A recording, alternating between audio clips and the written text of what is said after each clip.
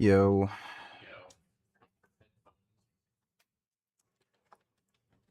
WAG 1? What does that mean? I'm streaming.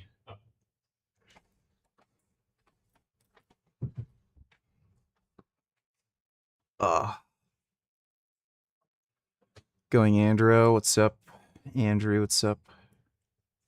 For ways to destroy a human mind and body, MKUltra conducted the most extreme experiments on human beings that have ever been carried out by a U.S. government agency. MKUltra, the reported clandestine CIA program of mind control and influence, was thrust into the global spotlight during a bombshell congressional hearing. From Jack Ruby and Charles Manson as potential assets to an alleged murder cover-up to a 3-year-old girl's death and current allegations, including the attempted assassination of Donald Trump to the Charlie Kirk alleged assassination. We are going to break down the key moments from this testimony and put everything into context. Welcome to Sidebar, presented by Law and Crime. I'm Jesse Weber.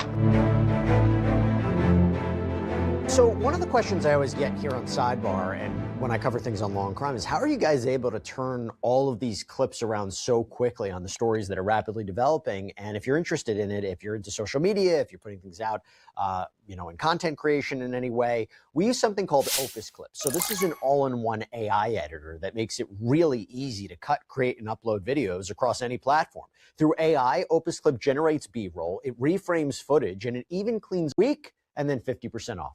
This is a different kind of sidebar from what we typically cover, what we typically do. But I got to say, it's not every day you got testimony on Capitol Hill regarding alleged mind control and arguably criminal activity committed.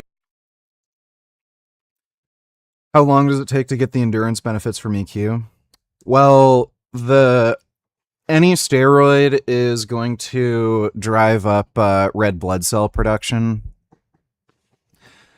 So it's not a unique benefit from EQ. And it's just that EQ tends to do it more than other steroids, or at least that's kind of the theory. The problem is it hasn't really been tested much in humans. So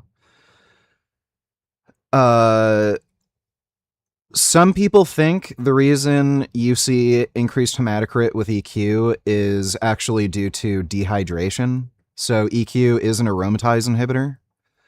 And if you lower estrogen considerably, you're going to be dehydrated, and that's going to affect your hematocrit numbers. Some people also seem to just respond to it very differently, where you don't see big increases in red blood cell production. Some people you see massive increases. It's also dose dependent.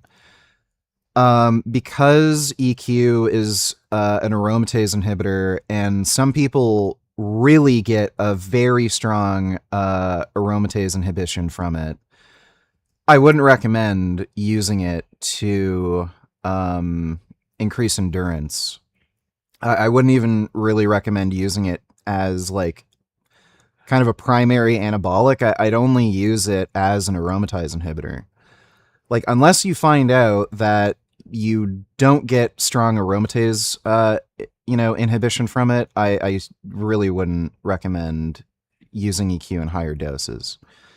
The reason for that is, it seems that because of its ability to really lower your estrogen, some people can get like kidney problems from it and urinary tract issues. So if your estrogen is brought down super low, that can it can basically erode your urinary tract, your bladder, which can cause really serious, problems like infections, irritation, constant pain, and it can also directly impact your kidneys. So I wouldn't really recommend running EQ in higher doses. Just use it as an aromatase inhibitor. Use like as much as you need to lower aromatization if you're running higher doses of testosterone. But other than that,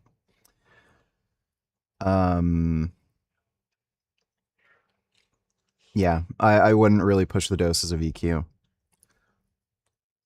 But again, everyone's different. Like Dave Palumbo, he ran really, really high doses of EQ. Like he would go over 1,000 milligrams.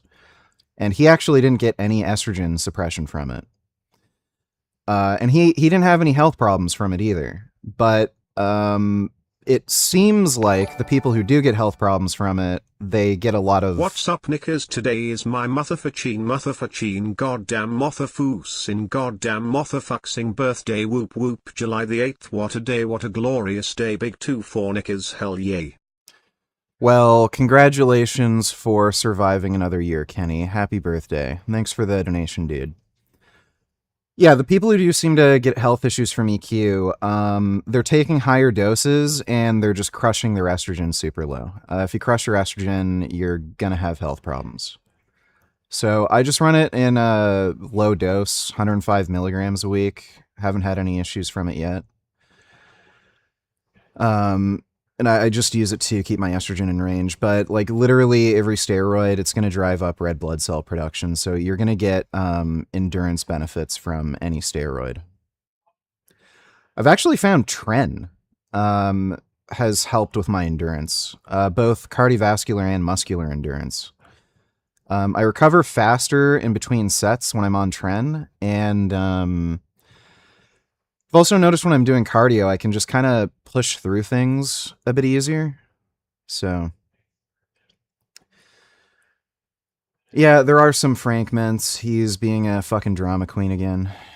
Committed by the CIA. Yesterday, there was a hearing before the House Committee on Oversight and Government Reform. It was titled Mind Control and Accountability, Uncovering the Truth of the CIA's MK Ultra Project.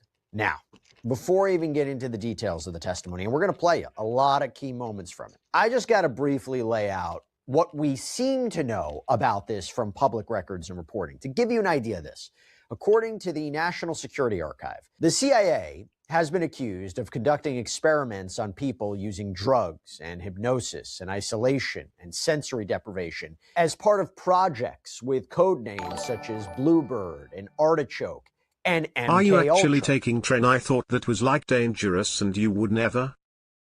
Yeah, I'm taking Tren. A lot of people get really bad side effects from it. At least with the dose I'm on, it hasn't given me any problems. Like, usually what people warn you about is like the mental health things. Can make people extremely angry, paranoid, delusional, hypersexual. Like, there are people who like cheat on their wives' girlfriends when they're on it and shit. Since I've been on Tren, it's very noticeable. I sleep much better. I can pretty much sleep on command. I've been more calm, happy. It's like uplifted my mood. And it hasn't increased my libido really. Like, maybe it's a little easier for me to get sexually aroused, but I'm not like feverishly jerking off constantly. So I'm not going to run it for too long just because it's a 19 NOR. So like maybe just 8 weeks, but so far so good. Thanks for the donation, Kenny. It is believed that MK Ultra was authorized after Alan Dulles became the director of the Central Intelligence Agency in 1953. Now, a name that you're going to hear a lot about is Sidney Gottlieb. No, the CIA was not transparent about MK Ultra. As soon as there was going to be a congressional hearing on it, they tried to destroy all the documents about MK Ultra. They were doing highly, highly illegal shit. They were experimenting on American citizens without their knowledge. And in all likelihood, they like literally like caused deaths. Like they killed people and shit. So yeah, they're doing really illegal shit. So Sidney Gottlieb has been credited as basically the chief architect of MK Ultra. According to the National Archives, there is reportedly documentation supporting the existence of MK Ultra, such as a 1951 memo about a meeting between CIA and foreign intelligence officials regarding mind control research, or a 1956 memo in which Gottlieb apparently signs off on a project that would, quote, evaluate the effects of large doses of LSD-25 in normal human volunteers on federal prisoners out in Atlanta. According to the New York Times, back in 1977, then CIA Director Stanfield Turner testified that the agency had covertly supported research into the control of human behavior at 80 institutions. We're talking colleges, we're talking universities, but it also apparently operated in federal institutions, hospitals, pharmaceutical houses. And I'll say the scariest part of the MKUltra project was that, and this was the allegation, that substances and methods were administered to unwitting subjects, that they didn't even know what was going on. According to Britannica, the program operated primarily from 1953 to 1964, and the alleged goal was to erase someone's memory and then control them. The idea, the goal, the objective, it was aimed at countering the Soviet Union during the Cold War. Now, Britannica's article on MKUltra's origin states that Alan Dulles believed the Soviets had already developed mind control techniques, so this is a way to respond.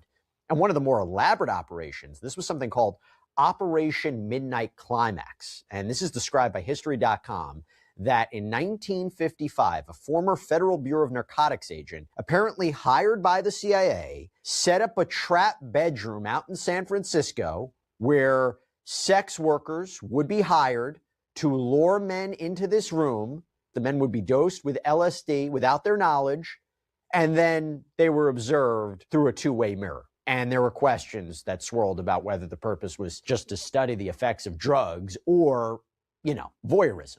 It is believed that in 1973, Gottlieb and then CIA Director Richard Helms ordered the destruction of most of the original MKUltra records. Britannica reports that Gottlieb himself shredded 7 boxes of documents. However, it appears that some material did get out in the 70s, that a FOIA request for CIA financial records uncovered additional files about MKUltra, that they had been mislabeled. And that's basically the broad overview, that no one has been prosecuted for any alleged criminal activity associated with this program. So where's the accountability? Where's the answer? Yeah, I've seen Men Who Stare at Goats. A lot of the stuff in that movie was actually factual. Just weird, bizarre shit. Now, before I even get into that testimony that you're going to hear from these witnesses and the more specifics of, for example, the alleged abuse, Charles Manson, Jack Ruby, the strange death of this guy named Frank Olson, what could be happening today? Is the government operating anything like that today? It's an interesting conversation to have. We'll get into it. But the best way to explain what MKUltra is, or what the CIA has been accused of doing, is to go to the opening statement from Task Force on the Declassification of Federal Secrets Chairwoman Anna Paulina Luna, representative from Florida. And she emphasized that this is about transparency, this is about getting answers, it's about the American people deserving to know what happened. And Alex Jones debated Sneeko earlier today. Alex Jones.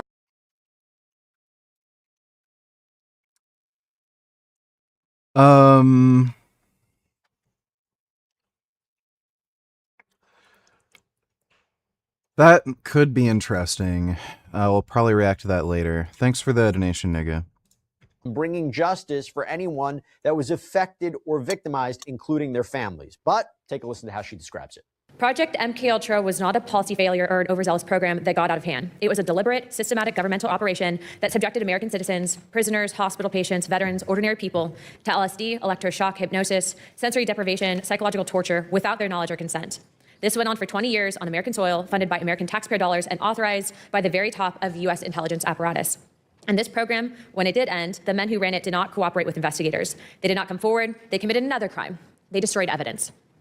The documents this task force has reviewed are unambiguous. In January 1973, the director of the CIA, Richard Helms, prepared to leave office. He personally ordered the destruction of MKUltra records. The CIA official document in writing states, over my stated objectives, the MKUltra files were destroyed by the order of DCI Mr. Helms shortly before his departure from office. A separate internal account confirms that Helms telephoned Dr. Gottlieb directly and instructed him to destroy, quote, all files pertaining to drug research and associated activities. Gottlieb compiled 4 people, spent an entire day tearing, burning down 152 files. Then Gottlieb had his personal papers destroyed by his secretary before he retired. The head of the CIA-owned records center protested the destruction in writing, but he was overruled. That is obstruction of justice. That is criminal destruction of federal records, and neither individuals were ever charged with a crime for it. Okay, let's go to the witnesses. Now, one of the witnesses at the hearing was Dr. Stephen Kinzer, and he is a senior fellow in international and public affairs at Brown University, and he wrote a book titled Poisoner-in-Chief Sidney Gottlieb and the CIA search for mind control. And he discussed the reported purposes of this program and some of its alleged activities. I'm painfully aware that I have discovered only a small portion of what MKUltra was and what Sidney Gottlieb did. In 1951, the CIA hired Gottlieb and directed him to launch what became MKUltra. Gottlieb believed that in order to find a way to implant a new mind into someone's brain, you first had to find a way to destroy the mind that was in there already. By any standard, they qualify as medical torture. These experiments took place in prisons, clinics, and safe houses in the United States, in Europe, in Asia, and even in Latin America. Officers of MKUltra were authorized to travel to foreign countries, preferably those under formal or informal U.S. occupation, and ask the local CIA station to provide them with expendables, human beings who would not be missed if they disappeared. Gottlieb had what amounted to a license to kill issued by the U.S. government. Neither the number of MKUltra victims nor the number of those who were experimented to death is known.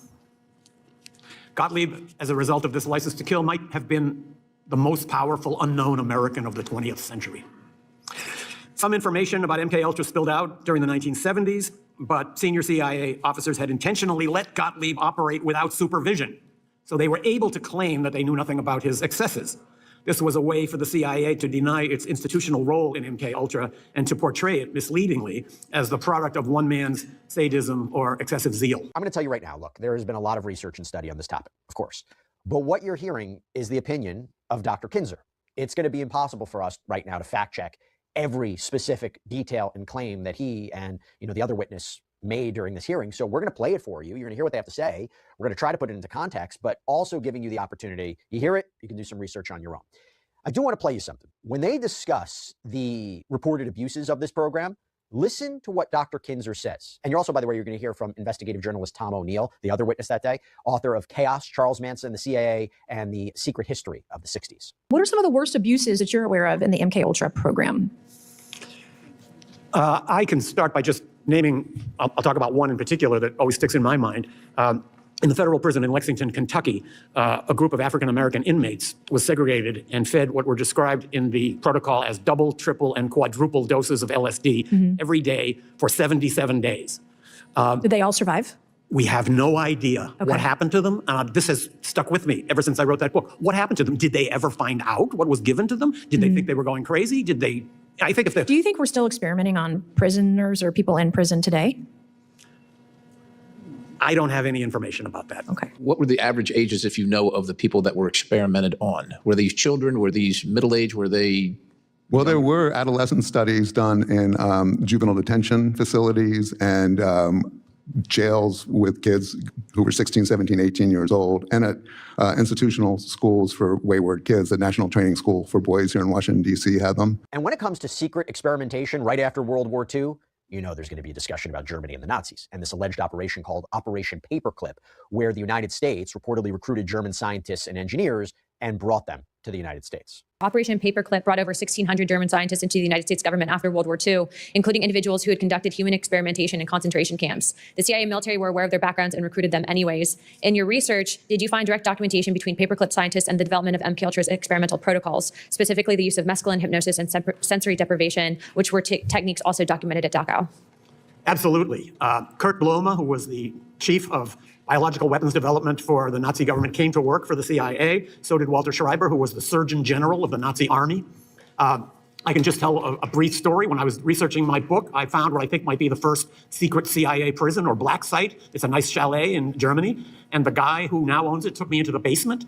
He said these were the cells where the MKUltra officers working. I've got something for you to react to, VG. Let me see, Dodo. Israel has held a Palestinian pediatrician and tortured him for 550 days with no charges. No charges at all, okay? And so wait till you see how badly he's been tortured. His crime, he insisted on staying with his patients who were kids who needed help during the genocide in Gaza. And Israel never forgave him for that and has been torturing him ever since. I'm going to assume that everything he's saying is complete nonsense, and there's more to it than that. Anna's got the facts. Right. Rather than abandoning his patients during mandatory evacuation orders, he insisted Right. So their mandatory evacuation orders. Is it better to have everybody blow up and die? So I'm guessing this guy probably was either a Hamas member or linked or like suspected to be linked to Hamas in some way. He refused to evacuate. Like, again, if there's mandatory evacuation orders, the patients would also have to evacuate. So I'm assuming he was trying to convince everybody to just stay where the fuck they were. And then, yeah, he got arrested for that. On staying behind at the hospital in order to provide care to his patients. And for that, the Israelis detained him and have been torturing him ever since. In fact, we have some images to share with you that'll prove that. Now, this doctor is Dr. Hussam Abu Safia. He's the head of the. There are also videos.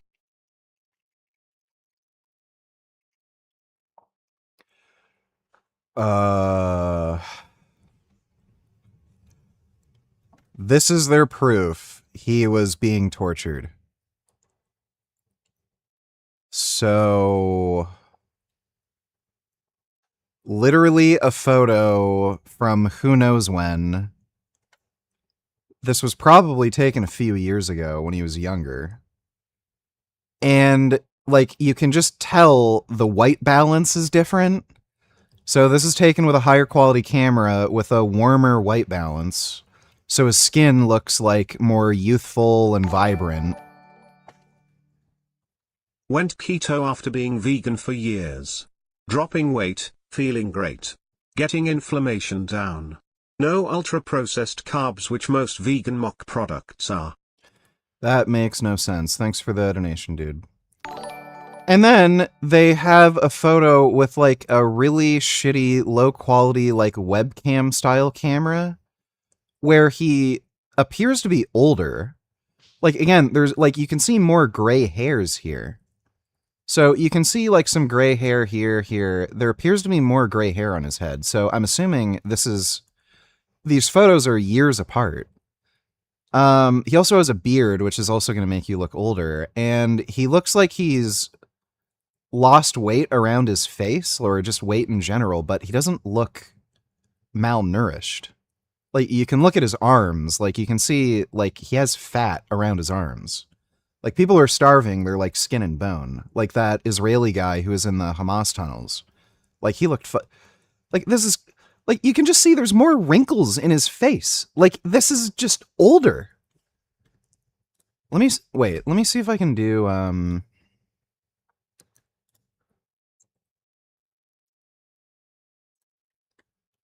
where was this taken from?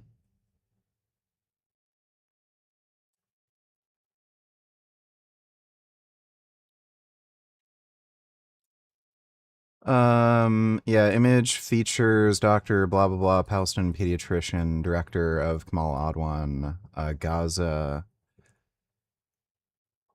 being held by Israeli authorities without trial or charge since December 27th. Yeah, that's probably because he was in a military prison. I want to know where the original source for this image is. All the photos that I can see are just referencing straight face. What's more healthier? Garden veggie chicken or grass-fed steak, and how?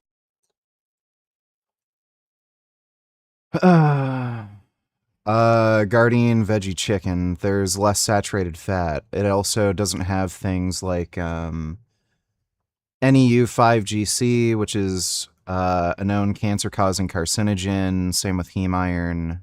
Thanks for the donation, dumbass. So I just want to know where the original source for this image is. Like, when was this taken? Because this looks like it's from several years ago. Like again, it just doesn't make sense to me that this guy has more gray hair. Here's one where all his hair is like gray. When the fuck was that taken? Is that the same person? This might have been from a long time ago. Because this one, it looks like most of his hair is gray.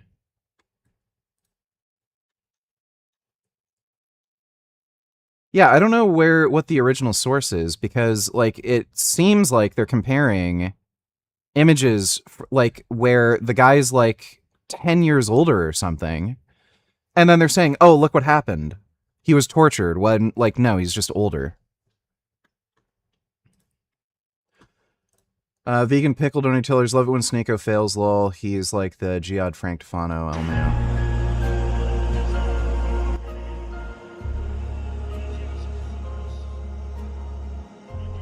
Yeah, so he's been doing the fake crying thing lately. Look, he went. He literally doesn't even give a shit about soccer. Like, again, it's all a grift. I'm not calling for splatting his head, but culturally, I'm calling for putting him nonviolently in an airplane like a cannon, a clown in a cannon, the circus, and shooting him out of it back to the Middle East with all of his other little compatriots. Bye-bye. Was Jesus from Ohio? Or was Jesus from Palestine? Yeah, I'm pretty sure they didn't call it Palestine back then. They called it Palestina, and that was because the Romans literally took over and made it was like a joke to make fun of the Jews because of the Philistine thing. Where is exactly the origins of Christianity? Christianity is not an American religion. Christianity comes from the Middle East. If you think that I should be... Yeah, you should be sent back because you're a degenerate fucking retard who thinks it's okay to rape children because Islam. So get the fuck out of the country. Sent back for practicing a foreign religion, then by your logic, all Christians should be sent back in that canon too. Sneak. No. You're a degenerate fucktard who believes in a degenerate fucktard religion, and Americans don't want that shit. So go back to some Muslim country if you like Islam so much. Nobody wants it here. They are literally just like the Jews. This is what the Jews do. It's Bismillah, Islamophobia, everyone's attacking us, and they go, we are here, and we're in Times Square, and you can't do a thing about it. How about the white Christian who they cry, oh, we're being genocided, oh, it's white genocide, oh, all these immigrants, oh, they're taking our jobs, and they're raising the price of houses, and oh, they're lowering our wages, oh, it's there, we're being genocided, our women can't have many babies because they're marrying black men, they're just going out with black men, and we can't have enough children. What the fuck is he talking about? Oh, then, okay, you turn around. My goat doesn't talk to Shias because it's bad for prayer. Such is truth. Whoop-de-doo-boo-bye. No, I've spoken to Shias. Oh, F yeah. We took Maduro. We took the president of Venezuela. We just snatched him up. I talk to Shias all the time. Daniel Lukikic is one of my favorite friends. I'm joking. That was astaghfirullah. I'm joking. I am joking. He's a great guy. Muslim, Sunni. We do whatever the F we want. We run this. We run this entire globe. We got the nukes. We got the F-35. We got the aircraft carrier. What is we don't the point actually of this? think that the Israeli genocide of Gaza is bad. It should be us kicking that butt. If you are against grape with Muslims, why are you vegan? The earth gets grape to grow almonds. How much water does it take? That's nice. Thanks for the donation. Videos of him looking malnourished and clearly in poor condition. So after being He literally just looks older. These photos are clearly years apart. transferred, he was able to speak to his lawyer, and the doctor told the lawyer, quote, "This is the last time you will see me. They brought me here to kill me. I don't see myself surviving. This is the end." So this guy's getting tortured and starved, presumably, since what? It was December 2024. So it's been a year and a half. Who is that Israeli guy?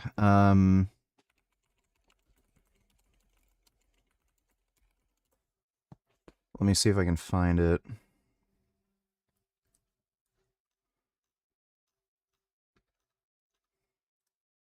Yeah, this is it. So this is what starvation and torture looks like. So that was when the guy was kidnapped in 2023. And then in 2025, like again, you're talking about roughly the same time frame, to like again, year and a half, 2 years. He's fucking skin and bone. Like you can see his collarbone, his arms are like super frail. Like there's nothing there. It's just skin and bone. So that's what torture and starvation looks like. And then they're claiming this guy is getting tortured and starved. When, like again, no one's mentioning when this fucking photo was, or video was, this might have been a still frame from a video. I have no idea when that was shot.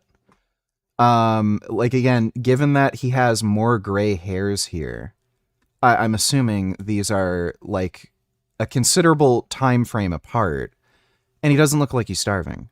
Like he still clearly has round shoulders, muscle mass, like his collarbone isn't like fucking sticking out like some Holocaust victim. You can see his arms.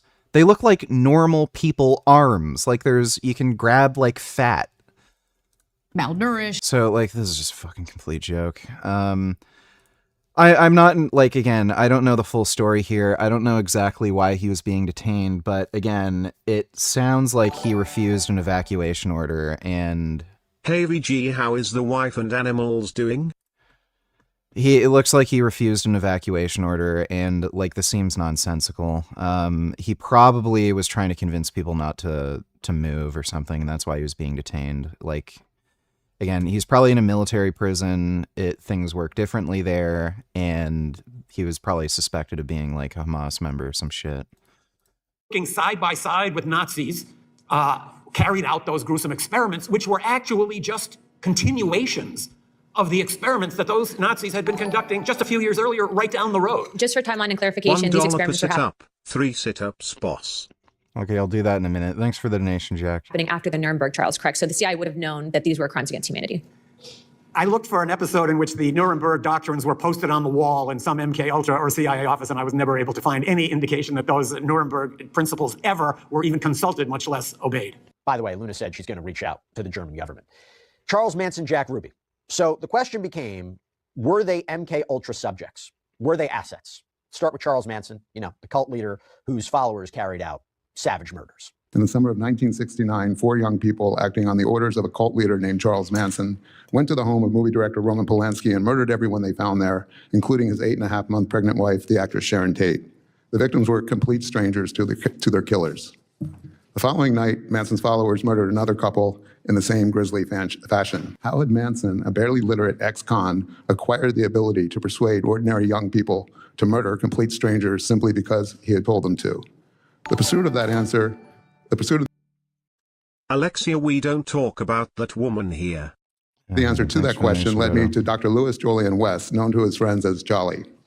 West was one of the most influential psychiatrists in America. I'll spare you the long and tedious story of how my Manson reporting led me to West, except to say that I eventually learned that in 1967, when Manson transformed into the cult leader we are familiar with today, he and his followers were receiving free medical care at a clinic in San Francisco, where West had established a base of operations for a research project he was conducting nearby. After becoming intrigued by the allegations against West, I learned that UCLA, his last academic home, had inherited his paper following his death in 1999. Nearly 2 months and more than 200 boxes later, I found the proverbial needle in a haystack. Correspondence between West and Dr. Sidney. JP donated $2. You've been told. We were literally already going to react to that. Thanks for that donation, JP. Gottlieb, the architect of MK Ultra. What I was able to prove was that from the moment Manson was released from federal prison in 1967, he violated his parole, went to the Bay Area without permission, and was immediately put under the supervision of a federal parole officer who basically gave him leniency as he gathered his group of followers, gave them drugs, dominated them, turned them into more or less subservient robots who would do anything he said. All that happened under the watchful eye of a parole officer named Roger Smith, who was also doing drug research at the same clinic that Jolly West had set up his operation to recruit subjects, all the way until 1969 when Manson finally ordered the murders. Like, there's too many weird coincidences. It's really bizarre. Yeah, in all likelihood, Charles Manson was a victim of the MK Ultra experiments that he was later convicted of.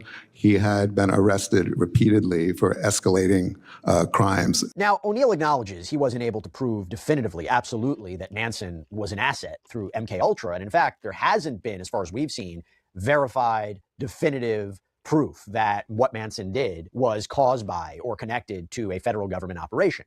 What about Jack Ruby, the guy who killed Lee Harvey Oswald, right? This was actually explored by filmmaker Errol Morris, who also produced a film about psychiatrist Louis Jolly West, this doctor. And the allegation was that Dr. West conducted a psychiatric examination of Jack Ruby and declared him insane. So with that in mind, I want you to listen to what O'Neill says here. Jack Ruby, I believe, this is something else. The Warren Commission investigation on the Warren Commission was Alan Dulles, the former CIA director, who authorized and ran MK Ultra until he was fired by President Kennedy. The liaison to the committee for the CIA, who handled the information coming from the CIA back and forth to the Warren Commission, was Richard Helms, who was a direct supervisor of Jolly West. They knew who West was. They knew that what West was capable of and what they had paid him to do and what he had reported to them that he could do, including inducing mental disorders in people. That was never disclosed to the commission as far as anyone knows. So I believe that West was put in there to keep Jack Ruby from telling his story. Again, nothing we've seen definitively proves he was an asset or product of MK Ultra. And I'll tell you what, even on my News Nation show, Jesse Weber Live, I interviewed a retired CIA operations officer, Rick Delatorre, who said there is nothing to substantiate the Ruby or Manson theories. But you talk about assets, you talk about alleged assets, you talk about theories. What about the alleged assassination of Charlie Kirk? What about the attempted shooting of President Donald Trump in Butler, Pennsylvania? You know what? That came up in this hearing because it goes to this idea, is stuff like this happening today? How do you explain those instances? Where did it come from? Social media, algorithms, AI? Is this the new form of mind control? I mean, to say is that I think if there are such projects going on inside the U.S. government, there might be a sense that we can do this without any hostile supervision. What are the possibilities that what we've learned in MK Ultra, now that it has advanced so much to algorithms and the computer and getting to loners, that some of these loners could, through this just mass propagation of whatever you're doing, could cause someone to maybe take a shot at a president? I know. Shrugs don't need $2. Let me see. Them the yeah, I'm not watching that. Thanks for the donation, dude. There's a lot of speculation out there about the Butler shooting and I guess even the Charlie Kirk shooting. I just hate to speculate because. Which Gundam series was your favorite? I've seen Gundam Wing, the original Mobile Suit Gundam, and what was the one with Barbados in it? Iron-Blooded Orphans.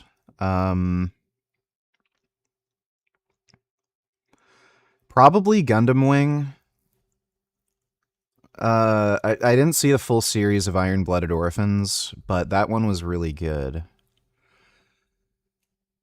There's a lot of really good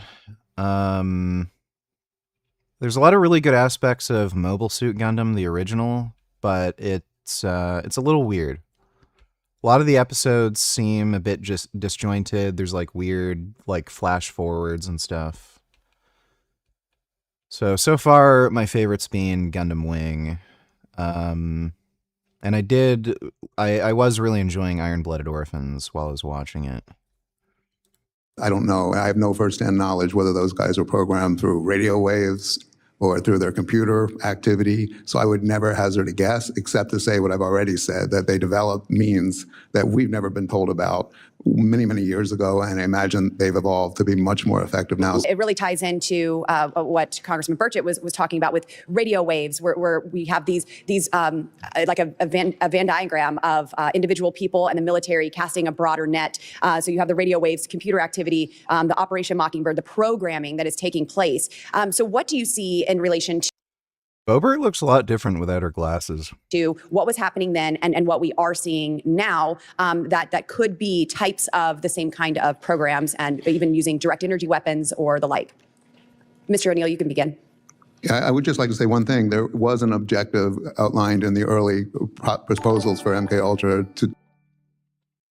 It was a clip of you talking about how women will take any opportunity they can to take advantage of you in a relationship, And then it cuts to you talking with Pat, clearly being taken advantage of just a few months after you were saying that. That's nice. Thanks for the donation, dude. Do experimentation to see whether they could do mass conversion, convert entire populations. I think that had something to do with the France incident that you were talking about earlier. Again, today it's all speculation, but back then they were trying to use psychological means.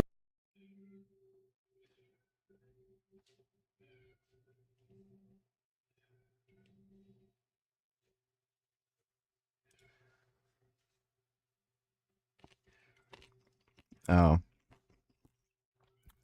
I think Isaac's giving Gummy a rice cake. Means to see what you could, how you could influence people's thoughts. And Mockingbird played into that, which if people don't know, that was where they had CIA assets or co-opted people in the media who would write basically propaganda.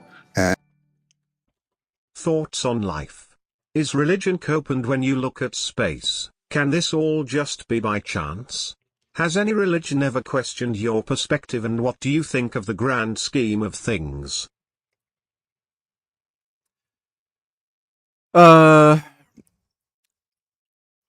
Religion is just for dumbasses, basically.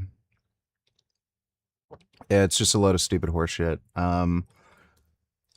Sometimes religion is used as a cope because people are afraid of dying. Sometimes it's because they're just weak-minded and they can't accept the reality that there's no objective meaning to life, and they're the ones who have to, create meaning for themselves. It's also used to just control people. Again, it's very easy to just use religion to, dominate a population, keep them subservient. And what do you think of the grand scheme of things? Whatever. I'll just try to live my life the way I want to live it. Thanks for the donation, dude. And try to control the thoughts and beliefs of the population to what the CIA needed. And is it still going on today? I would be surprised if it wasn't. All right, I want to move on to two things now. First, Frank Olson. This is another name that you're going to hear a lot about in the MKUltra discussion. If you go to the Ford Library, you're going to find documentation on Frank Olson, who is described in one report this way. Quote, Dr. Frank A. Olson, a biochemist, was a civilian employee of the Army working at Fort Detrick in a cooperative effort with the CIA. On November 19th, 1953, at one of the periodic meetings of Fort Detrick and CIA personnel, a dosage of LSD was placed by CIA personnel in drinks consumed by Dr. Olson and others, all of whom were members of the group. Prior to receiving the LSD, Dr. Olson had participated in discussions where the testing of such substances on unsuspecting subjects was agreed to in principle. However, neither Dr. Olson nor any of the others was made aware that they had been given LSD until about 20 minutes after the fact. And this is what has made his death so strange. This is what has led to theories that he was murdered. So in a piece by, again, Dr. Kinzer, published in The Guardian in 2019. Of course you will, because nothing matters. Yes, that's true. Thanks for the donation, Dodo. He essentially describes how on November 28th, 1953, Frank Olson crashes through this closed window of room 1018A at the Statler Hotel out in Manhattan, falls 10 floors to his death on the sidewalk below. Apparently, the only other witness was a CIA colleague in the room who was sleeping. And it is alleged that the police investigation was coordinated or influenced in some way by the CIA. And in the end, they allegedly concluded that Olson jumped, that he killed himself. But you had those prior claims of LSD poisoning.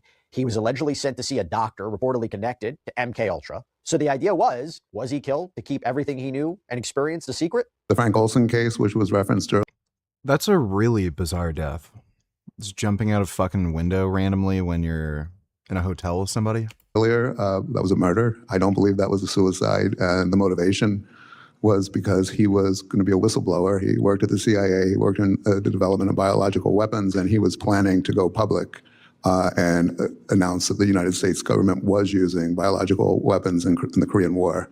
And also he was going to share what he knew about MKUltra experiments, including lethal experiments. And there's a documented case. How many, gentlemen, how many people do you think died through the MKUltra program or were murdered? No idea. And then I've got to call this out. Really chilling story that O'Neill talked about when it came to Dr. West, this character in the MKUltra saga. When he contracted with the CIA, he was at Lackland Air Force Base. He was a chief psychiatrist at the hospital, so he began his experiments there.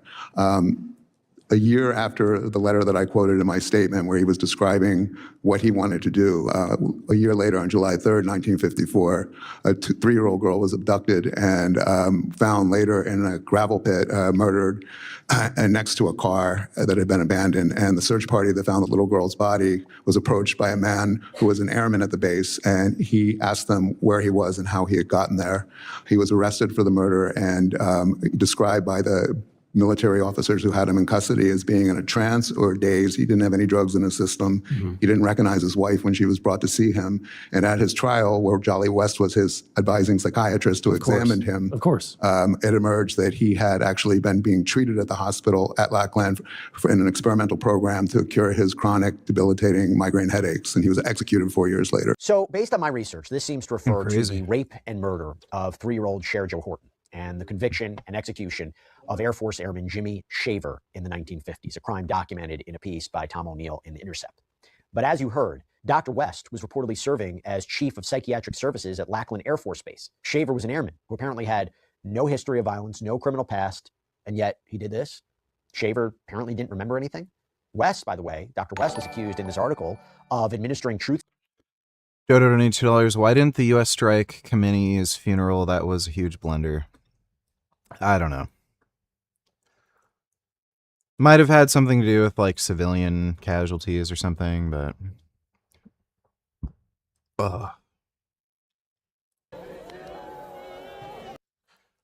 yeah, these are paid actors. Clearly. Yep. Well, they all do this horse shit because they get killed if they don't. These are probably just people getting paid who are like members of the IRGC or something. But yeah. Ow.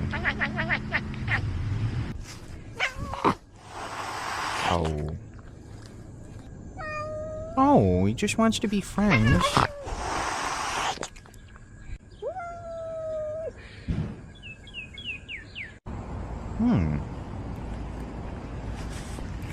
Oh.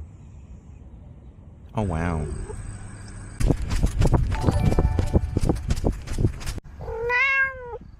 Oh. Catch.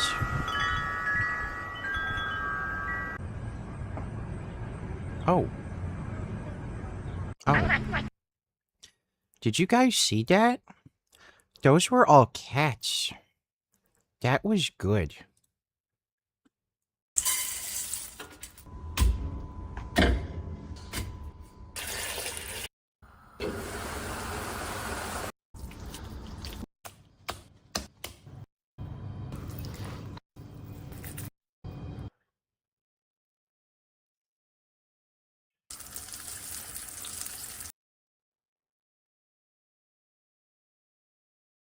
My God, why is it loading so slow?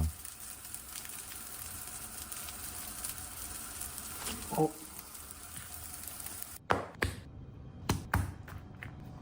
It's kind of gross. Well, that looks like it would taste good. I wanted to directly address the troubling, serious, and false allegations against me. Any accusation of non-consensual behavior is categorically false, but is inevitable. This movement we have built, the largest volunteer base in the history of Maine politics, the hundreds of thousands. Oh yes, an ex-girlfriend claiming that she was raped years ago. Okay, sure. Yeah, I love those stories. That's a cool story. Funny how you decide to talk about the rape that happened years later when you have an opportunity to ruin his career. Funny how that works, where they wait until much later to do something, right? Fucking retarded. Thanks for the donation, Dodo. Dodo donated $2. Hi there, can you open this door, please? Very Dresden, motherfucking neighborhood, though. Like, I don't know why. There's something about that meme that just fucking irritates me. I wish I had one of these near me. This is episode 14 of I'm Still Vegan series, where I'll be spotlighting non-vegan restaurants that have great vegan options. This is a tofu ice cream shop that is not fully vegan, but they have quite a range of vegan ice cream flavors, like their high protein tofu, Why is this running so fucked? original tofu, black sesame, and their newest flavor, rich chocolate. All their ice creams are crafted with real silken tofu, and they're insanely delicious. I've had them so many times before. Personal favorite is the original vegan tofu because it's light, creamy, and a little on the sweeter side, which I like. The high protein tofu is much more dense but still creamy with a hint of saltiness. It's also a little more filling, so I opt for that after a workout or when I just need extra protein. Their new rich chocolate flavor tasted exactly like a super creamy chocolate ice cream. My least favorite was the black sesame, but that was just a personal preference. Last time we tried the tofu tiramisu dusted with soybean powder on top. I loved that they had this option, and they definitely had coconut cream inside, so if you like coconut, you would definitely enjoy this. Though personally, it was Yeah, it looks pretty good.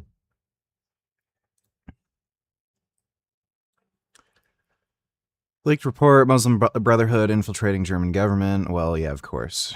German intelligence warns Muslim Brotherhood threatens the constitution from within. Warned of dangerous shift in the Muslim Brotherhood strategy. Instead of pursuing direct violence, group seeks to undermine democracy through gradual infiltration.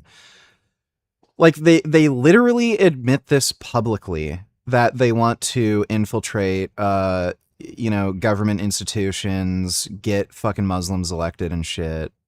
Like, they literally admit this publicly. But, cultural enrichment, let the Muslims win. Oh, look how multicultural we are. We have a Muslim fucking mayor. It's fucking stupid.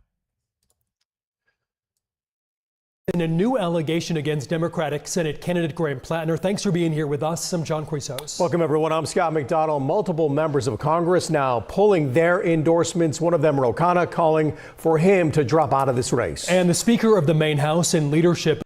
This guy should literally accuse everybody he works with of rape. Like, apparently it's that easy, right?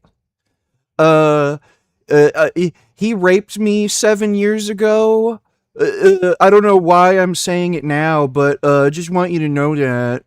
Like, why does anybody take this fucking horseshit seriously? The guy was never accused, never fucking convicted, nothing fucking happened, and then some dumb fucking bitch he used to date randomly comes out and says, he fucking raped me. Sure he did. Right. You're saying this when you have an opportunity to fucking ruin his career.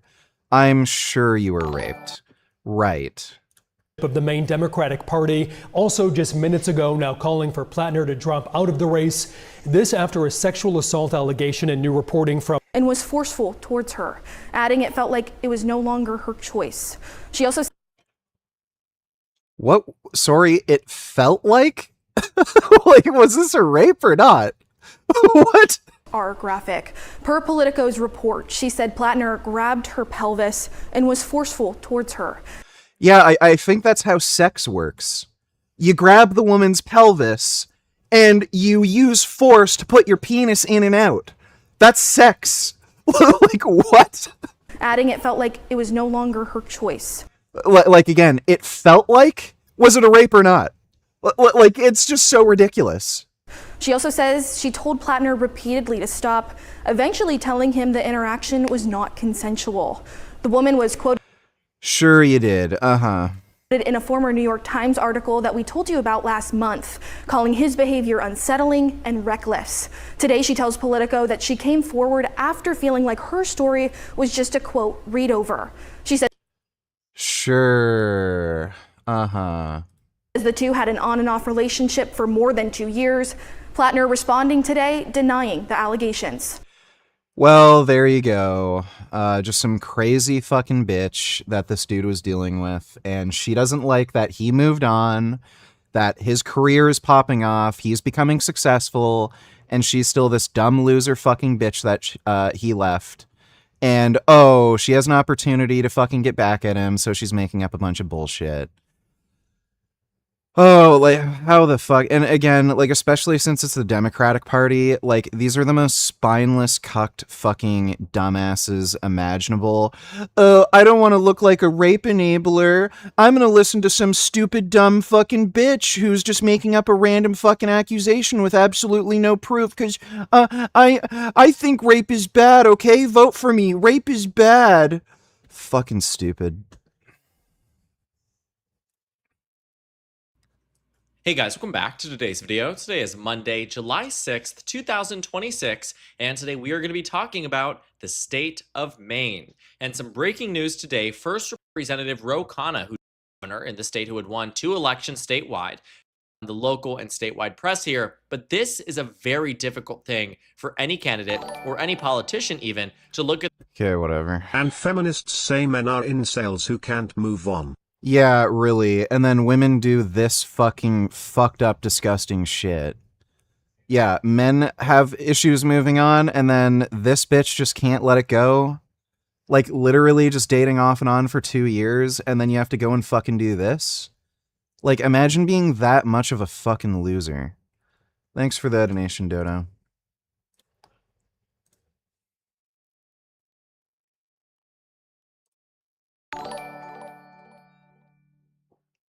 What supplements do you take? Like multi, omega, beetroot powder rect? I take multivitamin, zinc, selenium, algae-based DHA, and like that's about it. I also take creatine. I guess that counts. Thanks for the donation, Vegan Gains, as a Chad. Appreciate it.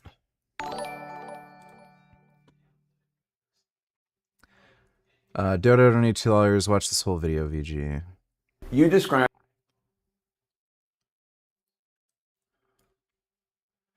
Oh boy, this is gonna be great. I'll take a look at that in a second. Why are you defending him, VG? It seems he really did rape the girl and he's a socialist Democrat with neo-Nazi tattoo, so it's good thing that he's going to drop out now because of this accusation. All the Democrats renounced their endorsement for him. He has a neo-Nazi tattoo? What the fuck is the guy's name again? Is this the chick? Is that the fucking bitch who's saying he raped her? She's a fucking whale. Like a literal fucking manatee. Describe your relationship with Graham Plattner as a very good example of what modern dating is like. Yeah. What do you mean by that? What I mean by that is that, I think there's a lot of situations. He did not rape this chick. She is a fucking manatee. Relationships, I think people. More women being incels amazing. Yeah, really. Thanks for the donation, Dodo. Bro.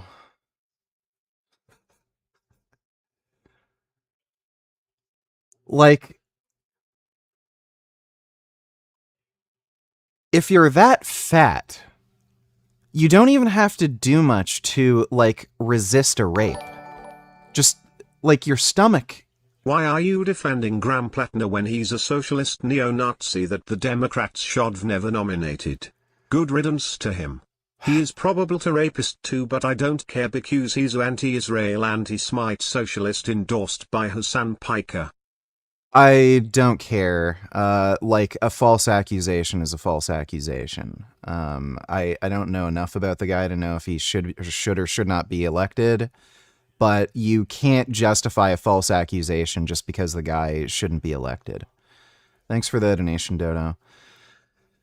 Dude, she is so fucking fat. Like the physics involved. It's like you weigh so much.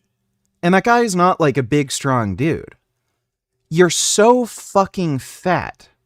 Like, it just mechanically. If somebody, like, you'd have to be drugged and like tied down. Like, they'd probably have to use a lashing strap because, like, just lifting up this hippo's fucking legs would be so difficult. Thoughts? Pro-Israeli / Zionist half-Jew half-Muslim defends Islam and claims Muhammad was not a pedo, and Aisha was 18. Counter his points. P.S. Cringe music in the beginning, so wait till he speaks to unmute. Well, who gives a shit? Claims Muhammad was not a pedo. It clearly fucking was. Aisha was 18. All the contemporary literature at the time that referenced Aisha mentions her being 6 years old at the time of marriage, 9 at the time the marriage was consummated. There's also hadiths like indirectly mentioning her age, where like while she was married to the Prophet Muhammad, so they'd mention that she played with little girls' toys like dolls. Everything indicates that she would have been underage. Also, if you look at like the vast majority of Muslim scholars, they also like have that. They all agree. Aisha was again around the age of like her age is explicitly mentioned. She was the age of 6 when they married, 9 at the time of consummation. That's also why a lot of Muslim countries allow for like such a low fucking age to marry, because they model their life off Prophet Muhammad. Like, I don't have to watch this stupid shit. Like, I've heard these dumb arguments before. I think there's like one reference to her being like in her teenage years when she was either married or the marriage was consummated, but it's considered a less reliable hadith. So like again, considering everything, that there are hadiths that are considered reliable that explicitly mention her age. And there's others where, like, again, they make implicit references to her age, where she's playing with dolls, like little girls' toys. You're not playing with dolls like, a little kid when you're like in your teen years. Thanks for the donation, though, dude. People are dating multiple people at the same time, whether that's known or not known by the people involved. So it was just a very common practice, is what I viewed it as. And kind of. Right. So this bitch was dating multiple fucking people at the same time, polyamorous relationship. And this fucking hippopotamus was raped by one of her boyfriends. Okay. Casual. Yeah, very casual. And when did you meet him and how did you meet him? Met him on Bumble, actually, in 2019. And I had known who he was. He grew up in the next town over. We had like a mutual family friend, so I always knew of his existence, but that was when we actually...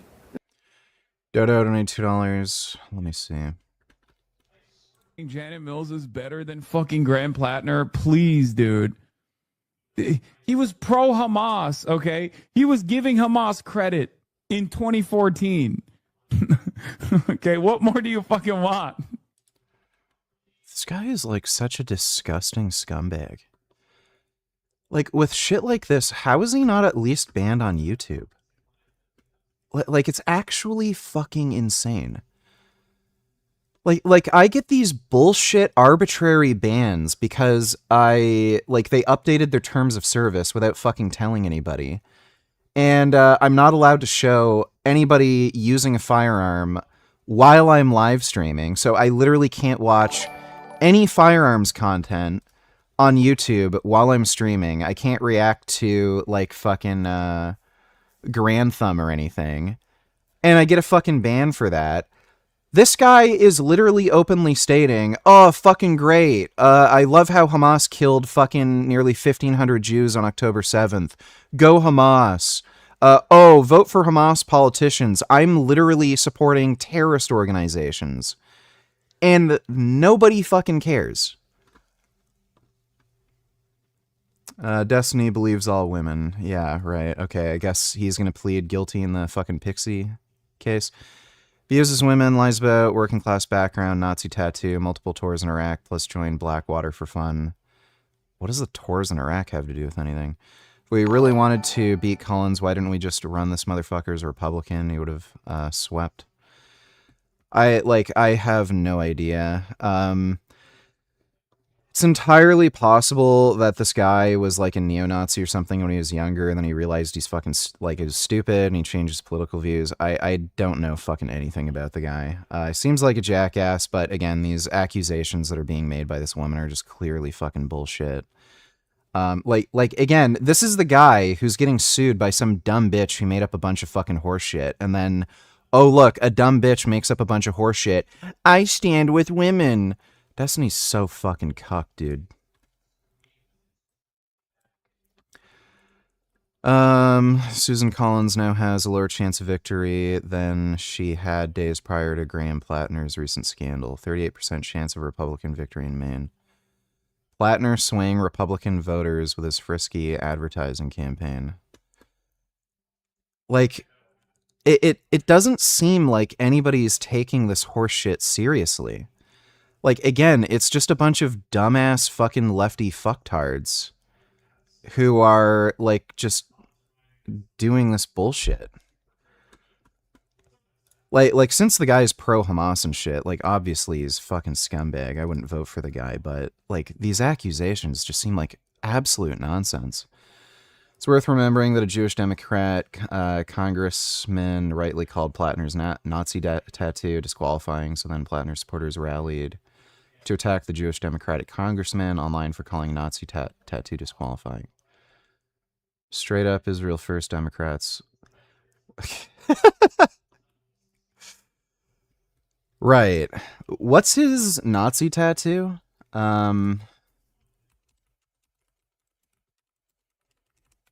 Is it like a black sun or something? Skull and crossbones.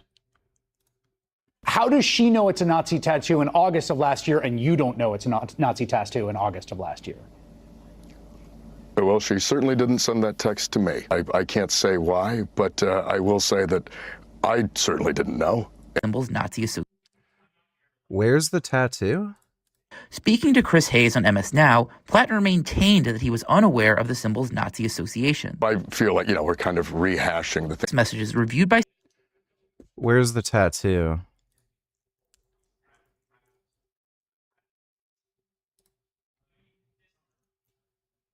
Did he cover it up?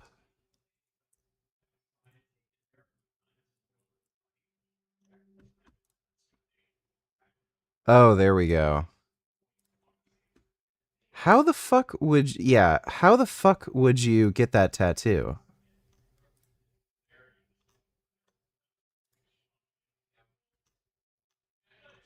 What, like, this is, that's very hard to explain.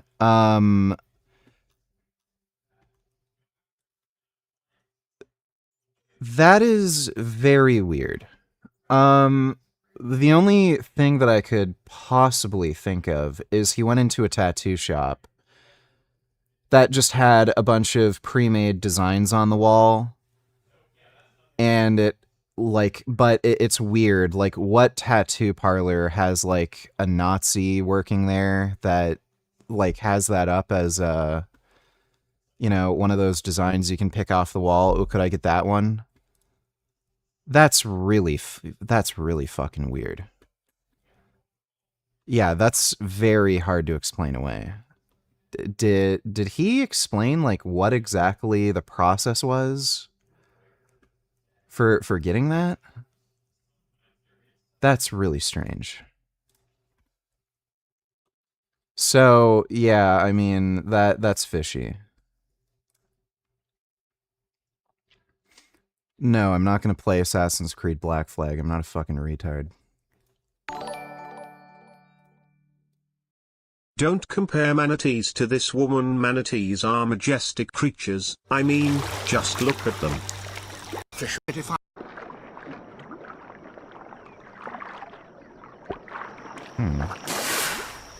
And here, wow. In the warm, clear waters, those are big chumbuses. They still are. Manatee.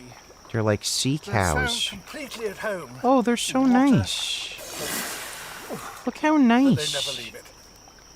Oh, they're just little veggie-eating guys, just floating around.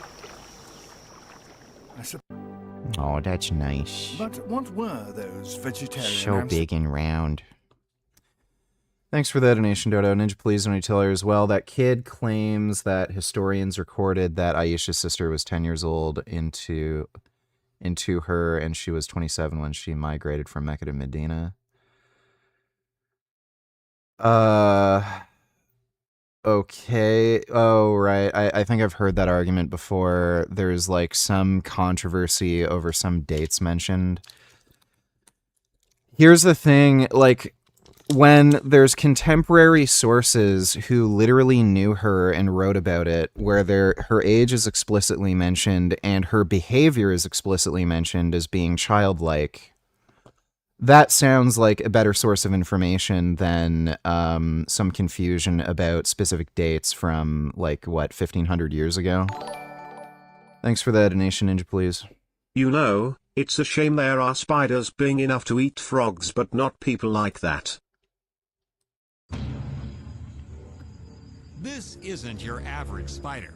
First of all, it I lives... don't want to see a spider eat a frog. I like frogs. Thanks for the donation, Dodo.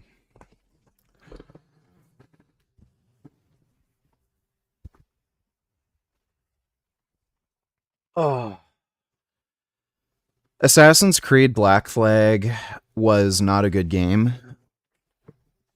back in the day. Like 90% of the game was just dog shit. Terrible controls, terrible combat mechanics, bad story. The only thing good about it was the sea travel. Like, that was actually enjoyable, but like that was the only thing the game had going for it. But it's so fucking stupid. I remember playing it, and it felt like a game that was like poorly made, and like it felt like 10 or 15 years too old. It was so bad. Like, you couldn't again, it's a stealth game where you have to like sneak and hide and stuff, but there was no crouch button.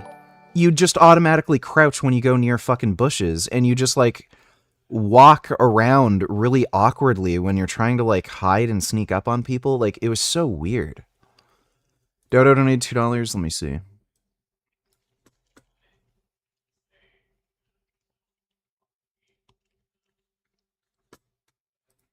And we went ashore and split Croatia, myself and a few of the other machine gun squad leaders, and we got very inebriated. And we did what Marines on Liberty do, and we decided to go get a tattoo. And we went to a tattoo parlor in Split, Croatia, and we chose a terrifying-looking skull and crossbones. If only there were spiders big enough to eat people like Hassan. Yeah, I wish. I guess if there were, like, everyone else would have to contend with the spiders, but maybe we could just biologically engineer a spider to only attack Hassan. It's like giant, sort of like Resident Evil. Thanks for the donation, Dodo. I mean, Croatia. I have no idea if it's a normal thing for there to be Nazi tattoo parlors in Croatia. Like, this is a thing. There are, like, tattoo parlors that are owned by, like, gangs, like motorcycle gangs and shit, and a lot of gangs in general tend to be racist. Pretty much universally, they're always racist. So, like, Hell's Angels, there's tons of neo-Nazis in the Hell's Angels, and some of the tattoo parlors that, like, Hell's Angels run, you'd expect to see Nazi tattoos like that there. So, like, it's plausible. It's just really weird. And like the fact that, like, he got drunk, got a tattoo, and then wasn't curious enough to, like, look it up or something. It's a little strange. Most people, there's been a few people in the fitness community who've been outed as Nazis. There's that fucking dipshit. He's like European or something. He had a Nazi black sun tattoo. And a lot of people didn't know that was a Nazi symbol. So, like, it's plausible. It's a little weird, but it's plausible. Bones off the wall because we were... Like, this is a bit more recognizable than a black sun, but still. Marines, and skulls and crossbones are a pretty standard military thing, and we got those tattoos, and then we all moved on with our lives. And I've also just lived my entire life like a regular person with a skull and crossbones on their chest, which by that I mean taking my shirt off, performing Miley Cyrus songs in front of my extended family, and to my sister-in-law, and just taking my shirt off at the beach. Right, presumably going to the beach, yeah. I mean, I went to college, I went to the gym, I did all the things, and at no point in this entire experience of my life did anybody ever once say, "Hey." Given that this guy is like pro-Hamas and anti-Israel, it's like his story is kind of believable. If he was like actually fucking neo-Nazi, he wouldn't be pro-Hamas. I could see him being anti-Israel, but pro-Hamas, that's kind of a different thing. Dude's a dumb jackass either way, but yeah, these rape accusations are just fucking retarded, like clearly. Met. And what'd you think of him? At first I thought he was great. He's very well spoken, he's intelligent, he's charming. I thought a lot of good things. We had a great first date. But just to underline the point, you're not coming forward because you have any political motivation. No, not at all. That was actually... Yeah, it doesn't have to be political. This is a dumb bitch who can't move on and just wants to ruin somebody's life. I looked at him and I remember this very specific look in his eyes. And I could smell alcohol and I was like, this is different. He is heavily intoxicated. And that blank stare was kind of like a photographic memory that I still have of that night. And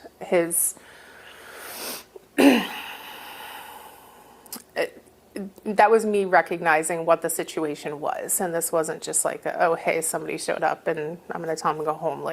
He was heavily intoxicated. And I decided not to call the police, not to tell anybody about it. And I just kept it to myself until the perfect opportunity where I have an opportunity to ruin his career. Intentions with me and wasn't listening when I said no. And you were saying, why is there double microphone? No, don't. Over and over. I remember, obviously I've had to recall a lot of this. This is something in the bathroom. And when I came back out, he was asleep in my bed. And at that point, I didn't know what my options were. Obviously I don't want this person in my house. And when I, earlier had realized I was violently raped, so I just let him sleep in my bed and I didn't call the police or run and leave or anything. How drunk he was, I knew that he had driven over that way. I'm surprised he made it to my house. And if I woke him up and sent him home, I am now making the decision to put somebody that drunk on the road. Oh, okay. Right. I didn't want to ask him to leave because if he left, he'd be driving drunk and then I'd be putting other people at risk. So I just let him have a nap in my bed until he sobered up. I didn't call the police. I didn't tell him he drove drunk. I didn't tell him they raped me. I just let him have a nap to sober up so he could drive home safe. How the fuck does anybody take this stupid horseshit seriously? Road, and I didn't want to live with the fact that if he got into an accident or hurt somebody else. And I remember thinking that. All right, so this half woman, half hippopotamus is a liar. Draw a picture of a giant spider wrapping Hassan in its web in Hassan's own house as Hassan screams for his life as his dog cheers the giant spider on as the giant spider injects its fangs into his body, its venom melting his insides. Okay, I can try to do that. Thanks for the donation, Dodo. Ninja Please, when he tell us, he also claimed that the Heath that most people refer to can't be relied on because they were corrupted over time or had changed narrations. There's no evidence of that. The only criticism that I've heard of those hadiths is that one of the authors openly admitted that he didn't have a particularly good memory. the thing with that though is like usually with things like that, like yeah, sure, they might not remember somebody's birthday, right? Like, oh, was it June or July or September? I can't remember. Like getting somebody's age wrong. As Kanye West wisely said, all fat women are sex offenders. I look at them and I am sexually offended. He made a good point. Thanks for the donation, nigga. You're not going, like, if you have a bad memory, you're not going to, like, misremember, oh, yeah, somebody was, like, practically a fucking toddler when they were married, versus being a teenager, right? So, like, that's just pure cope. And, yeah, you know, just stupid. Thanks for the donation, Ninja Please. Dodo, donate tellers, you skip my other links. Oh, my bad. Let me see.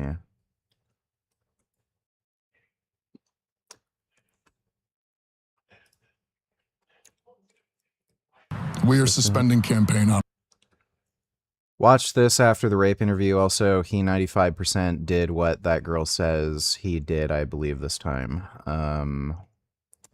Yeah, I doubt it. Was that, I think that was the only link I...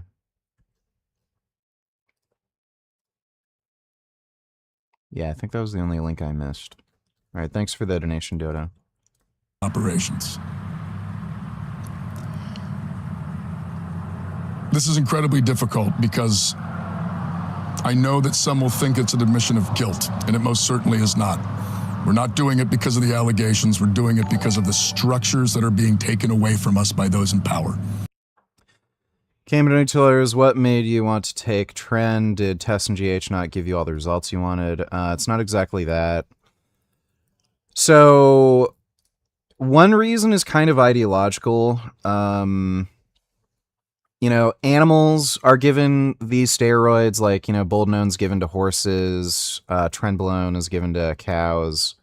So I just think it's kind of interesting, you know, to, you know, be vegan, take a steroid that's given to animals. One, like, another aspect is just plain curiosity.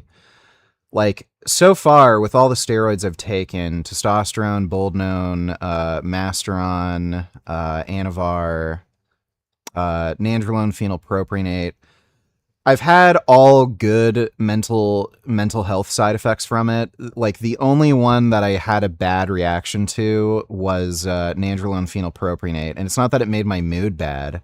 I actually felt really good on it. It's just that it stopped me from sleeping. That was the only, like, bad reaction I had. So I was kind of curious about Tren. It's known as, like, a particularly potent steroid, and, you know, the combination of factors, like, look, I've had good mental health side effects from every steroid I've taken. Tren supposedly is particularly potent.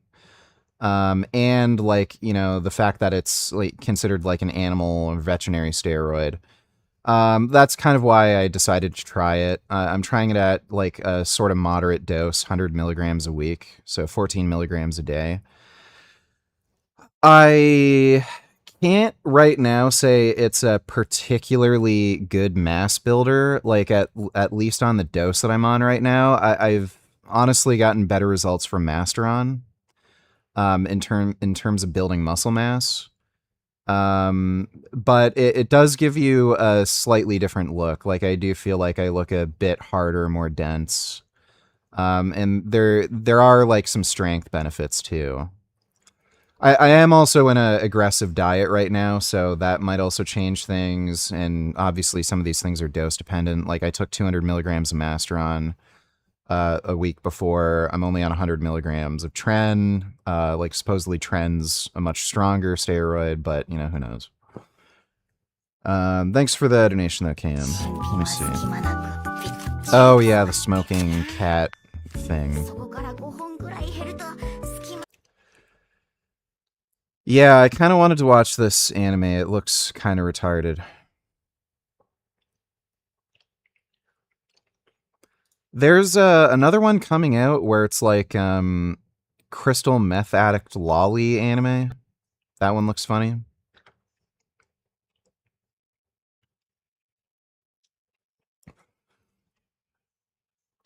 I knew some kids who smoked in high school, and all of them were absolutely fucking retarded, and they did absolutely nothing with their lives. They're complete and utter deadbeat losers. One of them is just working as a cashier at a fucking convenience store, just broke as shit. Another dumb bitch just got pregnant like right after high school, and I don't know what the fuck she's doing. Just idiot. The other chick, I think she's just in prison. She got locked up for something. So, like, just everyone I knew who smoked in high school is just stupid as fuck. I intend to file my paperwork to withdraw. The process needs to assure that what comes next is reflective of the Mainers who on June 9th turned out and showed that they are desperate for a different kind of politics. I've been like sort of injured here and there, so like my bench isn't at its peak. I got it up to 345, I think, for a set of 8 or 9. Yeah, I think it was for a set of 8. If I ran like a short like peaking phase, I think I could smoke 450. But yeah, like my shoulder's kind of banged up right now. I also had the elbow tendonitis for a little bit. I finally like almost 100% recovered from the elbow tendonitis. It's almost like 100% gone. But yeah, I just like fucked up my shoulder, so haven't been able to like bench super heavy. It needs to be driven not from back rooms, but by the will of the people. Yeah, I tried taking Isaac's ADHD meds. They actually gave me ADHD. It made it way worse. I couldn't focus or concentrate, had no patience, and it was even affecting me the next day. I went to the grocery store to like just, you know, pick up some food, and then I drove for almost an hour in the wrong direction without realizing it. I just totally spaced out. People. And the decisions that come next must come from that. Out front now, Troy Jackson is former Democratic president of Maine State Senate, who has now filed campaign paperwork just today to possibly replace Plattner if he drops out. You have a lot of experience in politics in Maine, and you ran for governor. You came in third in the Democratic primary there, and you told a local reporter in Maine, and I quote you here: "If Graham's stepping away, I'm very, very interested and think I'm the best person to replace him." But as I mentioned, Troy, there's no known process to get anyone on the ballot whose name isn't Graham Plattner at this point, right? It's an unknown. I mean, would you even have enough time to do this, to get it together, to pull off a win if you got in the next few days? Well, I think it's definitely a challenge, a shorter timeline. But I think that, again, there's a movement here in Maine, across this country, of people that are fed up with healthcare not being offered to everyday people, with prescription drugs, workers' rights. I mean, and we're seeing that here in Maine. And I think that is going to carry whoever is a nominee to victory over.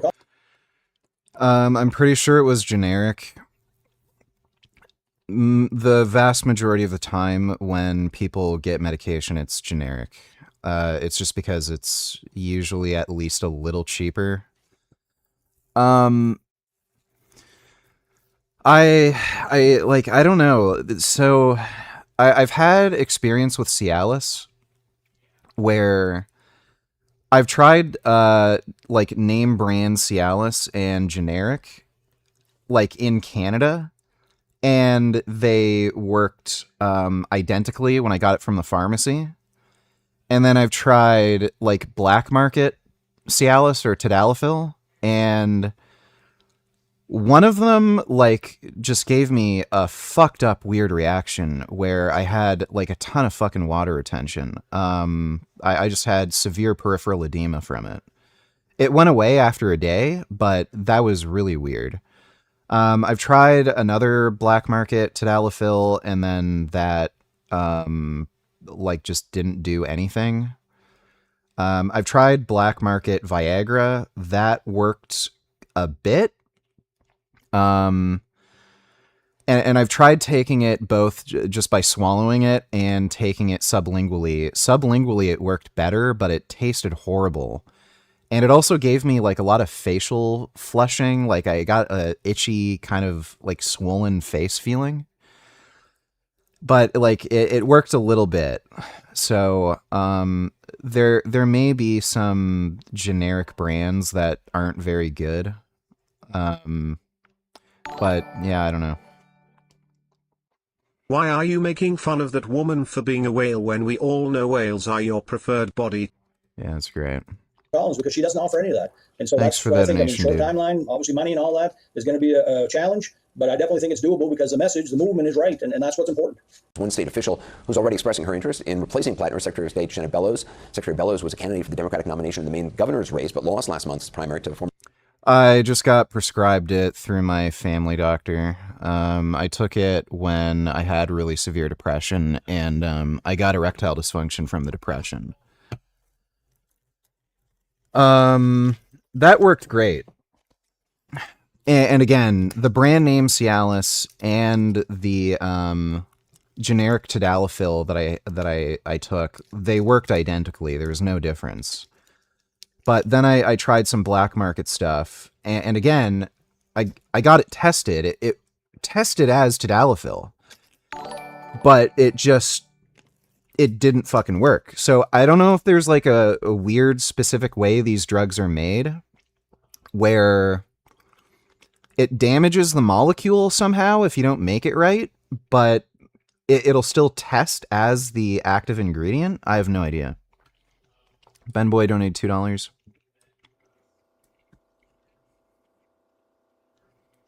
Wow, that's a nice borb. Oh my god, that's a really nice borb. Look at that borb.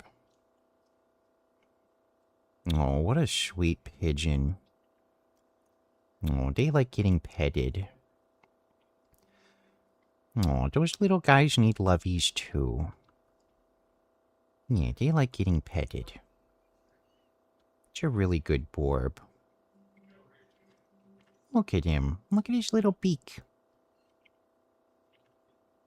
My goodness. That is so nice. I like borbs. You attacked it. You attacked it. That's a good borb.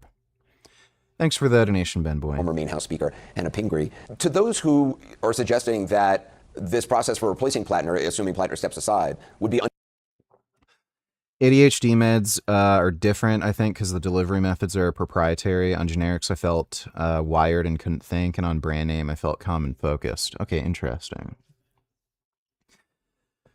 I know for some drugs, the delivery method is patented. So, like, that's the case for the GLP-1 agonists, like Ozempic, Wegovy, shit like that. But it's the pen. So that's why these peptide companies can sell, Ozempic, tirzepatide, retatrutide. It's because it's just in a vial that you have to reconstitute. What they can't do is sell that same drug in one of those pens where you twist the thing and then it mixes the bacteriostatic water, and then you use the pen to inject. That's what they have patented. But the drug is identical. I don't know if there's some again, I don't know if that's the case with Cialis or something, where there's an extra ingredient that isn't the active ingredient that affects absorption and the way it works. undemocratic. Some have compared it to Vice President Harris replacing President Biden in 2024 as being undemocratic. What do you say to criticism that if Plattner drops out, the new Democratic nominee is going to be someone voters did not actually choose? So as Secretary of State, I can speak to the process. And Maine law is very clear that primary candidates can withdraw up to 5 p.m. on the second Tuesday in July. And then the party can choose a replacement candidate up to the fourth Monday, that's July 27th, by 5 p.m. The law is silent on how the parties choose their candidates. I know the Maine Democratic Party has pledged to be as open and transparent as possible. I think it's really important that as many Democratic voters have a voice in this process when Graham Plattner withdraws. I think. Look at all the regressive fucks in the comments whining about AI data centers using 1% of the amount of water that animal agriculture uses. Meanwhile, they won't even go vegan. Now to the AI revolution.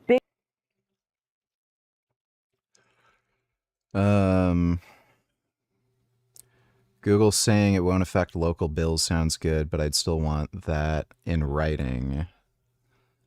The noise is hard to hear. Why can't I hear it clearly on the mic then? Big tech companies are spending billions of dollars. Google AI data center.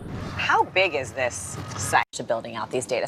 Security here so tight, it took 6 stages and I literally can't hear a data center sound. a full facial scan to get in. You're good to go. We're in. They're inside the building. And the room is so loud, we need earplugs. Good. If you think about when you first turn on a computer and start it up and you hear Air across cooling towers where evaporation helps chill the water before it's pumped through the pipes.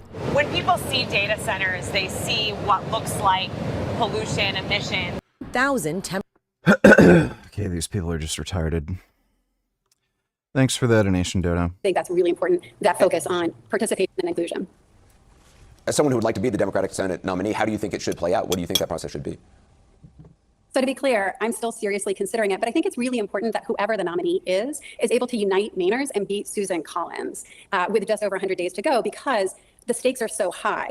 Control of the U.S. Senate is at stake, holding Donald Trump accountable, and standing up and fighting for the working class over billionaires and massive corporations.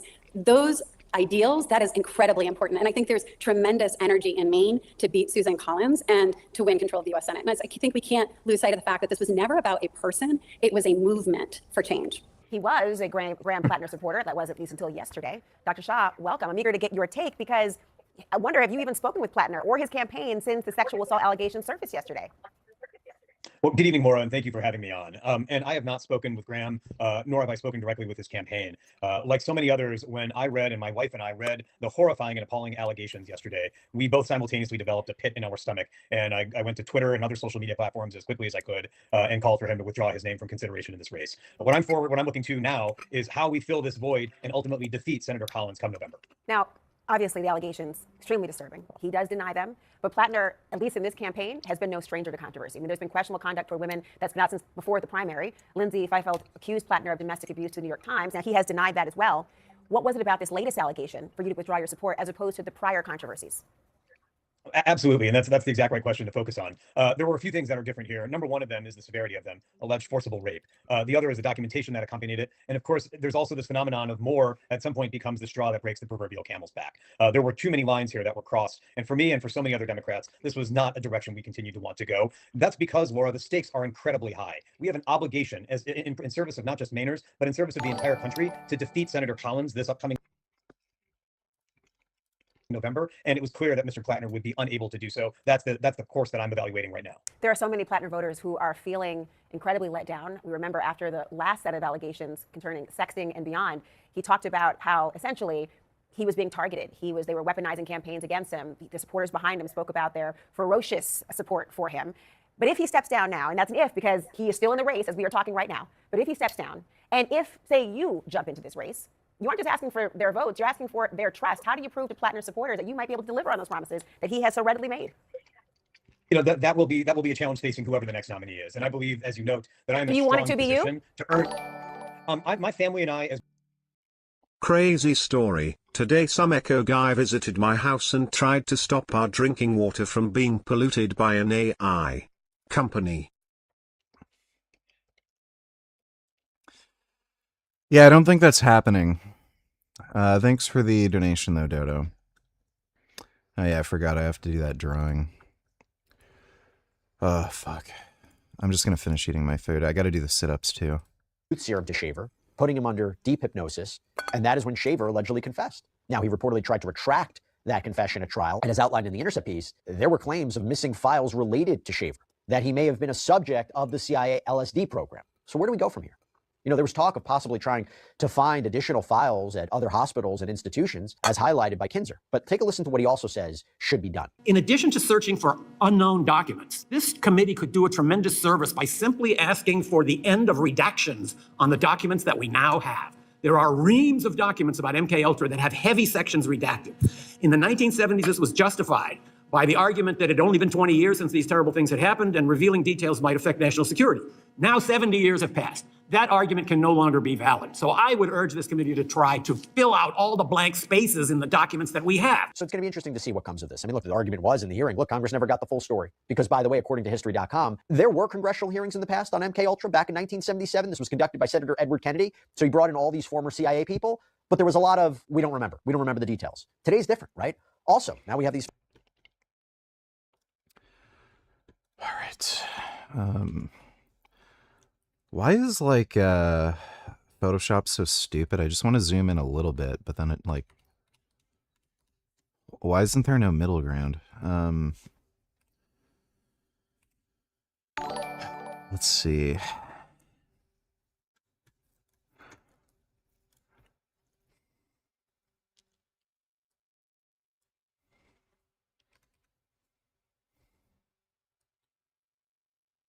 Hate his dumb, big, dorky fucking glasses. Jackass.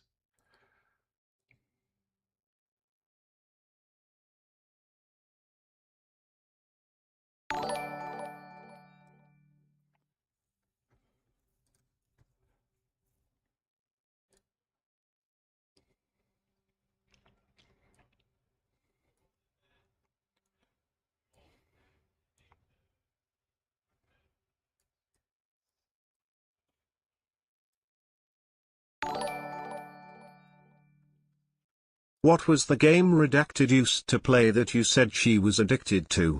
Was it Valorant?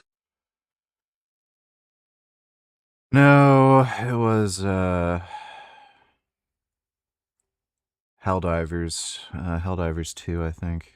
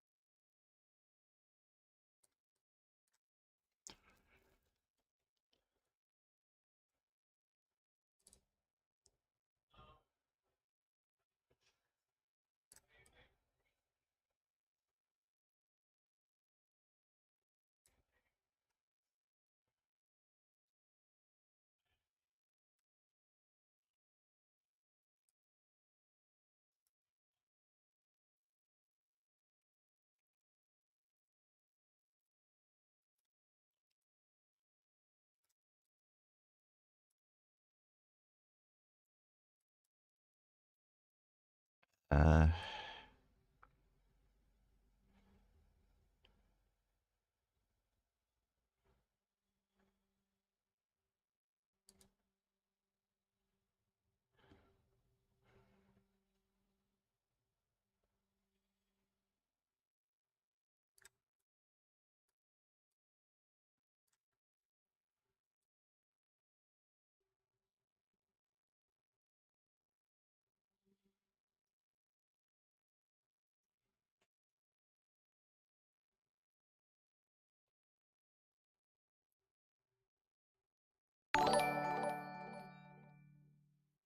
Did she ever even invite you to play with her? Probably not, since she was just using you for your money and didn't want to spend time with you. Larry Wheels cuck-ass beta bitch. As a nice. percentage of Okay. your GDP you were worse than Larry Wheels nigger. That's nice. Thanks for the donation.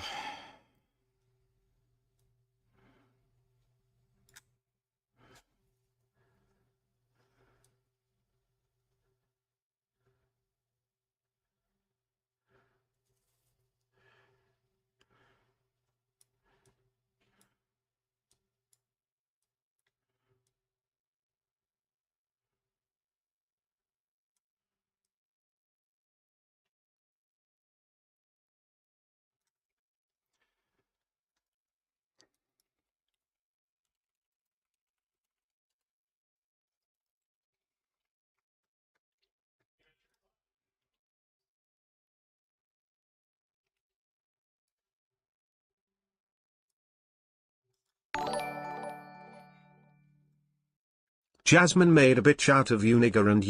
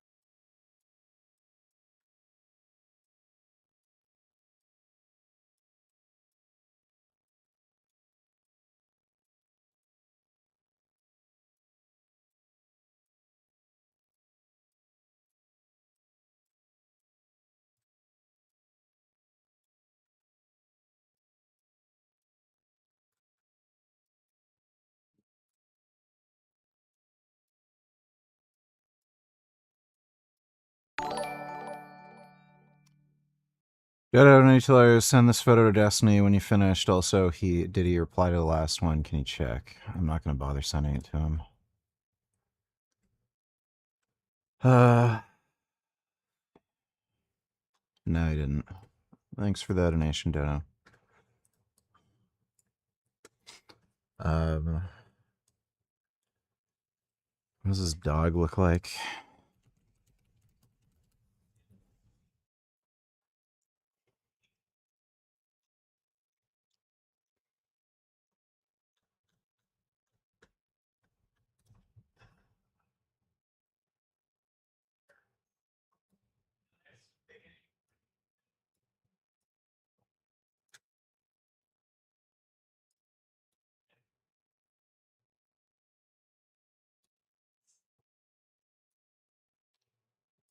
I'm very bad at drawing dogs, so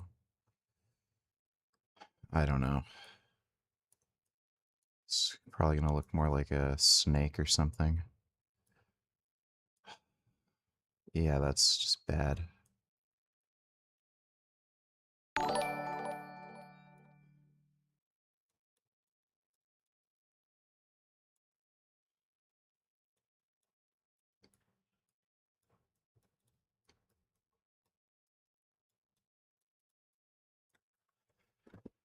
Okay, there you go. There's Hassan getting eaten by a spider and his dog telling the spider to kill him.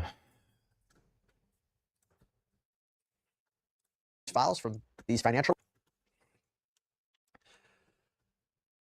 Okay, I'll do the sit-ups now. So I think I owe somebody 3 sit-ups.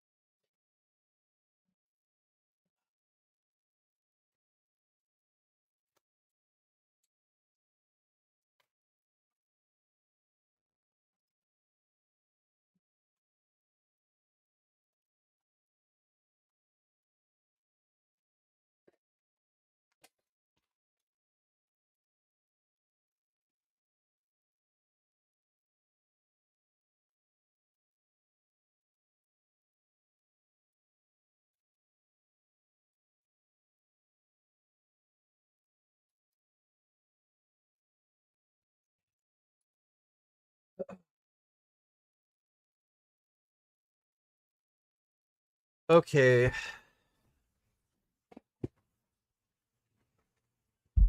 There you go.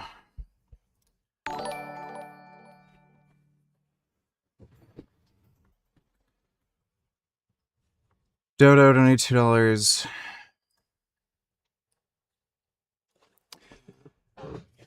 Egyptians are now editing the French ref's Wikipedia page to claim he's Jewish. This type of retardation is killing the Middle East. This is why your countries are pouring backwards. Yeah, I guess.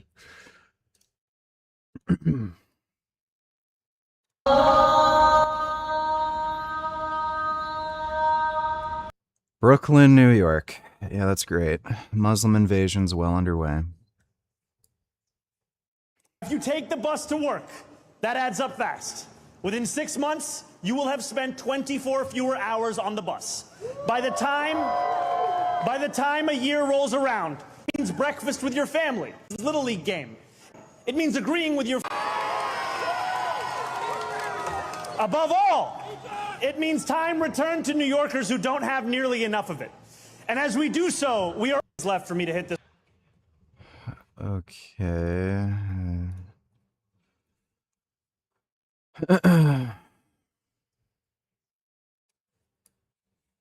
And from the heart of empire, the belly of the beast, the most important thing that we can do is take that empire down from within. Our role ultimately is to facilitate our own empire's failure in ways that we can, ultimately to overthrow our own empire. Imperialism is... Man, that drawing was amazing. You know, VG, with an art style like that, you could be a professional animator. Granted, your animals like dogs still need a little work, though. But hey, at least it's better than that shitty Cal art style most cartoons use. Well, thank you, Dodo. I appreciate that. Thanks for the donation, dude. U.S. imperialism is not a thing that can be reformed away. It has to be overthrown through revolutionary struggle. And to build a mass movement that can use the leverage of workers to... You'll notice these are, like, exactly who you'd expect them to be. Dumb bitch, hideous, fucking women. Hit the kill switch on American imperialism here. And this guy is probably just, like, tranny or something, but, you know. Here, within the American empire. Yeah.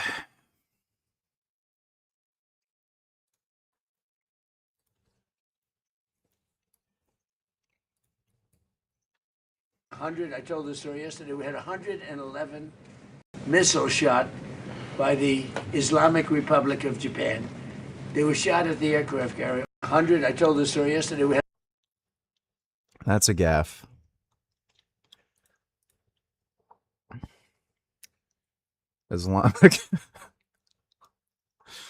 Islamic Republic of Japan. That's a good one.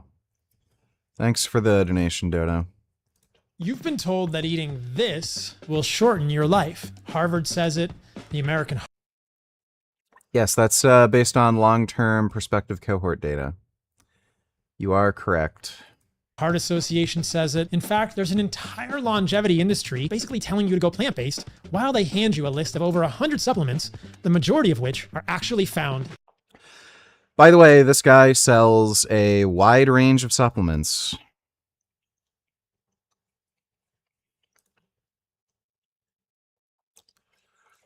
Where's his dumb thing? Yeah, there we go. Heart and Soil. Oh, the vegans are trying to sell you a bunch of dumb supplements. All right, well, let's see. Energy supplements, fat loss supplements, mood supplements, immune support, performance enhancing supplement. Right, okay. All right. So, nice try, dipshit. Dodo donate $2.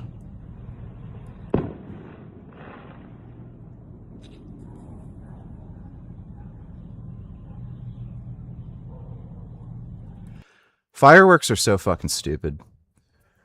So fucking stupid. I hate them. Oh, I hate fireworks. Base black man question mark. What the fuck you got Iran on right now? Hey, Iran, Mexico, hermano. Vamos. Nigga, fuck Iran, nigga. It was at this moment that he knew.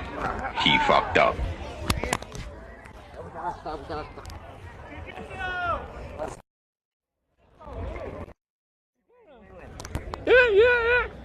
What the fuck? Yeah, the black guy's based. Did she have what's coming? She believed in a two-state solution too, proudly wore the keffiyeh, scarves, blah blah. Hamas didn't care, slaughtered her at the Nova Festival on 10th, 7th anyway. Her only crime was being Jewish. Yep. Well, I'm sure plenty of people warned her, but some people, have to learn the hard way. What a dumbass. Cowboy to an amazing discovery at the University of Minnesota. Researchers have created the world's first ever synthetic cell, and they have a name for it. It's called the Spud cell. Sammy Salina joins us with the exciting details, and this really, Sammy, can have far-reaching impact. Yeah, Jennifer, scientists for years have bioengineered and edited natural cells to solve human problems. Think CAR T therapy, which modifies the patient's immune cells to attack cancer cells. Now, experts say that this synthetic cell, one made from non-living materials, could potentially help create a better and cheaper medicine and make new ways to manufacture chemicals. Exciting. Scientists have built a cell from scratch with non-living materials for the first time. I think it's an important technological advancement because there are a lot of things that we do with biotechnology now. Aaron Engelhart is an associate. So exactly what does this mean? Is it like a living organism? Does it replicate and stuff indefinitely? Professor at the University of Minnesota. His team co-led the project. Should we name it after Kate Adamala, whose group took the lead on it? And she joked, you know, well, don't name it after me. Call it a potato for all I care. And then Spud Cell kind of stuck from that. Spud Cell is the first synthetic cell to complete a life cycle, though it needs human help throughout the process and is technically not alive. It has to be able to grow. It has to be able to divide. It has a genome that it has to copy, and then it has to take that genome and do all the things that cells do, make the DNA into RNA and make the RNA into protein. Something where we really have to understand what we're doing and have it not be something that can take off. We're pretty far away from that right now. So in a way, it's probably good that it's a little bit wimpy. More inexpensive drugs, better drugs, being a... That's cool. That is neat. Thanks for the donation, Dodo. Dodo donate $2. Hi, VG. Since I'm at my last $2 now, I want you to react to this. Is the ceasefire done? Is the MOU dead? It's a very interesting question. To me, I think it's over. Why are you apparently unable to end the Iran war? I'm number one on the list for What a bizarre question. It's like, imagine if, like, someone was asked, why are you unable to end World War II? Like, I don't know, man. Maybe it's because they're radical retards and they have to die? For killing. They're a little loco. They're a little crazy. Who's a little loco and who's a little crazy? Unfortunately, Trump isn't really engaging in a moment of self-reflection, but nonetheless, the memorandum of understanding, which was supposed to essentially create a path to a peace deal with Iran, appears to be collapsing, completely falling apart. In fact, right before I went live, there were some breaking news. Good, we can kill more IRGC members. Stories in regard to some Like Young Turks, just so stupid. Thanks for the donation, dude. Just random vids, $22. Wow, or Wawa's got that bling.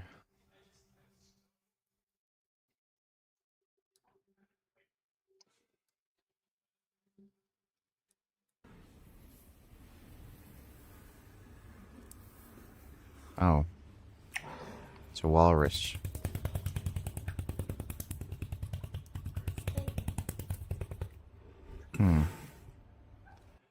Walruses are pretty weird.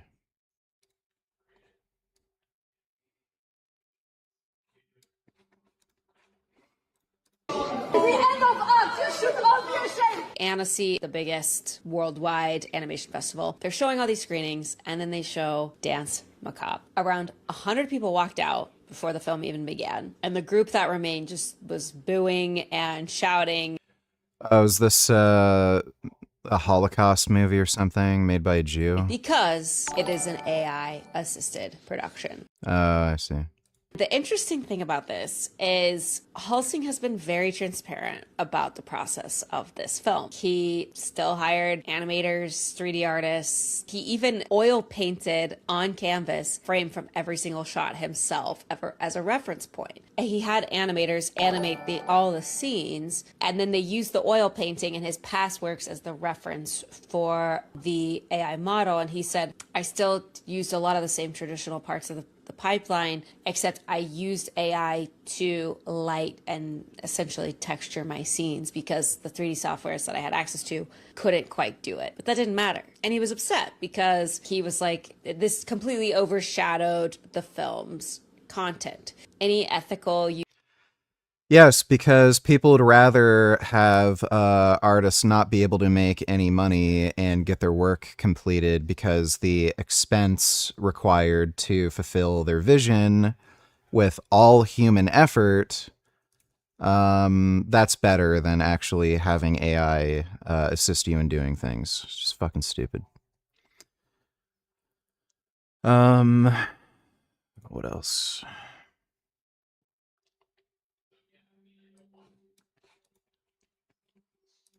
The hunt for this Middle Eastern asylum seeker in his 20s after this 43-year-old woman named Jamie Carney, who moved from New York to Ireland with her daughter, was found beaten to death in her home. The migrant, who previously lived in France and then came to Ireland in 2024, would occasionally sleep over at her place. Apparently they met at a pro-Palestine, pro-Iran. Why does she look like she's like I don't know, living dead? There's something like dead about her eyes. It's like she's a porcelain doll or something that like magic brought to life. Ron Rowley, and appear to have started dating. Yeah, this is what suicidal empathy looks like. Follow me on X for more updates. Yep. I'm sure plenty of people warned her, but women, well, you know what? She probably knew the guy was dangerous and violent, and that's why she was attracted to him. A lot of crazy ass fucking women like deliberately go out of their way to date like whack job violent dudes. So she got exactly what she wanted.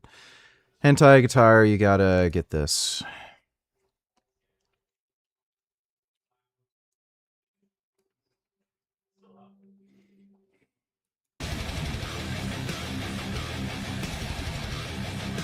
Hey, I like that cat. Oh my god. That's a nice cat. Wow. So fuzzy. That's nice. Thanks for the donation, just random vids. Dodo $20 found $2 more. All right, well, thank you, Brian Dodo. Johnson Let me says that see. he's been diagnosed with autoimmune gastritis, a condition where the immune system literally attacks the stomach lining. It is true. My stomach is eating itself, and here is why that makes me excited. For context, I was diagnosed with autoimmune thyroid disease at age 21. This is decades before I started my protocol. Autoimmune gastritis affects millions of people around the world, and it currently has no cure. We are going to try to solve that. A few days ago, I had a massive blood draw. We are sequencing 1 million of my immune cells. We're doing this because you have trillions of immune cells in your body that operate as soldiers. Each one of these immune cells or soldiers carries a a specific key that is designed to kill a specific threat, like a virus or bacteria. By identifying which of these immune cells are the rogue soldiers, from there we can design specific solutions to stop their attacks. There are a ton of ideas online on how we can find a cure. And friends, I just want to tell you, You know, I absolutely hate the shirts he wears. They're just awful. I appreciate you. I appreciate the... I don't know if he gets some of this fashion sense from his son or something, but his shirts are just awful. effort, the concern, and the want to find a cure. Now, in trying to find a cure, we are agnostic. We're going to follow the data. We want this to be methodical and reproducible so it can work in others too. So this likely isn't as simple as one cause, one fix. There is a stigma around getting a diagnosis. People think it's bad. I think it's great. The earlier you know, the better you are. I want to diagnose every single thing in my body. I genuinely appreciate all of the kindness and support from all of you. I've received so many messages. We are going to share all of our learnings and the entire journey. I hope we find a cure. I hope this scales to millions of people. It would be a fantastic win for the human race. Yeah, that'd be cool if he actually helps get a cure for a disease. That'd be interesting. American social media influencer Jackson Hinkle led Death to America chants in front of a crowd of several thousand Iranian regime supporters during a rally in Iran. Down USA! Down with USA! Why would, like, can't they just block him from ever entering the US again? That would be so awesome. Dude, if I was president of the United States and I heard about this guy, I would just make sure that he's not allowed to enter the country again. Just give him a travel ban. Just like, okay, you hate America? Stay the fuck out. Why would you come back, right? After nearly 20 years in charge of the Gaza Strip, Hamas has announced It was an amicable breakup. Yeah, that's nice. Thanks for the donation, dude. that its government will be dissolved. The move is seen as a major political shift for the Palestinian militant group, which is widely designated a terrorist organization. The Palestinian Technocratic Committee, which was set up by Donald Trump's Board of Peace, now says that it is ready to govern the war-ravaged territory. A ceasefire between Hamas and Israel took effect last October, but the question of Gaza's post-war governance is still a sticking point in negotiations. We're joined by DW correspondent Tanya Kramer. So Hamas is dissolving its de facto government. What changes on the ground now in Gaza? Well, I think most people in Gaza would see it more as a political move or even a symbolic move by Hamas, although they have said, and this is part of the key elements of this 20-point plan that was agreed upon in October 2025, this ceasefire agreement, which has stalled ever since.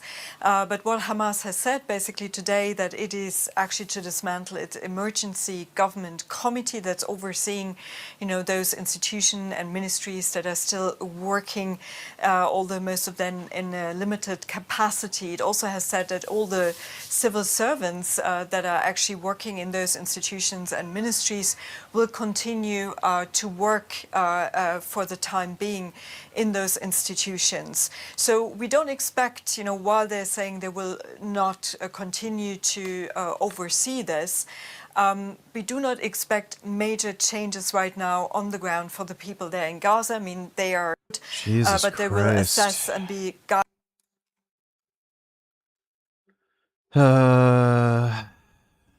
Yeah, okay, so they're just blabbing and they don't know shit. Is that everything?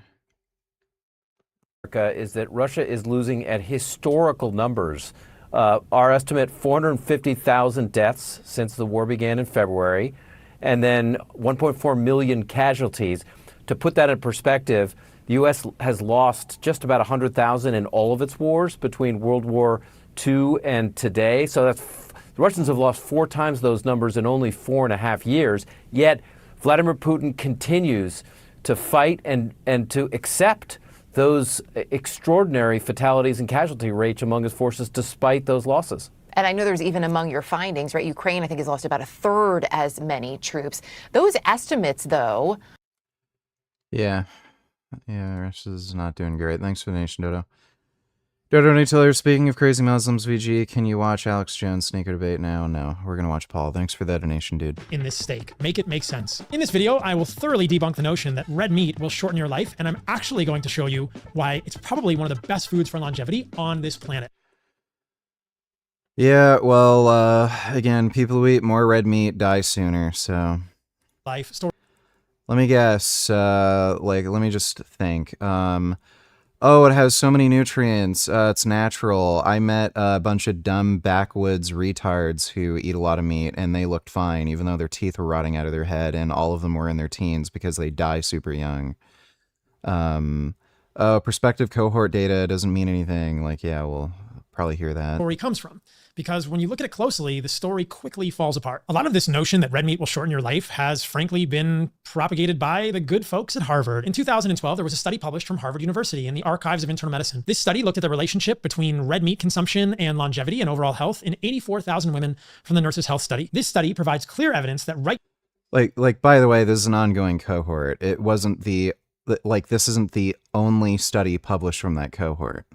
Regular consumption of red meat, especially processed meat, contributes substantially to premature death. That's a bold claim, and it's mostly wrong. I'm so frustrated about this 2012 study from Harvard that I actually decided to give Frank Hugh a...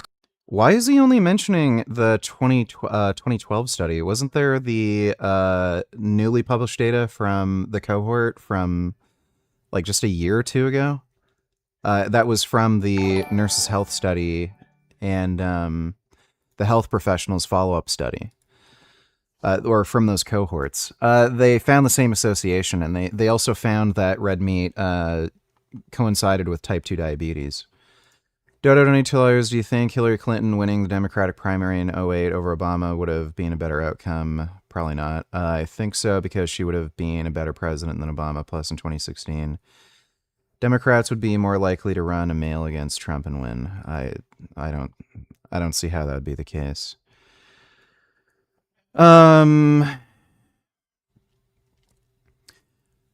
Hillary probably would have done something to intervene with Russia invading Crimea. I think that's really the only difference that would happen. So that might have ended up preventing the war, maybe. Other than that, I think most everything would have gone about the same. Thanks for the donation, though, Dodo. Call. I'll show you what happens later in this video. In this video, you also probably wouldn't have gotten Obamacare, so I don't know. We'll distinguish between processed red meat and unprocessed red meat. Unprocessed red meat is steaks and ground beef. What is processed red meat? It's things like beef hot dogs. It's things like beef cold cuts. Why? So the Nurses' Health Study separated between processed red meat and fresh red meat. Why are these things different? Well, they're ultra-processed foods with all sorts of ingredients that don't occur in real unprocessed red meat, like large amounts of nitrates, fillers, gums, etc. These two things are not the same. I don't think there's any reason for human...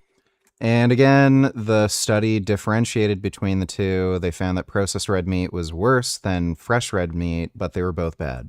To be eating processed red meat full of ingredients that don't occur in real red meat. So let's just put that to the side. I think there is a case to be made that when you put a bunch of nitrates into processed meat, those nitrates are going to be much more avidly forming compounds in the human gut that could lead to carcinogenesis and cancer. What we know about unprocessed red meat is that we already know that just the components of normal red meat also contribute to cancer. There's very strong mechanistic data on this. Heme iron and NEU5GC specifically. Those compounds don't get formed to the same degree when you eat that food, and eating unprocessed red meat, like a burger with some lettuce, a tomato, some fruit, anything. Yeah, and what's funny too is he's showing it being cooked at high heat. Cooking red meat at high heat also produces carcinogens. Like again, there's very fucking clear mechanistic data on this, which Paul loves mechanisms, but he just ignores that. Meat, like a burger, with some of the harmful compounds in your gut. I'm foreshadowing a little bit, but there are so many valuable things in red meat that it should not be inappropriately maligned. Let's get back to that Harvard study and talk about why we shouldn't give too much credence to this, even though Frank Hugh is making major claims. The first thing to notice about this is that it's observational epidemiology. It's not an interventional study. Paul's fine with observational epidemiology. He references it all the time when it suits his bias. Observational studies like this are invariably confounded by unhealthy user bias. What does this mean? It means that the people eating more red meat are almost certainly doing other things that are unhealthy. No, it's not. That's what statistical adjustments are for. They adjusted for things like smoking, exercise, alcohol consumption. So he's just making this shit up. Dodo Donatillers, don't you think we would have still gotten some healthcare like Hillary Care, you know, basically the same thing, just not called Obamacare? And also, she probably would have negotiated a better Iran deal, and preventing the 2022 Russia-Ukraine war is a huge deal. It's doubtful she would have negotiated a better Iran deal. Like, there's a much better chance she would have intervened in Crimea, which, again, could have potentially prevented the war with Russia and Ukraine. Knowing her political views and stuff, I don't think she would have made something similar to Obamacare. Thanks for the donation, though, Dodo. This is just the way it's been in America for 50 or 100 years. In the United States, if you're eating red meat, you're much more likely to be eating that red meat with a brownie, Coke, and French fries cooked in 19 different ingredients, including 4 different seed oils. When was the last time you went to your average barbecue and saw someone eating a plain burger patty without Velveeta processed cheese on it, without a bun that has extra sugar in it and processed wheat, or without a cookie that has seed oils and processed flours? Again, if you read any of the published studies from the nurses, like the Harvard nurses cohort, like you can look at the food frequency questionnaire, the way it's designed. The researchers understand this. So they're not just looking at people who are eating red meat along with a birthday cake versus people who are eating like tofu and like salad. That's not how it works. This guy is such a fucking idiot. Dodo Donatillers, you have to remember that Hillary is a statesman and her husband is Bill Clinton, one of the best presidents in recent history, advising her, and the political environment in 2008 would have been more favorable to her winning than in 2016. I don't know about that. I really doubt it. I don't think anybody would vote for a woman. Thanks for the donation, though, Dodo. And more pesticides. This is unhealthy user bias. The people that eat red meat traditionally in these observational studies are more likely to be doing unhealthy things. And that can make the red meat look bad when it's probably the other unhealthy things they're doing that are causing their health issues. And when we look at this Harvard study, it's actually exactly what's going on. If you look closely at the cohort of people eating more unprocessed red meat in this Harvard study, you know, it's really fucking strange that people like make this argument because like if this follows a pattern, you know, why wouldn't it fit the pattern? So like, oh, smoking's bad for you, drinking's bad for you. You know, eating French fries and fast food is bad for you. But the people who do all this unhealthy shit, like this guy's claiming, oh, but the red meat they're eating is really good for them. Like, why wouldn't that fit the pattern? And then people use this argument in reverse when they talk, like when you bring up the better health outcomes for the vegans. Oh, well, their diet's actually really bad. It's just that, you know, they don't drink, they don't smoke, they exercise, you know, like, so like, it's just strange. Like they're saying that one thing just doesn't fit the overall pattern. That Frank Hugh says is clear evidence that meat shortens your life. They're also smoking more, drinking more alcohol, exercising less.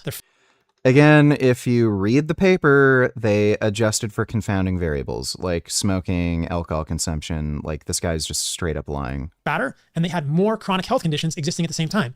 That's so again, he won't actually show the paper where they made the adjustments. The definition of unhealthy use that show the exact opposite. Dodo Donatillers, McCain had a woman as his running mate, so I don't think it would have been as much of an issue. Well, that's his running mate. Also, just coming from the Bush presidency, I mean, she may lose some votes for being a woman, but I think it would have been enough to push her over the edge and win. I don't think so. I think, yeah, Americans just aren't going to elect a woman. Thanks for the donation, though, Dodo. Let's go through a number of these studies, and I'll list the references in the description below this video if you want to look at them yourself, that actually support the notion that red meat is a health food for humans. These are the type of things you'll never hear on the news. There's a well-known study from the UK, colloquially known as the UK Shopper Study, that came to the conclusion that meat eaters and vegetarians had similar rates of all-cause mortality. Is Jasmine still? When the healthy behaviors in the vegetarians were accounted for. This is the opposite of unhealthy user bias, and it's called healthy user bias. It's essentially the notion that if you live in the Where did he get this horse shit from? Let me see.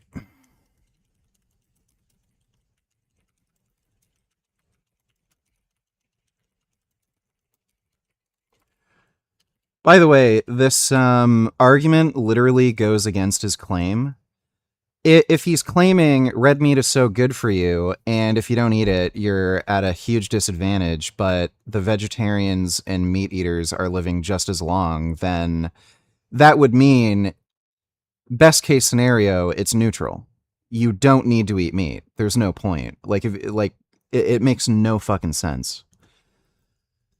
Vegetarians, others who do not eat red meat or do not eat meat have been observed to have lower incidence rates than meat eaters, some chronic diseases. Purpose of the study, blah, blah, blah. Study involved pool analysis of data from 2 prospective studies that included 60,000 persons living in the United Kingdom, 18,000 regular meat eaters who ate meat at or more than 5 times per week, 13,000 low, less frequent meat eaters, 8,516 fish eaters who ate fish but not meat, and 20,000 vegetarians, including 2,228 vegans who do not eat any animal foods. Mortality by diet group for each of the 18 common causes of death was estimated with the use of Cox proportional hazard models. No significant difference in overall all-cause mortality between the diet groups. HRs and low meat eaters, fish eaters, vegetarians compared with regular meat eaters. 0.93 not statistically significant for the low meat eaters. Again, 0.96 not statistically significant for the fish eaters, 1.02 for the vegetarians, respectively. Was this from the Oxford vegetarian cohort? I'm not sure if it was.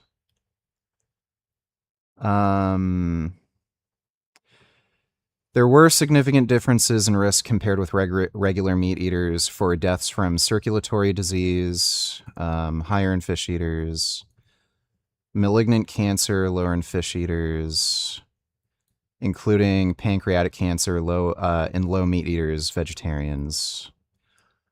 Whoa, that is a big difference. HR 0.55 and 0.48. And cancers of the lymphatic, hematopoietic tissue. Respiratory disease, lower in low meat eaters, and all other causes lower in low meat eaters. So first of all, this study seems to, he's making this up. So he said, oh, well, this study in particular looked at healthy individuals in all the subgroups. They did all they did is the normal thing with epidemiology. They just made adjustments for confounding variables. They didn't find statistically significant differences in all-cause mortality, but they did actually find statistically significant differences with cause-specific mortality. So the people who ate less meat had lower instances of cause-specific mortality. And of course, he's not going to mention that. Hillary had more votes overall. Popular vote, Trump won the Electoral College. I agree with Dodo's view. Donald Trump. Oh, yeah, that is true. Yeah, maybe. Yeah, you might be right. Forgot about that.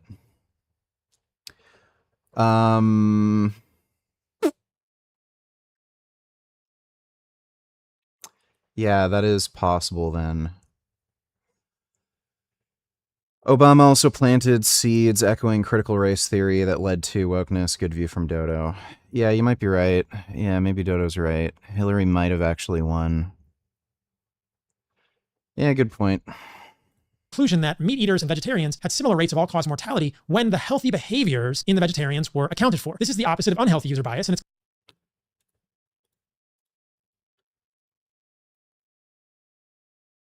That's not what it says. And it literally states right there, differences found for specific causes of death merit further investigation. So he's ignoring the finding that people who ate less meat had lower instances of cause-specific mortality.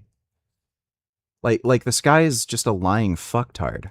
For. This is the opposite of unhealthy user bias, and it's called healthy user bias. It's essentially the notion That's not what healthy user bias is. that if you live in the West and you are choosing not to eat meat, you are choosing not to eat something that is colloquially known as unhealthy. And it's more likely that you're also going to do other things that are healthy. So you're eating more vegetables to be healthy, but you're also walking more, going into the sun more often, spending time with friends, playing tennis on a Tuesday afternoon. This is healthy user bias. And the UK Shopper study was able to account for that and then showed similar mortality between meat eaters.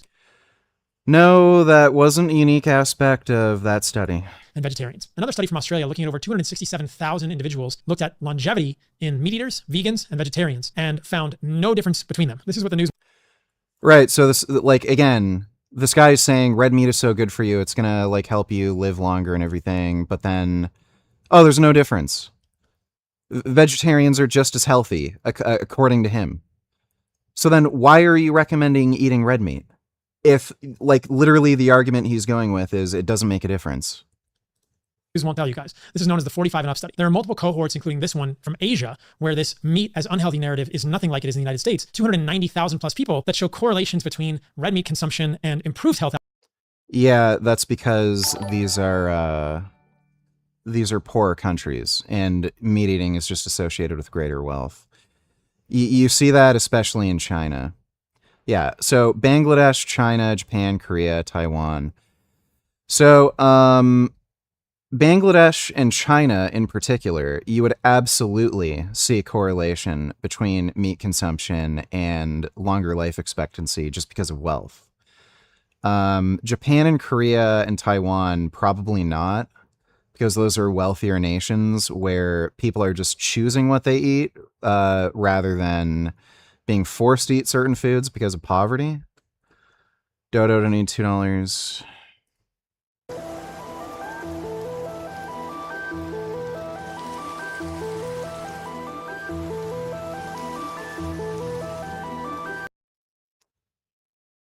I've never played Minecraft, nor will I ever. Thanks for the donation, though, Dodo. Is nothing like it is in the United States. 290,000. Red meat consumption was substantially lower in the Asian countries than in the United States. Fish and seafood consumption was higher in Japan and Korea than in the United States. Our pooled analysis found no association between intake of total meat, red meat, poultry, fish, seafood, and risk of all-cause CVD or cancer mortality.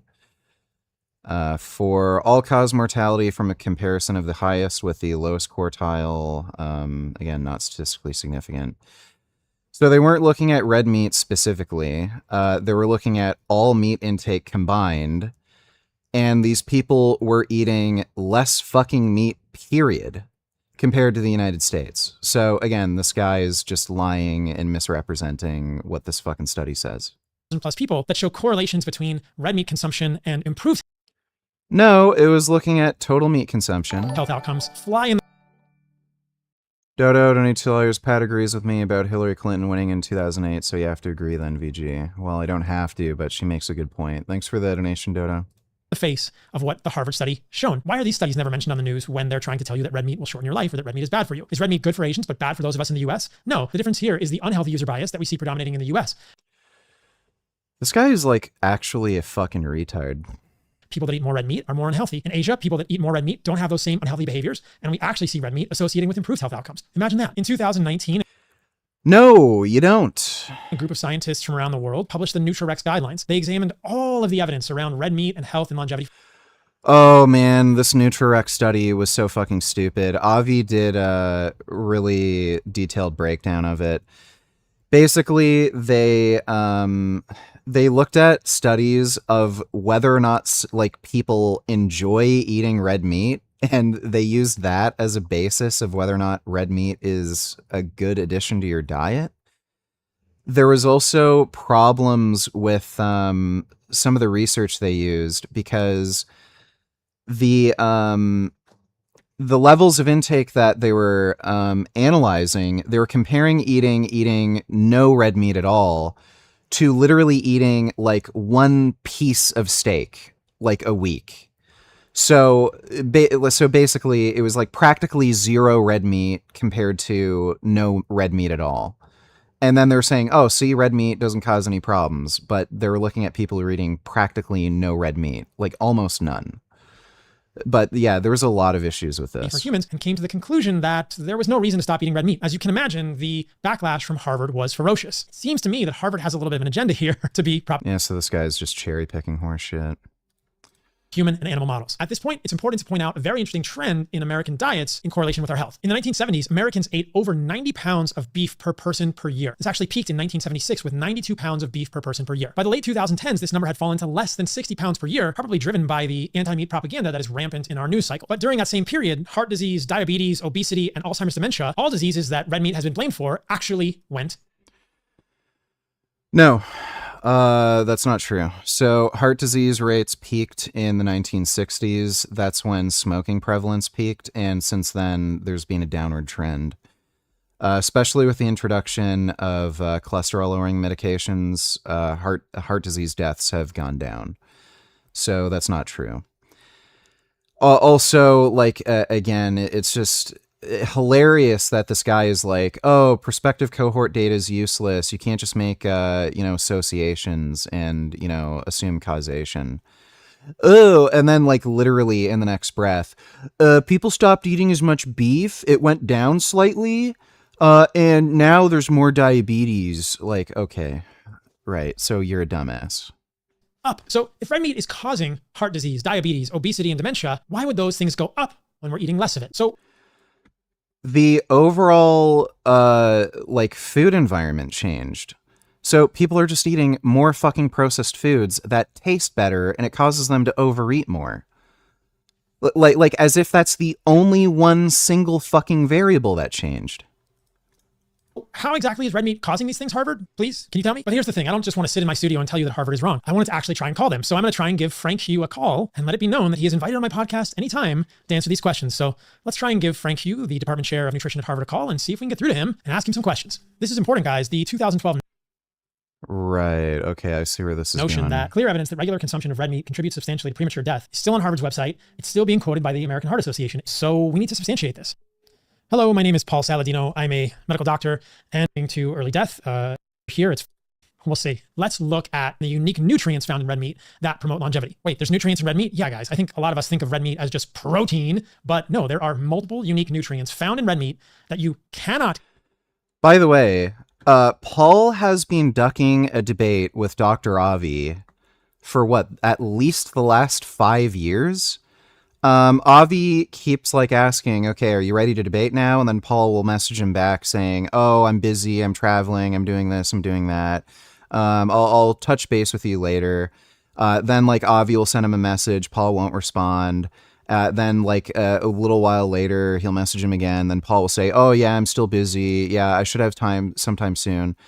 Paul literally tries to act as though I don't exist. I've challenged him to a debate. I don't know how many fucking times. I've left comments, sent him messages, just acts like I don't fucking exist. Like this guy is an absolute fucking coward.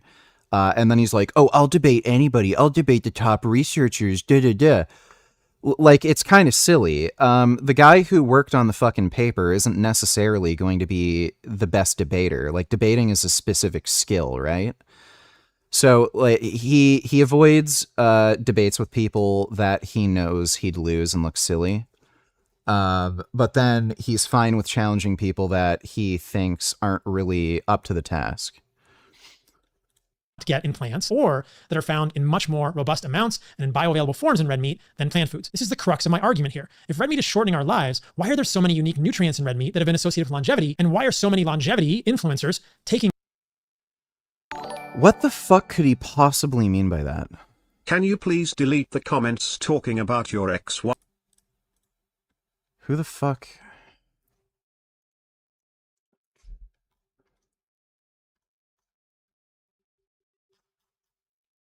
I don't know what the fuck you're talking about, and just shut up, dude. Hundreds of supplements, most of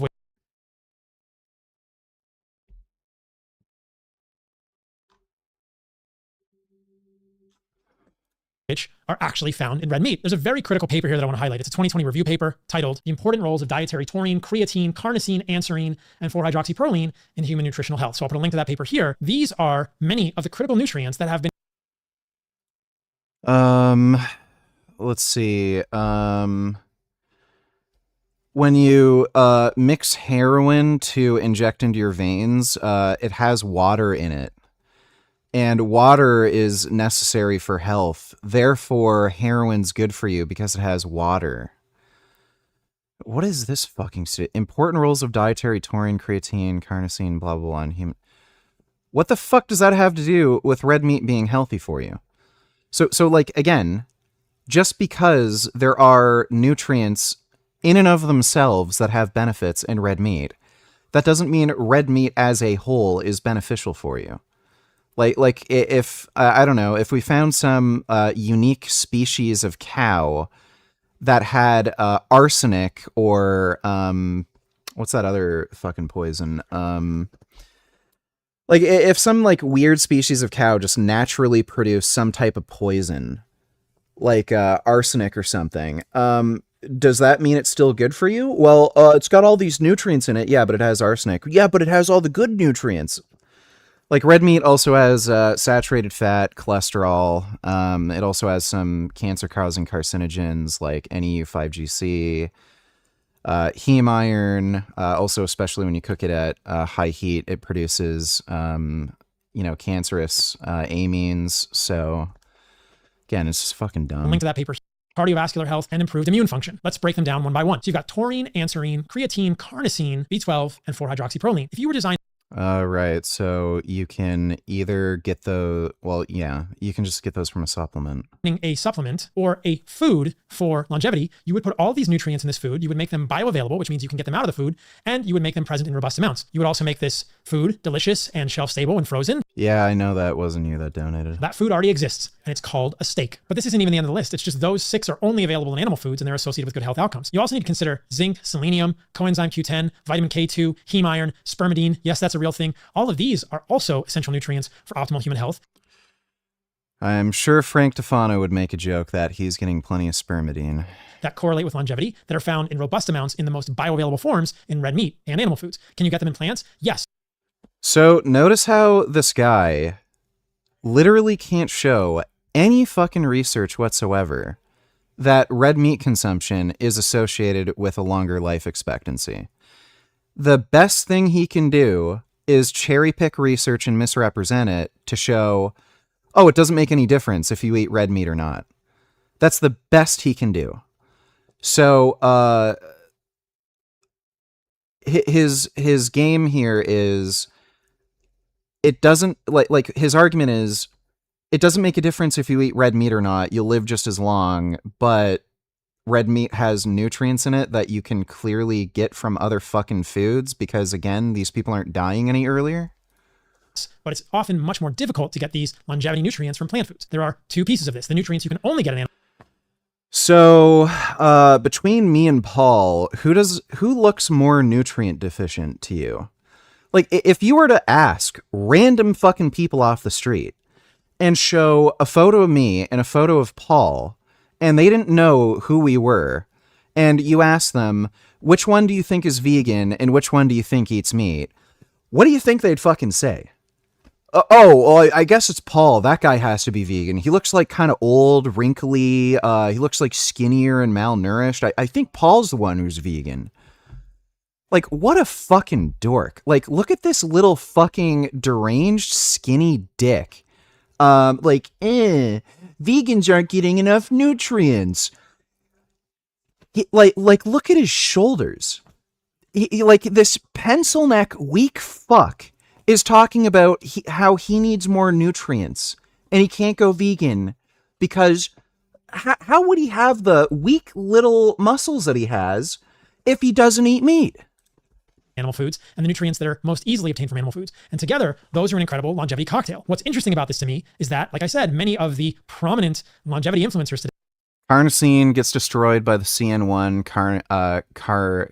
carnosinase enzyme. Carnosine has only a half-life of 4 minutes in the bloodstream.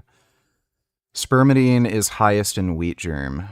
That's pretty fucking hilarious. I didn't know that. That's pretty funny. Hey, Gum Gum. Come here. Hey, Gum Gum. Yeah. Come cuddle. Oh my goodness. Look who I got. Cuddle Gum Gum. Cuddle Gum Gum. Yeah, Cuddle. Oh, I love this cat. He is so good. Yes, Cuddle Gum Gum. Oh, that's a good Gum Gum. Yeah, Cuddle. Oh, those are good cuddles. Oh, he's making biscuits. Oh, yes, that's good. That's very good. So nice and cuddly. That's my cuddly baby. Yeah, that's good. That's good. Today are vegan or plant-based, and if you look at their supplement regimens, some of which are over 100 pills a day, you find... No. So what is this even from? So he's claiming some vegans take over 100 supplements. What's the source for this video? Who is this? I can guarantee you with almost 100% certainty this isn't a vegan. So it's funny, some vegans take over 100 supplements, but then he shows like some random video who you don't know who the fuck this is. For all we know, this could be some like weird fucking person who also eats meat. So like this guy's just full of shit. Like what do I take? I just take a multivitamin, zinc, selenium, like a algae-based DHA supplement, and that's about it. And I guess creatine might count. That's not quite 100. And again, by the way, Paul has a bigger range of supplements that he sells on his website than what I take. Find all of these nutrients in their supplement regimens. Well, if all these nutrients are so good... Oh, is that Brian Johnson? He's using Brian Johnson as a fucking example? Are you fucking kidding me? Well, if all these nutrients are so good for longevity, and they make up your ridiculously untenable, unsustainable supplement regimen, why would you just not eat red meat? Let's start with taurine. So there's a paper... Yes, Brian Johnson is taking over 100 supplements because he doesn't eat red meat. That makes sense, right? From 2023 published in the journal Science, one of the most preeminent, impactful journals in the world. And the title of this study was compelling. Taurine deficiency as a driver of aging. In this study, they gave mice, monkeys, and worms, not humans, unfortunately, taurine supplementation and looked at their lifespan. What did they find? Taurine supplementation extended lifespan across species. You might recognize the... So they fed a bunch of animals supplements, and then he's saying not to take supplements. Okay, that makes sense. Damn, when did you get so hot? You look great. Haven't watched you in a while. Nice to see you're taking care of yourself. Well, thank you, J-Baby Gorley. Appreciate the comment. And thanks for the donation, dude. This, like, his audience must be so fucking stupid. Supplements bad. Taking supplements dumb. Here's a study on how supplements are good for you. Cross species. You might recognize the Latin root taurus, or bull, is found in animal foods. So when they gave taurine to mice, they lived 10 to 12% longer. That's the equivalent of 7 to 8 years. Did they feed them red meat, Paul? Or did they feed them taurine? Because guess fucking what? You can find fucking studies where they feed mice and rats red meat. They die sooner. Humans, that's a lot. Monkeys supplemented with taurine? Like this guy... Like, again, he admits it. They were supplemented with taurine. So, supplements bad, taking supplements are dumb, but supplements are good for you and you live longer taking supplements. Notice how he can't show any fucking animal studies of how red meat makes them live longer. But he can with supplements making them live longer. Weird. But, like, again, his audience are just dumbass, inbred, troglodyte fucking morons who can't fucking think. Taurine supplement, good. Meat taurine. Meat good because taurine. Improved bone density, immune health, body weight, muscle mass, liver health, and glucose tolerance. So in both primates and mice, taurine supplementation significantly improved. You're right. Again, operative word there being supplementation, not eating red meat. Health markers and led to some degree of life extension. 1 pound of beef contains about 1 to 2 grams of taurine, depending on the cut of beef. With heart. Oh, is that all red meat is? It's only taurine? It's literally just taurine, or is it other things? Being one of the richer sources. So realize that if you're cooking your meat well done, you're getting less of this valuable nutrient. Yet another reason. The logical jump is just crazy. Testicles are valuable, especially for males. Ovaries can help females, especially with hormone issues. He's recommending people eat testicles to boost their testosterone. Right. Like, yeah, show me how well that works, dipshit. I knew that humans would not eat organs, fresh or raw, but I'm really proud of what we've done at Heart and Soil. We sourced the best organs on the planet. Everything is in a gelatin capsule. It's freeze-dried to preserve the nutrients as much as possible, so check out Heart and Soil. Supplements are bad. Buy my supplements. They're good. At heartandsoil.co. That's Vegans have to take 100 different supplements. Literally 100 different supplements on his website. Okay, thank you, Paul. At Heart and Soil. But yes, there is Dude, this guy is such a fucking joke. data for many health outcomes in humans and even longevity with creatine, but you might not have heard of carnosine, which is another amino acid found in red meat. And why is there this? Okay, he's just making the same stupid fucking arguments. Right, so supplements are bad, then links a study showing supplements are good, and then says don't take the supplement, eat red meat, because it has one of the ingredients that's contained in the supplement. Okay. And then eat the tendon. Yeah, my girlfriend thinks it's gross, but you get the idea. Kills us as humans is sarcopenia. This is being skinny fat. We're seeing this more and more now with this Ozempic, but that's... Sarcopenia isn't skinny fat, it's age-related lean mass loss. So, no. Sarcopenia specifically is age-related muscle and lean mass loss. Not being skinny fat and not looking good for Instagram, that's age-related, just muscle loss. And again, what's hilarious is Paul's gotten skinnier and smaller as time has gone on. He looked a little bigger and stronger a few years ago, and he's progressively just gotten more and more gaunt. And like I don't know why they all do this. I saw Shawn Baker. He posted some like fucking weird thing on like Facebook or Instagram where he was saying vegans are all skinny and weak and malnourished. They really love to just act as though I don't exist. So we need red meat for muscle. So why are you such a scrawny little fucking weak bitch who can't lift shit? That's a separate story. So if you want to live a long time, there is plenty of good data that you need muscle mass to protect you against frailty. Studies like this one from 2025 showed that in Paul literally looks frail. large cohorts, in this case over 130,000 people, not having enough lean muscle mass was a strong predictor of increased mortality. So you will shorten your life if you do not have enough lean muscle mass. Across all studies, being under-muscled looks to increase your mortality by 50 to 75%. That's a huge risk. I don't think I'm at risk of that, despite not eating any meat. In contrast, LDL has been shown to suggest a 10 to 30% risk of mortality at higher levels. You can look at my previous videos, which Paul got absolutely fucking wrecked in this debate. I don't know if this is like a cope where he's just trying to gaslight his audience into thinking that he won a debate against a cardiologist.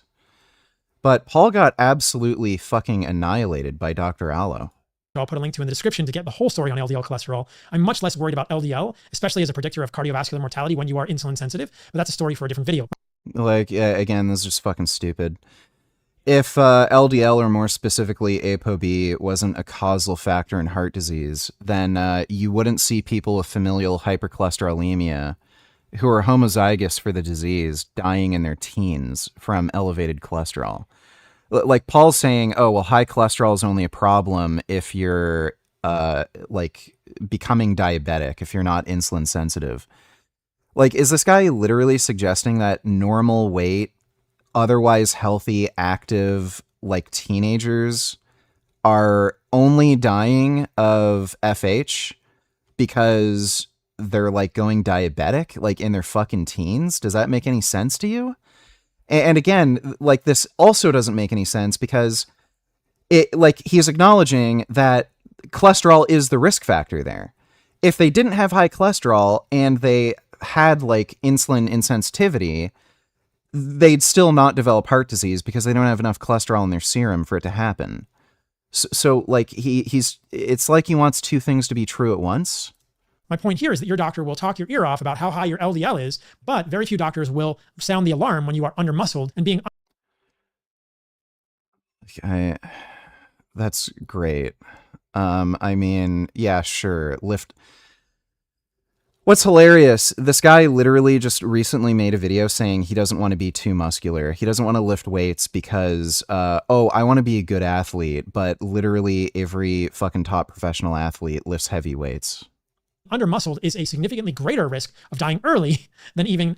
This guy literally, like, it was like his last fucking video, said over and over and over again, he doesn't want to be muscular. These sort of muscle building, bodybuilding workouts may make you look good, they may be aesthetically pleasing, but they don't produce a body that's strong, that's mobile. Having big muscles doesn't make you strong. Even though cross-sectional area of muscle mass is the biggest predictor of strength. That lasts and can do the things that humans are meant to do into their 50s, 60s, and 70s. So this guy is saying, don't build big, strong muscles. You're, I don't know, you're not gonna be able to do stretches when you're 70? I don't know what fucking sense that, but then, oh, you want to make sure you have muscle mass.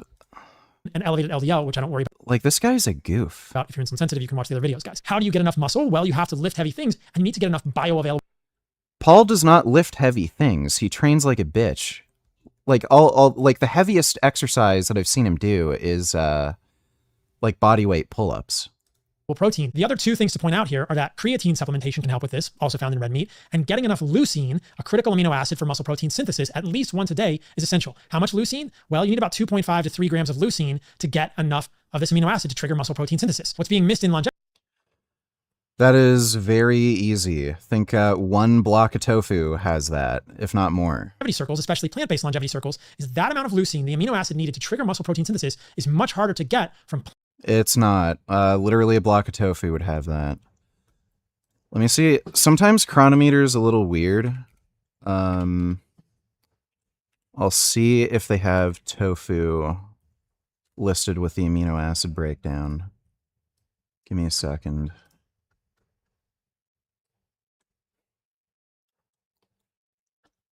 Do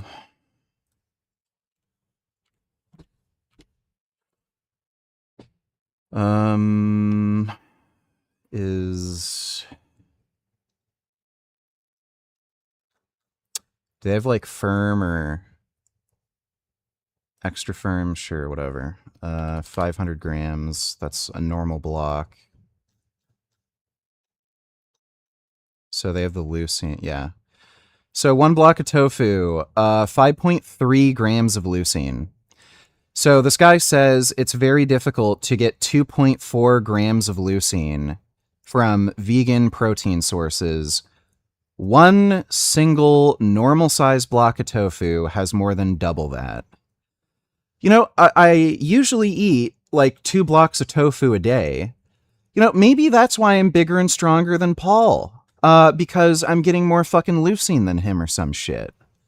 What a fucking just dumbass. Plant foods versus animal foods. You can get 2.5 to 3 grams of leucine from 30-ish grams of whey protein. You can get it in 40 to 50 grams of protein from red meat, but you're going to have to eat a lot more soybeans, a lot No, you don't. more peas, a lot more rice and beans. And like, the fuck? What's strange here is he's going by weight. Tofu has water in it. So, like, it has physically more moisture. It also has fiber. Like, there's other things that don't even have calories that make up the mass. So, like, like, what point is he making? and a ton of lentils and a whole lot of tofu that's going to give you a stomachache to get that amount of leucine. So when it comes to muscle protein synthesis, avoiding frailty and sarcopenia, yet again, we see that red meat is king with creatine. No, we don't. Show me one study indicating red meat builds more muscle. He doesn't. He's just stating that. Bioavailable amino acids and protein and leucine to meet your leucine. So again, why is this guy such a tiny, skinny, weak little fucking bitch? I've literally seen vegan women on YouTube who don't take steroids who can lift more weight than him.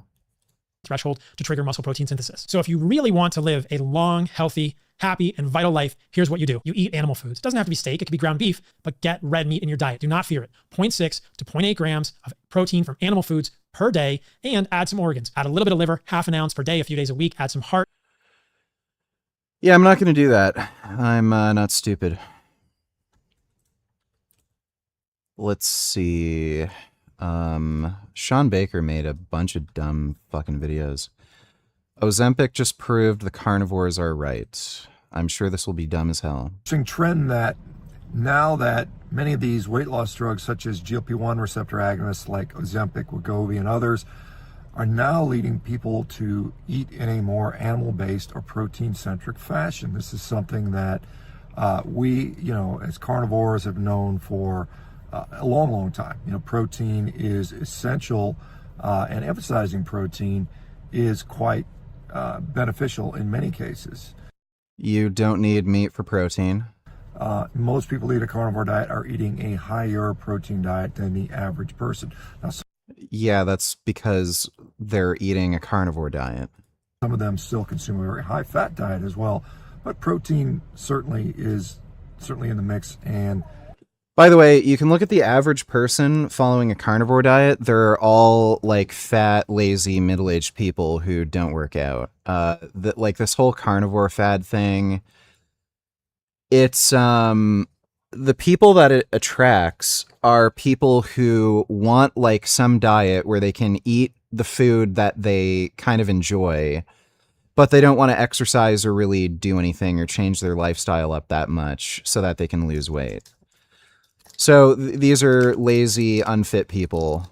And yeah, sure, you can find some people who are like 300 pounds, and on the carnivore diet, they get down to like 250 or maybe even like 200, like close to a healthier body weight. But they're still like unfit. They're still kind of chubby.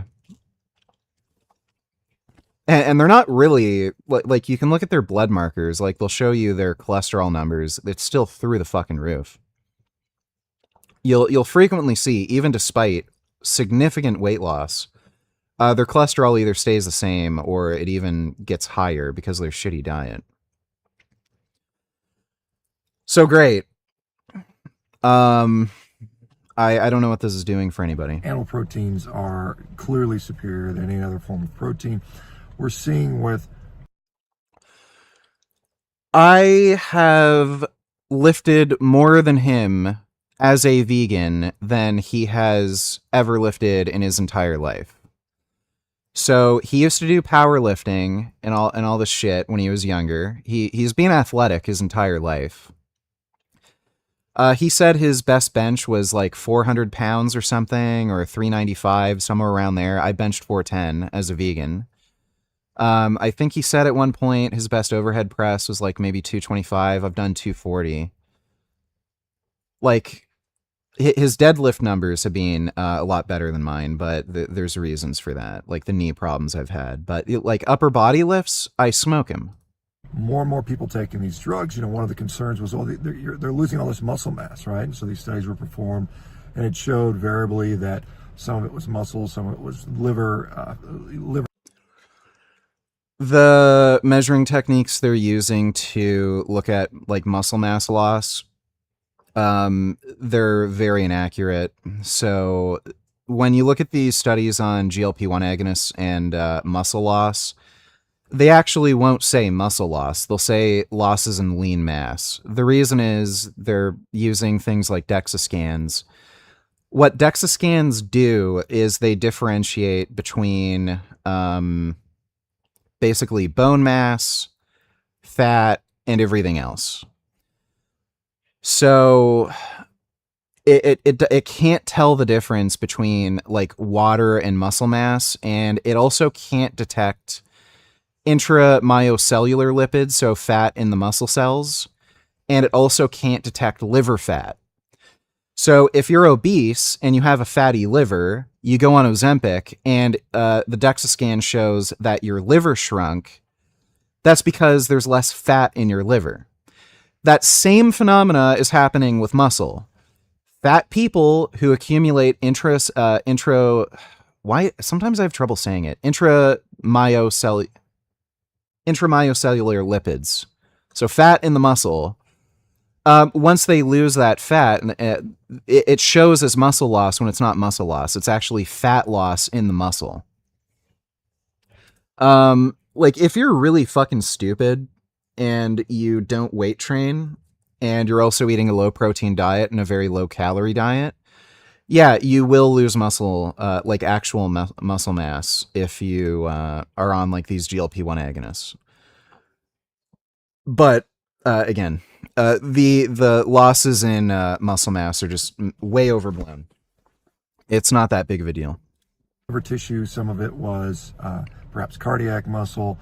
A lot was made to do about those things. Subsequent studies have shown that maybe this wasn't as big of a concern, but nonetheless, the industry responded with that by. So again, 25% was lean mass. So they don't say muscle mass, they say lean mass. So like people just don't know how to fucking read and they don't know what they're talking about. Concern, but with that, by flooding the market with kind of cheap, quite frankly, low quality proteins. You know, a lot of these appearance of protein bars, seeing protein in coffee and donuts and all this other stuff, just to get these people that are so used to eating this ultra processed slop that now I'm going to eat the ultra processed slop with a little bit more protein. It's a band-aid on a solution that's not really a solution, right? So what we found is that when you are losing weight, and many people on a carnivore diet do it for those reasons. Some people go on a carnivore diet for other reasons. They don't have to do it with weight loss.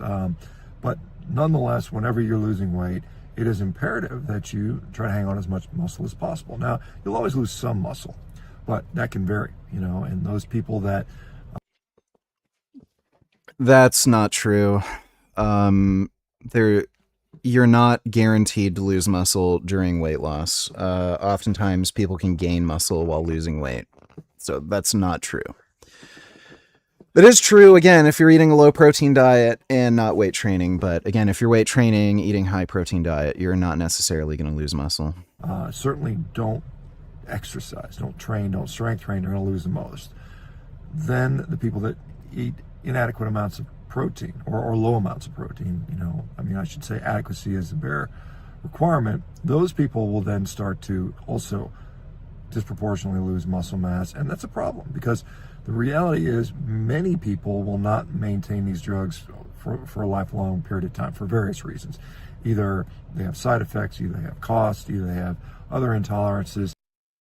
The cost issue with GLP-1 agonists is completely fabricated. So, like, look, there's dumbasses who are just beyond fucking stupid who will try to get a prescription from their doctor for absolutely no reason because they want to just waste money. But if you buy these drugs off of a peptide website, they're extraordinarily cheap. Like, just about anybody can afford them. If you're like even just okay financially, you can afford them. And if you end up in a situation where you've lost a lot of muscle and then all of a sudden you just rapidly regain back fat, you're actually in a worse place than where you started off from. And yes, the explosion of protein, supplements and fortification in all of these foods. It's similar to like, how vitamins were supplemented into cereals, things like that. We have these vitamin and iron fortified cereals. We're not supposed to be eating that crappy cereal, right? Cereal's it's just a low quality food, and try to artificially improve its qualities by adding these supplements in is a really backwards way of doing things. Why? The reason they did this, by the way, is because there was a ton of nutrient deficiencies in the early 20th century. It's extremely common for people to have anemia, rickets, night blindness, stuff like that. And they found out it's because poor people just aren't eating enough foods with, these nutrients. So they started fortifying foods like cereals that are cheap and inexpensive that poor people can afford, but they can get in adequate nutrition. Why not just eat the foods that naturally contain high amounts of vitamins? Why not naturally eat the foods that contain high amounts of high quality of protein like beef, eggs, dairy products? I don't know. Maybe it's because they cause heart disease, diabetes, cancer. It causes animal suffering and death. And I'm not an immoral dickhead. Seafood, on and on and on. Like, by the way, that just looks fucking disgusting. Why don't you eat this, like, disgusting, slimy fucking slop shit? Nah, I'll just eat tofu and stuff. You know, this is where the real intelligence is. And a lot of people are getting that, you know, and I think that when you see someone put on one of these drugs, a responsible physician will tell them, you need to up your protein, or at least get, you know, a decent amount of protein.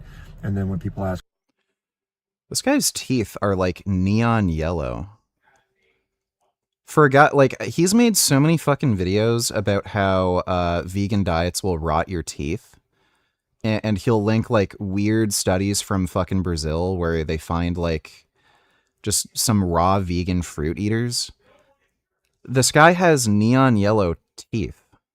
And, like, as far as I know, he's fairly wealthy. Like, I've seen his garage. I think he has a Porsche. Like, why haven't you gone to the fucking dentist and gotten some teeth whitening or something? That's where it's coming from. You know, hopefully they're saying, hey, look, you can get it from these animal sources. I know there's people that'll still push the plant-based foods. Now, again, plant-based foods are inferior to animal-based foods when it comes to protein quality. You can make, you know, you can do supplements. You can do plant-based supplements that are leucine fortified. And again, we get into this fortification process that is, in my view, suboptimal. Again, so what we're seeing is some people going on these drugs and then adopting a more carnivore-style diet, which, you know, I guess is better than adopting, you know, a continued processed food garbage diet. The other thing that's interesting is we see, it's interesting. What I've been seeing in the carnivore space now for a decade is all sorts of diseases resolving, you know, whether it's autoimmune disease, mental health diseases, things like central nervous system diseases, gut issues, addiction issues, all of them are improving on carnivore, right? We've seen that. And the reality behind that is because when people stop eating foods that are essentially poisoning them, right, and giving them disease, and when they stop doing that, those diseases go away. And so now what they're doing is they're seeing these drugs that make people stop eating as much of the garbage poison food, seeing their diseases go away. And they think it's some independent effect of the drug. Oh, it's only because you've taken this drug that you're...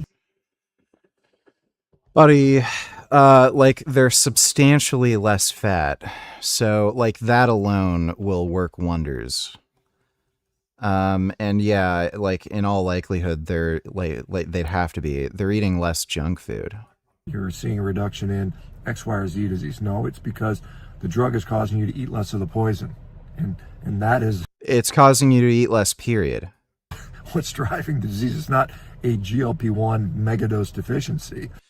By the way, these GLP-1 agonists, they have a direct effect on your metabolism where they increase insulin sensitivity. They can increase insulin output in the pancreas.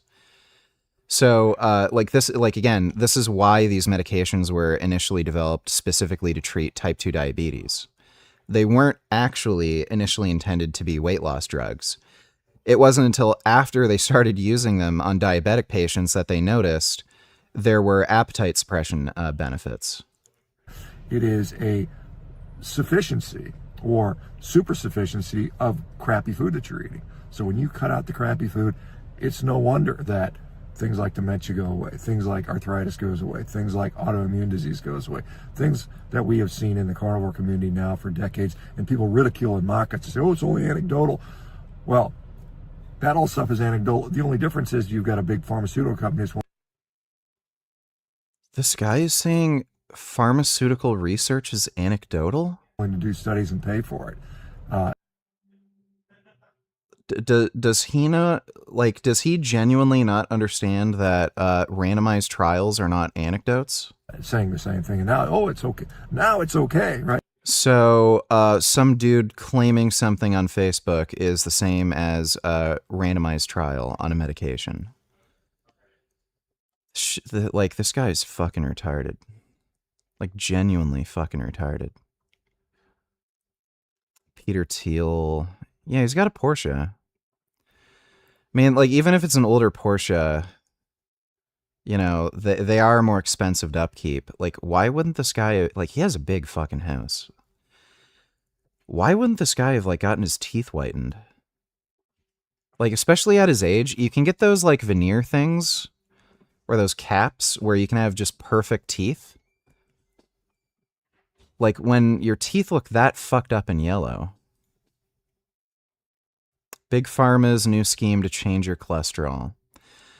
So they have a new drug that I don't know if it alters your genes or something, but basically it permanently lowers your ApoB, which is the, like, you know, leading cause of heart disease. So it just lowers the amount of ApoB in your bloodstream. And the effects appear to be permanent. It should be lifelong. Worst case scenario, like maybe every 10 years or something, you'd have to get the injection again. But it appears to be lifelong. They're going through trials right now. And I think on average, it lowers ApoB by like 43%, so nearly half. So if this drug comes, like, I want it. I would get it now if I could. So if this comes to market, that would be massively fucking beneficial for just the human race. You would see heart disease rates fucking plummet. This guy has a problem with it, and I'm assuming he's going to try to tell everybody not to take the drug that will save your life and help you live longer.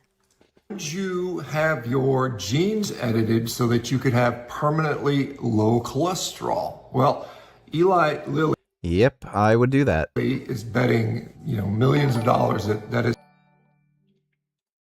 Really interesting to see Republicans accusing Dems of having no standards because of Graham Plattner. Meanwhile, Republicans can't stop nominating election deniers and anti-vaxxer retards.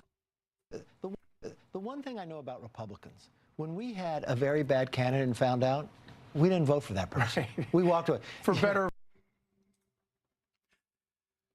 The sexual assault or rape allegations are complete horseshit. The Nazi tattoo thing, he explained his side of the story. It's plausible. It's a little weird. Like, again, if the guy had any Nazi beliefs, you'd expect to find out that he was part of, like, some Nazi community on, like, Facebook or social media, or is associated with friends that are in some, like, racist Nazi group. That hasn't come to light. So his story of getting drunk in some other country and then going out to get a tattoo with his Marine buddies and not knowing what the fuck it is, like, it's plausible. Some of his political beliefs seem fucking retarded, like he's pro-Hamas, but the shit that people are complaining, that they're complaining about with this guy, it's just such horseshit. For worse. Yeah.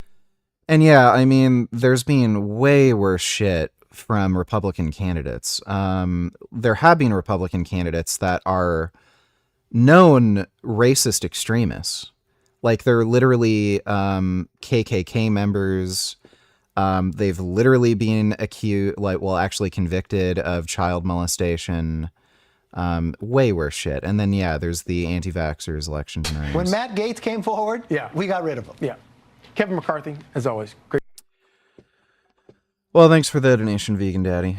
Is something that you would like to do. Now, they are in phase 2. So a smaller company developed this. Eli Lilly bought them. They're in phase 2 of what is called the Verve trial. So what they're doing here is they're editing the so-called PCSK9 gene, which is responsible for liver cells making additional cholesterol. As most of us know, the liver makes the majority of your cholesterol. So they're able to shut that down significantly to drop cholesterol, by at least 60% at the higher doses. Now, the trial so far has been on 35 people, and they've shown durable reductions in LDL cholesterol for up to 18 months. So whether it's permanent or not still remains to be seen. They're using lipid nanotechnology to introduce this through a single infusion. Tomorrow is lower chest day. People tell me I should pre-exhaust with pec deck flies before doing compound movements like flat bench. Do you agree? Or should I do my compound movements first, like I normally do? It doesn't particularly matter when you're talking about muscle growth. The real benefit to doing an isolation movement first would probably just be injury prevention. Benching is a particularly dangerous exercise where you're more likely to tear a pec.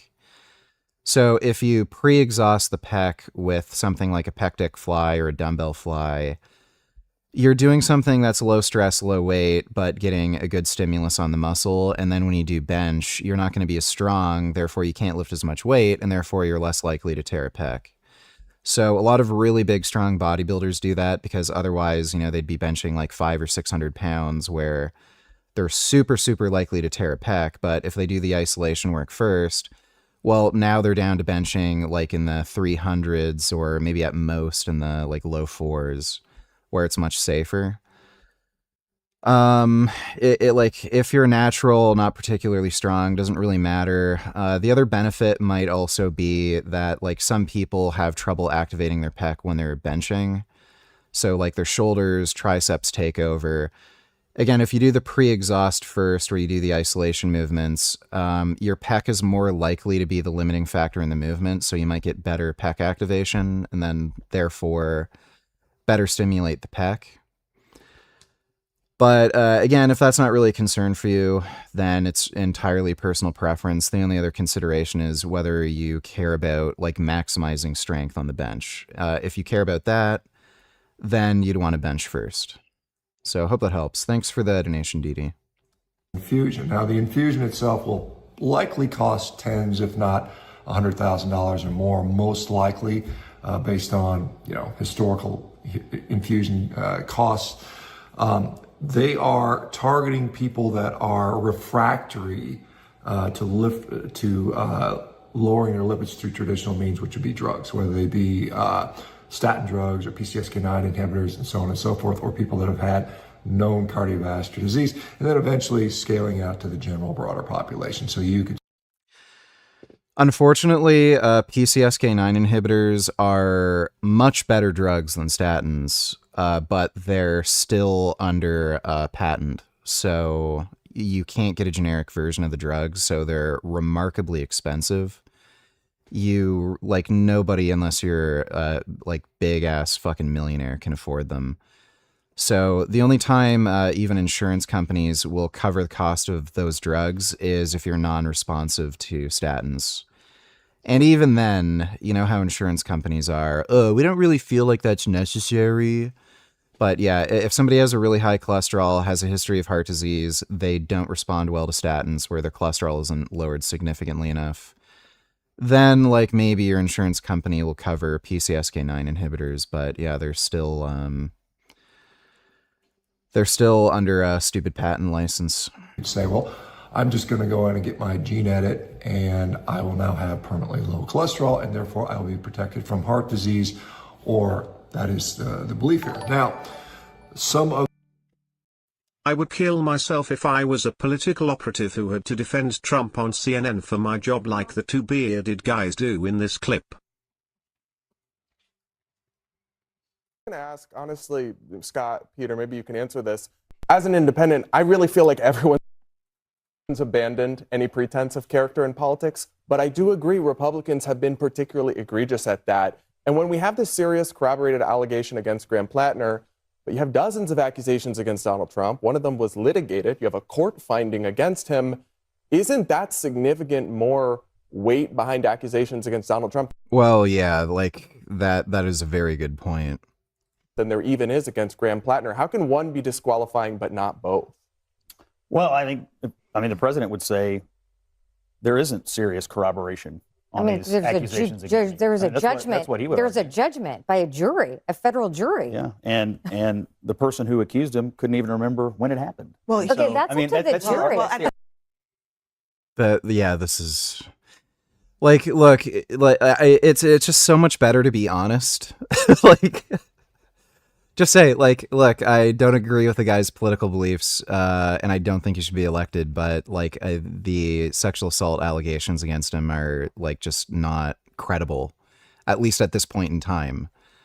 And then you wouldn't be in this position where people can point out, like, a clear fucking double standard. That's the argument. That's the jury. At the same time, Trump identified the person who accused him as his ex-wife in those proceedings. But what do you say? I mean, you said what Trump would say. What would you say to the question that Brad had? Look, my view is this. If there is serious allegations, if there's serious evidence or corroboration, I mean, everybody has to take responsibility to based on Brad's what they point, think. those are serious allegations. Okay, those are serious allegations. Doesn't matter what the allegations are. It matters what the evidence is. Like, I could accuse this guy of, like, tying me up and raping me and then, like, I don't know, like, calling me mean names and shit. Doesn't mean it's true.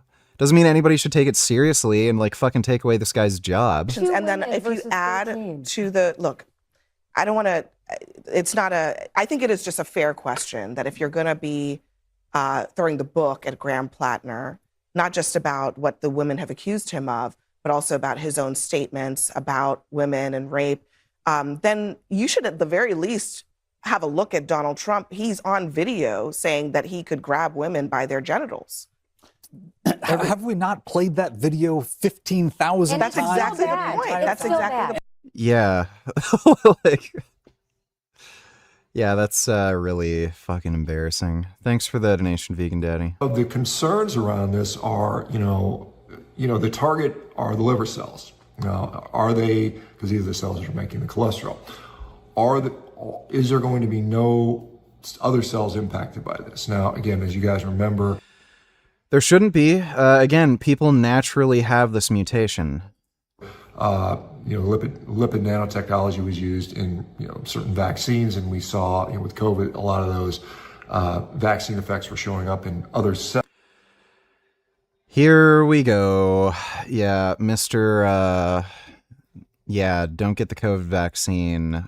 Just die. Ovaries, testes, and things were maybe ovaries and testicles were not being affected by the vaccine. Not predicted to be there. Will we see something similar to that? Hard to say. The phase 1 trial.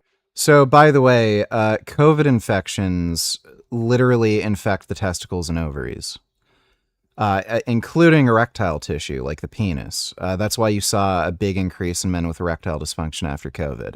It's because COVID literally can infect and damage every organ system in the body. So this guy is saying because very small microscopic quantities of the mRNA in the vaccine can be found in like the testicles or ovaries or something, you shouldn't take it even though it doesn't do anything. Remember when you used to be a gay bitch tits feminist and you got really upset when that vegan cheater called bite-sized vegan bite-sized Emily? You said it was belittling and he was only doing that because she's a girl. Cuck bitch. Yeah, I've been around. I don't know what the problem is there, but thanks for the donation. Vegan Daddy donated $2. Apparently Connor Murphy is dead. Yes, we've already covered that. Thanks for the donation, dude. Well, they actually had, I think, a death or two in it. So they had one or two. The patients actually died, which they said was not related to the gene therapy. But yeah, we talked about that the entire stream yesterday. Who knows? Some of the concerns: permanently lowering their cholesterol. We know unequivocally that cholesterol plays a role in immune function. LDL cholesterol does. Yeah, so again, there's people who naturally have low cholesterol. They don't have higher risk of infectious disease. Elias donated $2. It is hard for me to believe that this is true. Why we don't hear criminals using this shit all the time. Scopolamine, devil's breath. In Colombia, criminals extract scopolamine from borrachero. Yeah, I know what scopolamine is. It's basically a drug that takes away your agency and you can make people do whatever you want. It is common in South America to use scopolamine. It's a huge problem. It's just hard to get here, but it grows naturally, like in the wild in Colombia. So criminals use it all the time. Also, is vegan butter basically unproblematic if I take statins to lower cholesterol? No, not necessarily. So, again, it's the absolute magnitude of exposure to the vasculature to ApoB.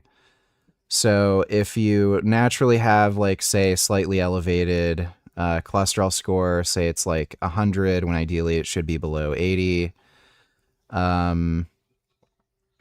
and you take statins, and that brings it down to 80, if you add in butter, despite taking statins, you'll increase your serum cholesterol score probably beyond, that safe mark. So if your diet doesn't normally contain something like vegan butter, that, depending on what butter you have, it may or may not have a substantial amount of saturated fat. Then yeah, it's not. It just depends. If you have very low cholesterol to begin with, might not matter. If you have kind of elevated cholesterol and it's only being managed okay with statins, then I'd still recommend avoiding something like that. Thanks for the donation, though, Elias. Thought on Brian Johnson getting an immune system condition recently despite being a health guru? He didn't get it recently. He probably had it since he was in his 20s. Thanks for the donation, dude. So what happens is it's utilized to detoxify or bind with certain, pathogenic compounds, toxins, endotoxins, and so on and so forth. So when you limit that, the theoretical concern is that you will inhibit our immune system, and you'll be more susceptible to things. Oh my god. It's stupid.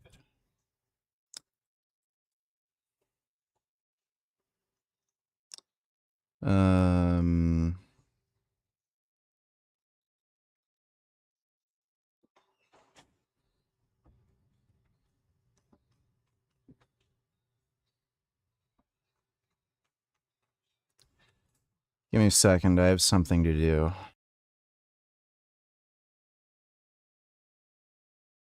I'm just gonna mute myself and then send somebody a voice message.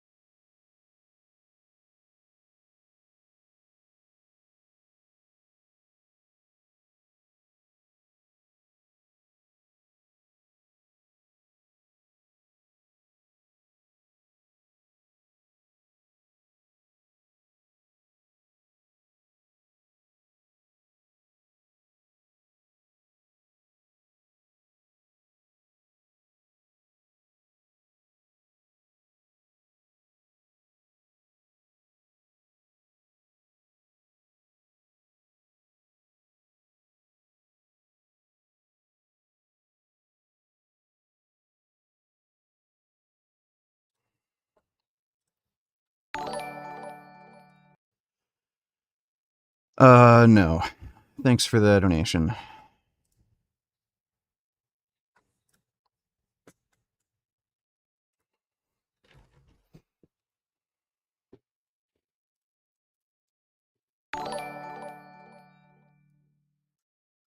Sup chicken legs.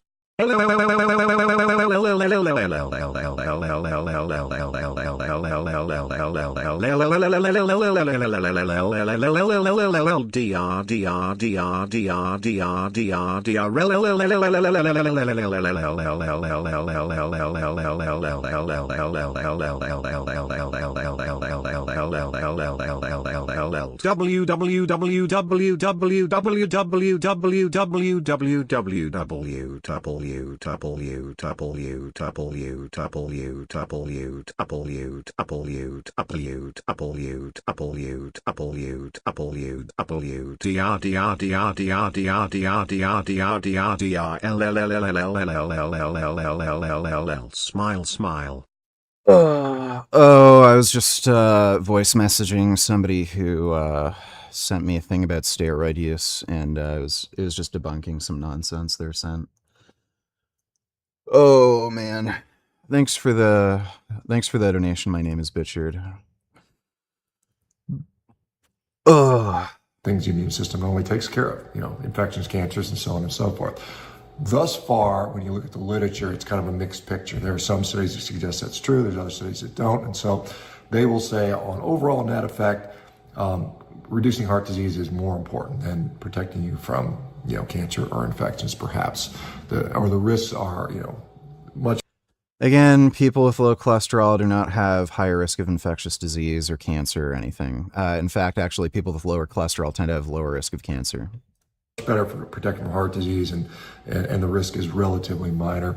Again, there are certain populations where that may or may not be true, and so there's going to be a lot of concern. There's also concern about, will the gene edits be restricted to just those specific PCSK9 genes in the liver cell alone? Is there a chance that something else might get edited that they didn't intend to? Yeah, I'm pretty sure this guy doesn't know anything about gene editing, so I wouldn't really...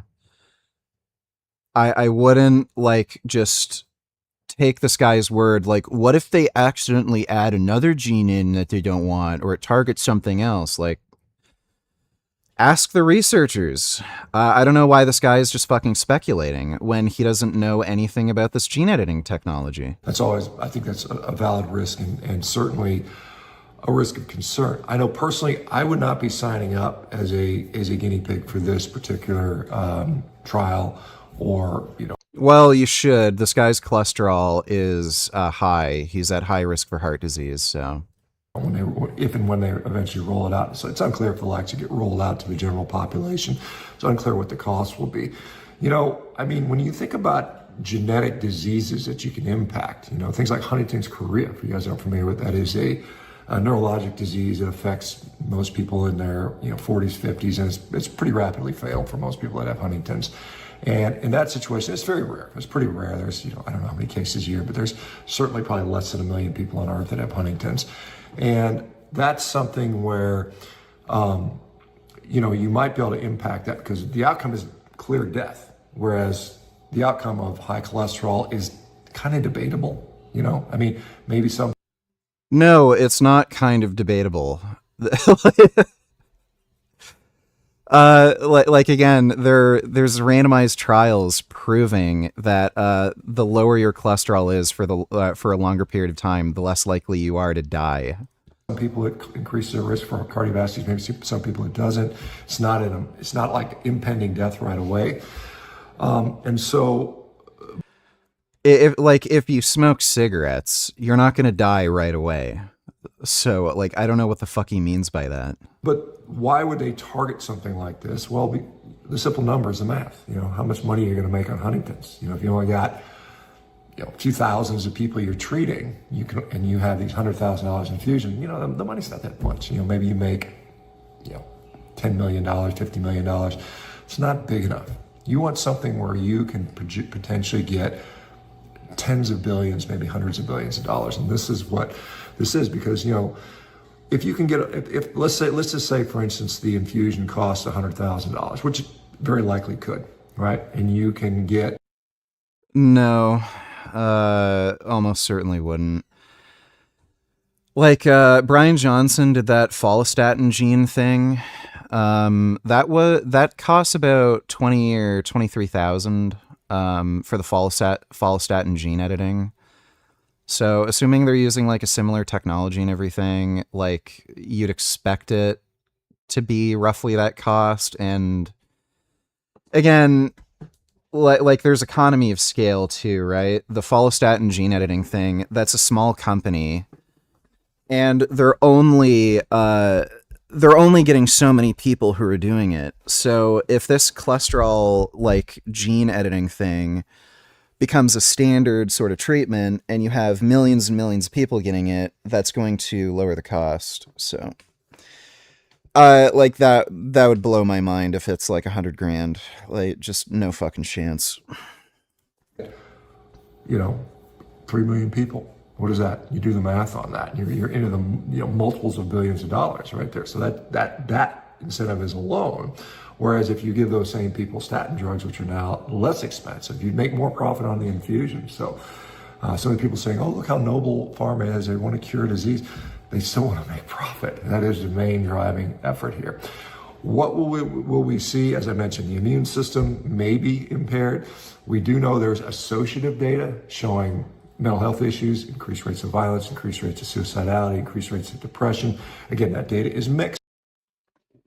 No.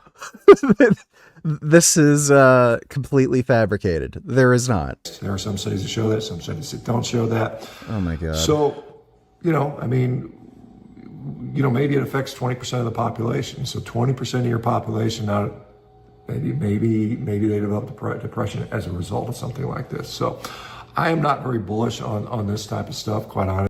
This guy is straight up fucking retarded. Honestly, for this type of issue, I think if you're going to do gene editing, gene therapy for rare, universally fatal diseases like cystic fibrosis, Huntington's chorea, to me, that's where this technology makes sense.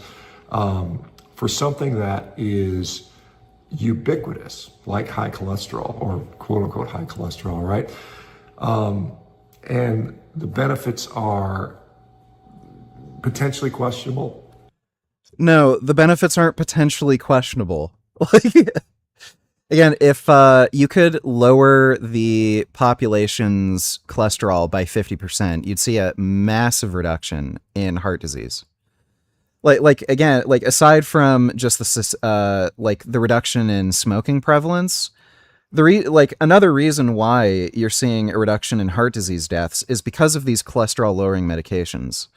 So if you could have a gene editing technology where basically everyone, like as a vaccine that they get in childhood, gets you know, this gene editing where they get like a 50% drop in their ApoB, you'd see massive reductions in fucking heart disease over time. This is just so fucking stupid. You know, it's hard to get on board on that. Anyway, let me know what you guys think. Like, this guy is such a clown. Don't take the life-saving medication. Get heart disease. Be a dumbass. Just a second, I gotta listen to something.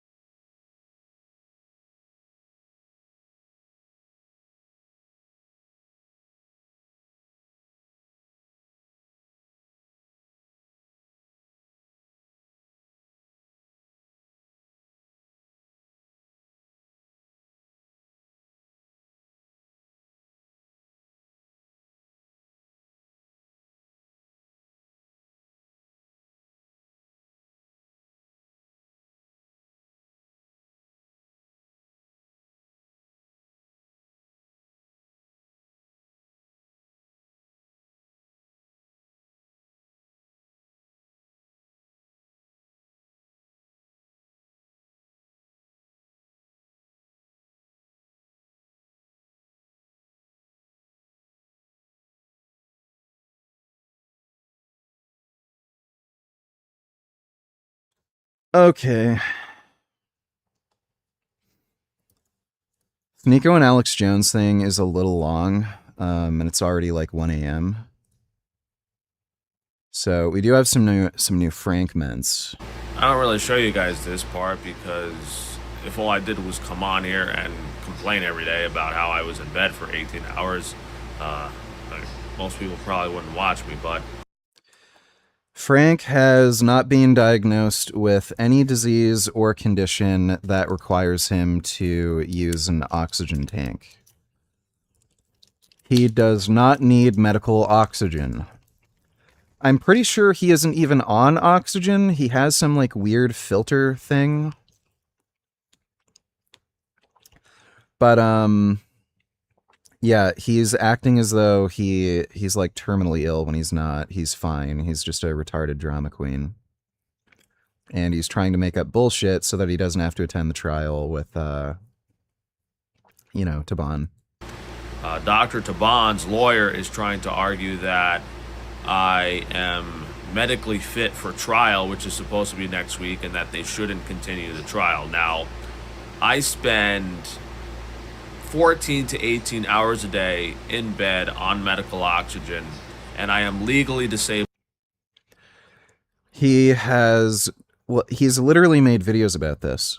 He just bought these tubes and shit to give himself oxygen. He's never been given a prescription for oxygen. He has no disease or condition that necessitates him being on oxygen. He just decided to do this. According to the state. He is not legally disabled. He's making that up. I'm on Social Security disability. I really fucking doubt he's on Social Security disability. For one thing, he makes way too fucking high of an income for him to qualify for that. I don't know how that would be the case. And two, disabled how? This guy says he has said multiple times he's legally blind, but then he goes and drives a car for like 3-4 hours between Pennsylvania and New York. So my physical state, I mean, I'm not going to argue with a judge that I'm not unwell, because the only way that my chronic migraines are prevented is if I spend the majority of the day sleeping on medical oxygen. These doctors have... This guy literally filmed vlogs traveling around Japan, going out to eat, going to different restaurants, looking around, shopping. But, oh, I'm disabled, I can't move, I have to be on oxygen constantly, but he can travel to Japan, go out to eat multiple times a day, go to all the sightseeing places, shop in malls, right. Refuse to give me adequate pain medication, and I have no way to tolerate this. And the reason I can't attend the trial is, I don't have medical oxygen for the plane. When I get over there, am I going to have accommodations? How many hours am I... What does he mean he doesn't have medical oxygen for the plane? He just said he's on medical oxygen. How would you not have it for a plane flight? Actually going to be able to sit at trial healthily? I don't know. What I can say for certain is in my current, So he's not going to show up. If he's forced to attend in person, he's just not going to show up. What a fucking idiot. Physical and financial situation, the medical accommodations are not accessible to me. So I'm assuming they're going to continue the trial and let it go. If not, I will happily take a flight over to Los Angeles, and who knows, maybe I get hospitalized immediately after getting off the flight because I'm so sick from the flight, and then they can get proof from the Los Angeles hospital that I'm in there, or... He's gonna go full Karen and pretend as though he's having a medical emergency and then waste everybody's time. I can pass out on the floor of the trial. I don't care. I will do that. If they think they're gonna win the trial because I didn't show up, I will gladly fly over there and have a medical emergency in front of the entire courtroom. So I hope they don't think that's going to happen, but hopefully it doesn't get to that point. Hopefully we don't have to be unreasonable, but If I go over there without medical oxygen and I don't have accommodations, I will 100% get very sick and get a chronic migraine almost immediately, and basically it'd be torture. It would be torture. My chronic migraines are debilitating. Yet somehow he could travel all the way to Japan just fine. Again, go out to eat multiple times a day, go shopping. Sure. I can do is lay in bed and hope that the pain goes away sooner than later, which is why, and the pain is so bad from these chronic migraines that I lay in bed 16 to 18 hours a day. Like, my life is horrendous. I like really don't enjoy anything anymore, and the pain is that bad that I will literally sit in bed 18 hours a day on medical oxygen just at the hope that I don't get the chronic migraine, because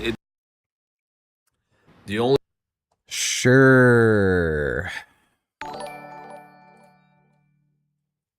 Zionist Jewish Democrat likely 2028 presidential candidate Rahm Emanuel made a speech in Tel Aviv criticizing Netanyahu's leadership, which I think is good and fine. But I'm sure for Richard this would disqualify him for his support. You're kinda insane.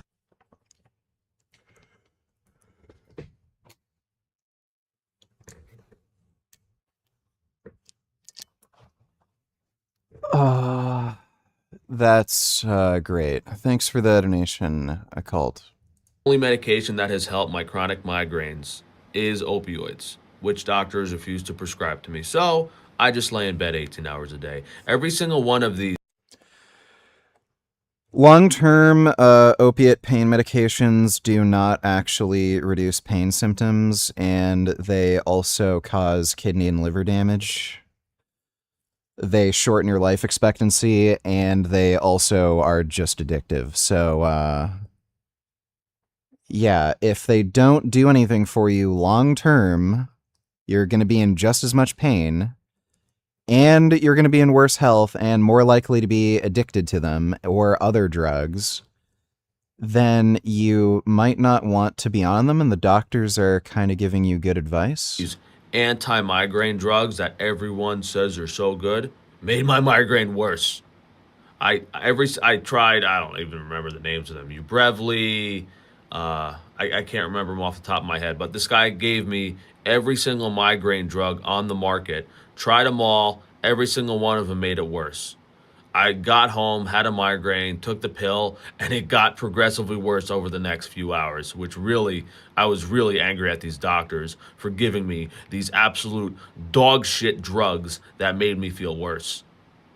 Don't get me started about how pissed off I am at how these doctors and these pain management clinics haven't helped me at all. And then you losers, I'm a clinical pharmacist. Yeah, go collect your paycheck and keep poisoning people. Don't comment on my videos. Yeah.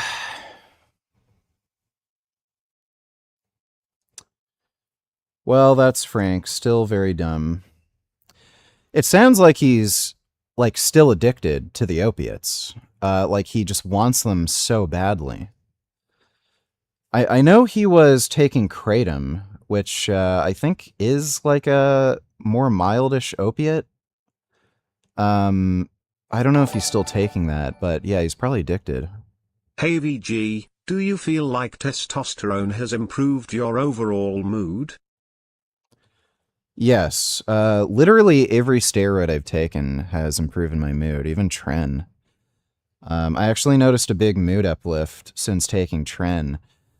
What's weird is, like, my patience for annoying, stupid shit has even increased. Like, you know, like how on stream when people ask me the same question over and over again, or they just ask me, like, a dumb question, and I get, like, kind of fucking annoyed, and I'm like, you fucking asshole, why the fuck would you ask me that? Lately, like, I've just been like, oh, that's a stupid question. Whatever, I'll just answer it anyway, whatever, big deal. Like, so, like, what's funny is, like, Tren is supposed to make you, like, a fucking raging lunatic. I've been on Tren, and I've been more calm and mood stable. So yeah, there is very clear research on testosterone. You know, meta-analyses of randomized trials that show testosterone is very effective at treating depressive and anxiety symptoms. So, pretty much universally, men on testosterone have better mood. Very rarely do you see testosterone increasing anxiety. Usually that's with people who either take too much or are like hyper aromatizers, and they just have a like really excess amount of estrogen. But again, vast majority of the time you see mood improvements. Yeah, the three so far that I found improve my mood the most are testosterone, boldenone, and trenbolone. Specifically trenbolone and nenthate. I don't know if I'd get the same effect from acetate, but trenbolone and nenthate, I find that really improves my mood. Boldenone makes me feel great. I just get a really nice sense of like wellness from it, and testosterone just in general improves my mood. Thanks for the donation, though, Vegan Warrior. I wouldn't recommend, like, people take Tren, though. The vast majority of people just do not take Tren. Most people do not react to it well. Again, most people have really bad sleep issues from it, anger, anxiety, paranoia. A lot of people also become hypersexual on it and start, like, cheating on their girlfriends and shit. So I wouldn't recommend it, but I'm just an unusual case where it actually improves my sleep, improves my mood, but yeah, I've gotten good mood effects from the steroids.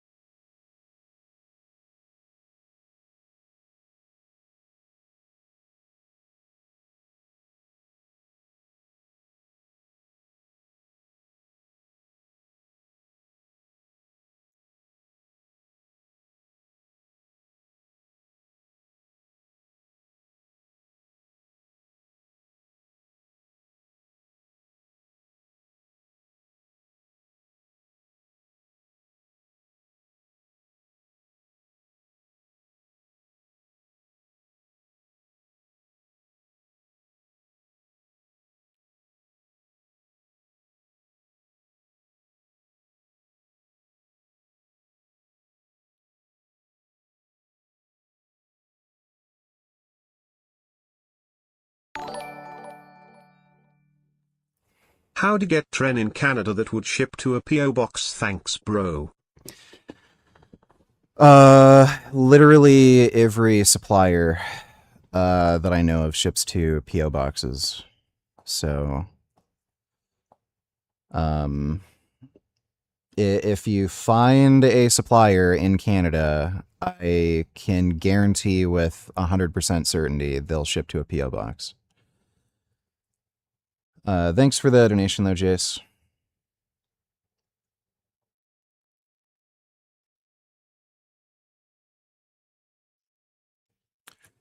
Yeah, I think this is too long to start tonight. We'll probably react to that tomorrow. That should be pretty fucking minty. Why carnivore athletes perform better. Like, I don't even know if I want to fucking bother with that horse shit. There's no carnivore athletes. None of them perform better. It's fucking stupid. That one's so stupid, it's not even worth my time. Vegan Teachers Live? Part and put it in a plastic saran wrap container and give it to us. They No, don't it's wrong. do that. It's sad. And so I'm teaching English, remember, to the French kids. So I'm like, do pigs, give us bacon? Do they, est-ce qu'ils se coupent eux-mêmes? I was speaking, I'm not supposed to speak in French, but every once in a while I had to just really make something clear, And Yeah, so, like translate so it's more obvious. yeah, and so the kids are like, no. I'm like, okay, everyone get out your big markers. Let's put a big X through that, because that's a lie. You know, so you can imagine the school principal, like, why do the kids have all these X's in their book? Because also when we were talking about food, I said to them, like there was a fish there. A fish is food. I said, is a fish food or an animal? And they're like, it's an animal. I said, right. So it's not supposed to be here in the food section. Cross it out and we'll just write fish over the animal section. So yeah, it was pretty interesting, but it limited my freedom for sure. And so I decided I wanted to teach online instead. Well, I didn't actually decide. It started because of COVID. We were forced to teach online. And when we were online, I remember, when we were teaching online, it was great because the kids who were lazy and never wanted to do anything, they never came to class. So I only had all the nice kids there. So it was really fun. Oh, that's nice. And the other question I have is I remember a while ago, because I used to watch like Ben of the Week, he made the little video about you. And in the video, it said he found meat in your fridge. I'm just really curious. So I've made You don't have to answer? I've made multiple videos about that. I've I talked guess about I just it. haven't seen them. I will go ahead and repeat it, and I've repeated it on multiple live streams. So basically, he lied. It's a very, very long story. I'll try to make it short. Okay. Yeah. People in my neighborhood knew that I was vegan. They knew that I was on TikTok. As you can see in the comment section, people think it's funny to be mean to vegans for some reason. It's really a bizarre thing. What's really bizarre to me is like they just decided to pick on her. I remember when the vegan teacher shit was like really popping off and everybody dogpiled on her. And I was assuming like, okay, maybe she's a little crazy or something. And I looked at her content and it's like, what are people's problems? She's just being nice and singing and like telling people to be nice to animals. It's like people are just fucking assholes. We're trying It's like really disappointing. So I was out. I parked my car at a store. I came back and there was a meat stick in my windshield. So yeah, I remember that. So I. She should hire me as like a bodyguard to protect her car, and then I can just like fucking smash these people on their heads if they try that shit. I knew that somebody was probably watching me and filming, and I couldn't see them. They were seeing what I was going to do. So there was a garbage can near me. I thought I could take it and I could put it in the garbage can. But then I thought, this is a dead body of an innocent animal, and it's here. I'm going to make a video about it for my YouTube channel or my TikTok. So feeling like maternal. Yeah, I find the younger generation is like just a bunch of fucking insane, like social media brained retards. I wonder how bad it's going to get when like AI is like just such a super normal thing and nobody has to think for themselves anymore. I'm probably just going to have to be hyper isolated and not be around fucking anybody. I'm going to have to like get a place in the woods or something. I think I'm just going to get too pissed off.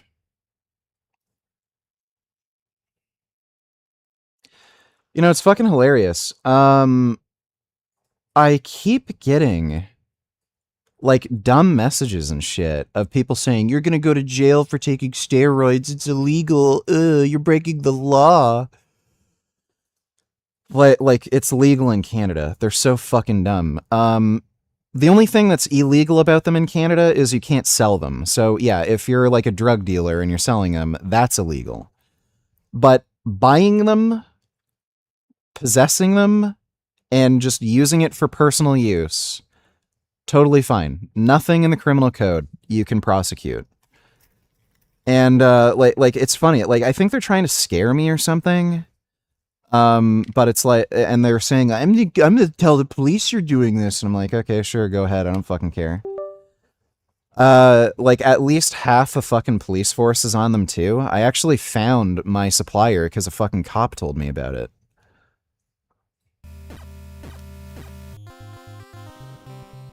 Time to suffer.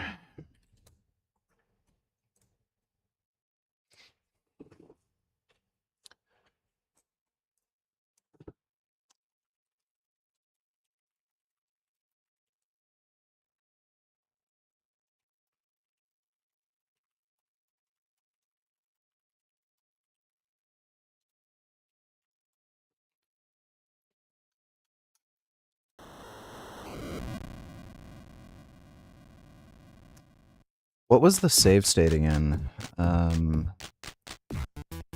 that was just the opening.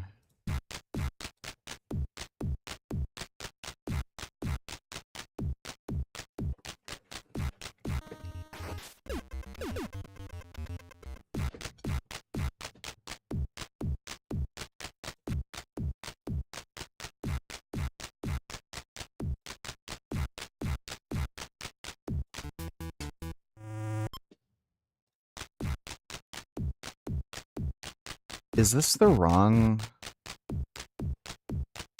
I might have fucked up.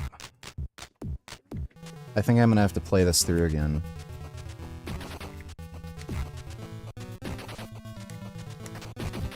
Oh my god. Okay. Whoopsie. I don't know what I did with the save states.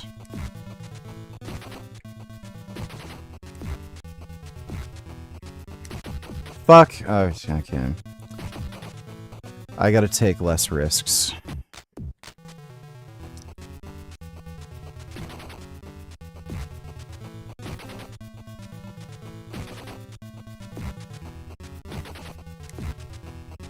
Damn it! Oh my god, that's... It's just hard. This game is just hard.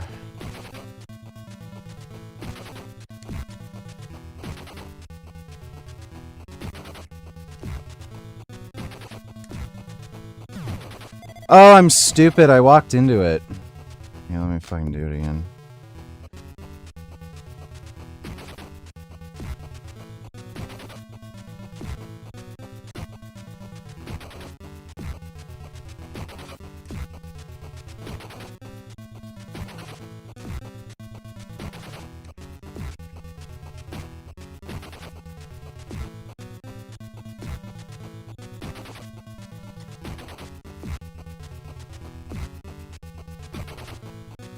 Oh, damn it! Fucking pussy.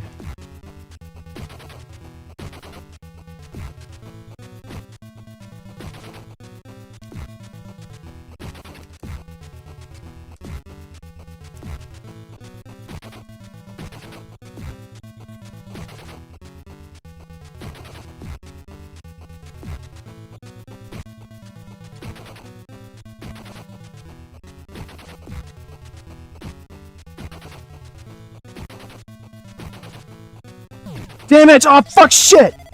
Bullcrap! Oh, I was at the last hit, too. Fucking asshole.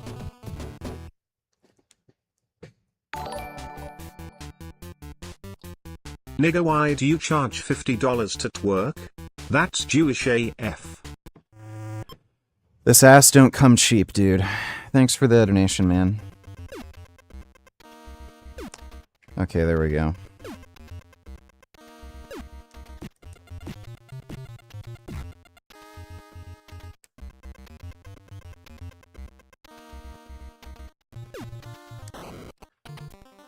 Oh boy.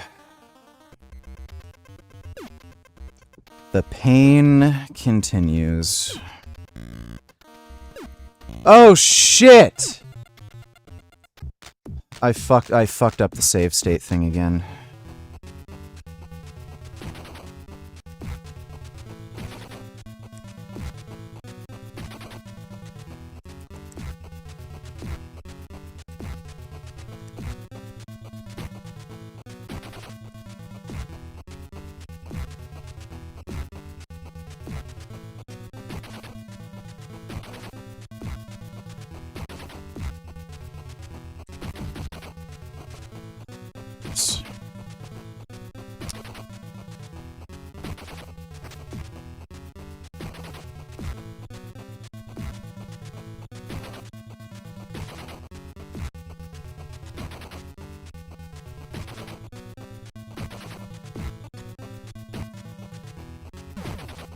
Come on.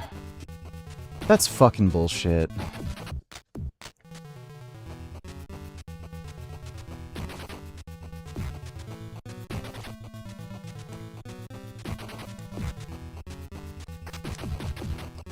Okay, I fucked up the control there.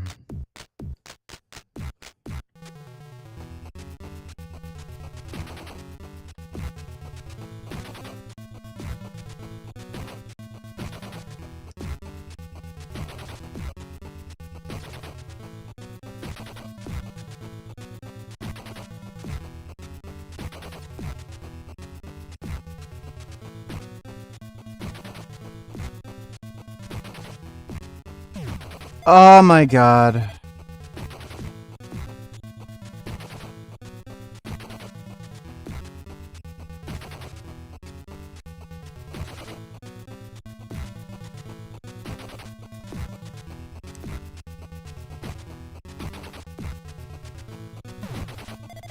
Fucking shit fuck.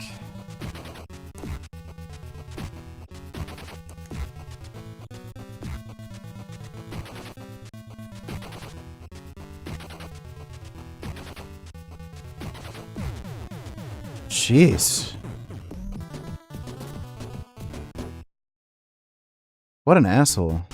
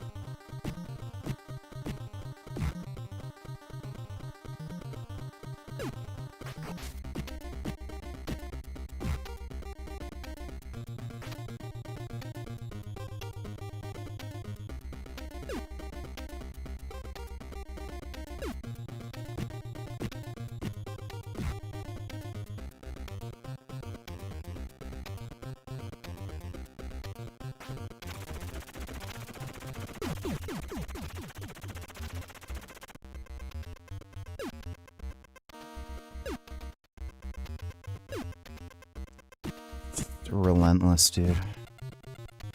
Absolutely fucking relentless.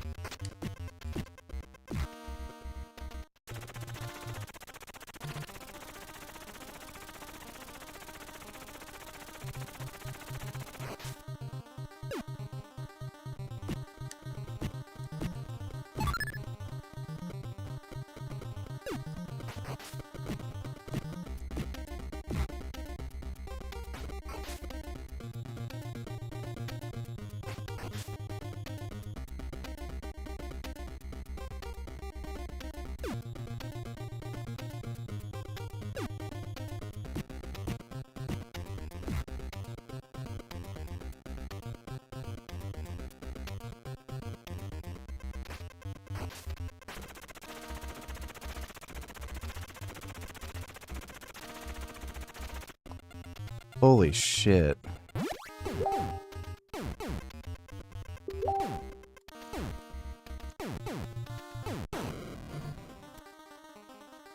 Okay. I think I'll put a save state here. Like, that section's pretty easy. Just so I don't have to... Like, I really don't need practice for that one. God, yeah, like, I mean... Like that.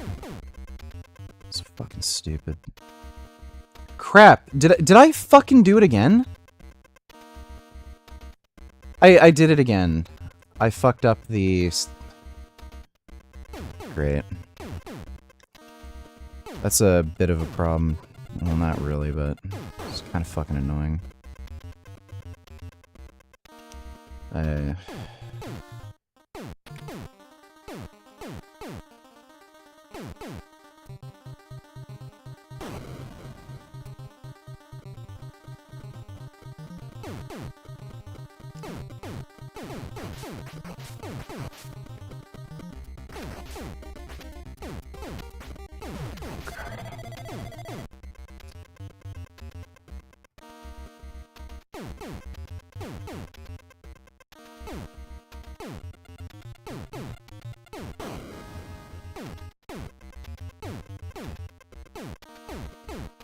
How was a human being expected to do this shit?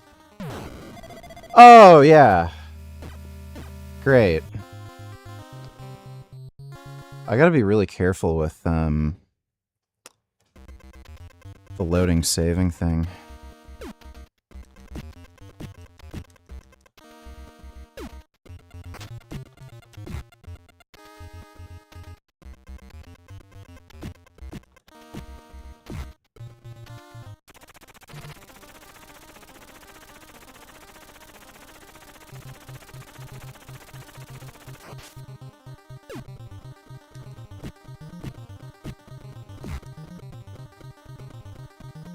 Ah, damn it, I forgot about that.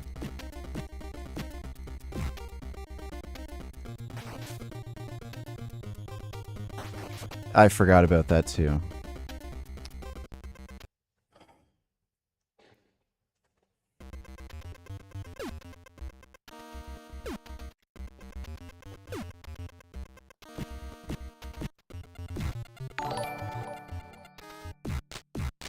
How much do you weigh right now? And height? Jacked gains. As of this morning, I weighed in at 220, so that's been the lightest weigh-in so far. I'm dieting, and I'm getting pretty lean right now. Ugh. But yeah, 220 as of this morning. Thanks for the donation, Jobless.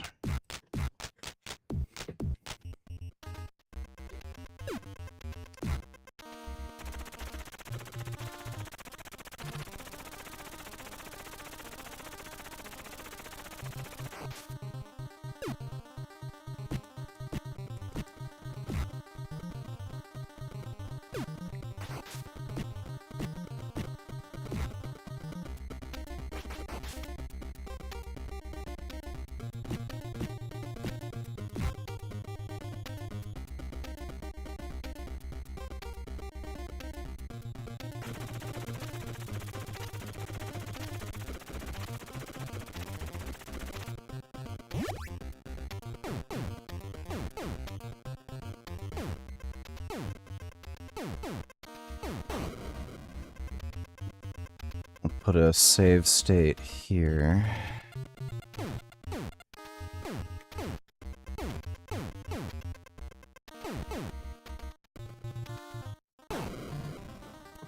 I'll actually put it here. That's all easy. I can get through that just fine. This is where the shit becomes fuck.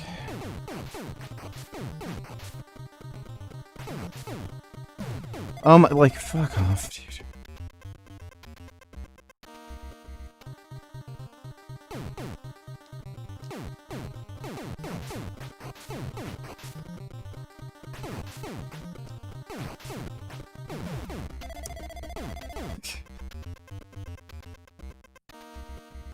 There's no fucking way, like, any normal fucking human being would be able to beat this fucking shit. You know what, maybe I should have taken a sprinting start at the beginning too. That could have saved a bit of time. Fuck, I forgot it was left. Some of this shit where there's like, odd little sections that you have to memorize, like, that's a lot of what makes this game so fucking ridiculously hard.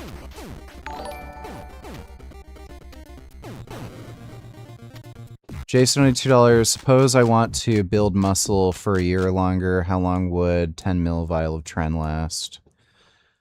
Or should I take more or less? I wouldn't recommend taking Tren. Tren, in all likelihood, isn't going to help you build any more muscle than testosterone, and it's also a 19 nor. It's very bad for your heart long term. So you probably don't want to be on it for more than like 8 to 12 weeks, and if you're going to extend it out to 12 weeks, like, it should be on a lower dose. And the less you use of it, the better. Also, most people, like, can't tolerate it practically at all. So just stick to testosterone. You you want to start off with low doses of testosterone, so I'd recommend 20 milligrams a day initially, probably for the first month. Your body has to get used to exogenous hormones, so just slowly titrate up the dose as needed. Testosterone's arguably the safest. It's a bioidentical hormone. It doesn't do anything funny in your body. So I'd recommend checking out Todd Lee's Anabolic University. He goes over how to take these drugs safely, which drugs to take, which drugs to avoid, how to manage side effects, how to start your first steroid cycle, stuff like that. So, as far as knowing how long a single vial is going to last, steroids usually come in 10 ml vials, so 10 milliliters of total fluid. In the case of testosterone and enthate, you can't really get cypionate right now. Like, some people still have supply in stock, but cypionate is out of stock for whatever reason. What you do is you look at the daily dose. So if the daily dose is 20, like say 20 milligrams, if it's testosterone and enthate, it's going to have 2,500 milligrams in the entire vial, because it's 250 milligrams per mil times 10, because 10 mils. That's 2,500 milligrams. So 2,500 milligrams divided by 20 per day, that's 125 days. And then you can like do other calculations like by week, by month. So it entirely depends on what dose you're taking. But hope that helps. Thanks for the donation, Jace. Oh wait, give me a second.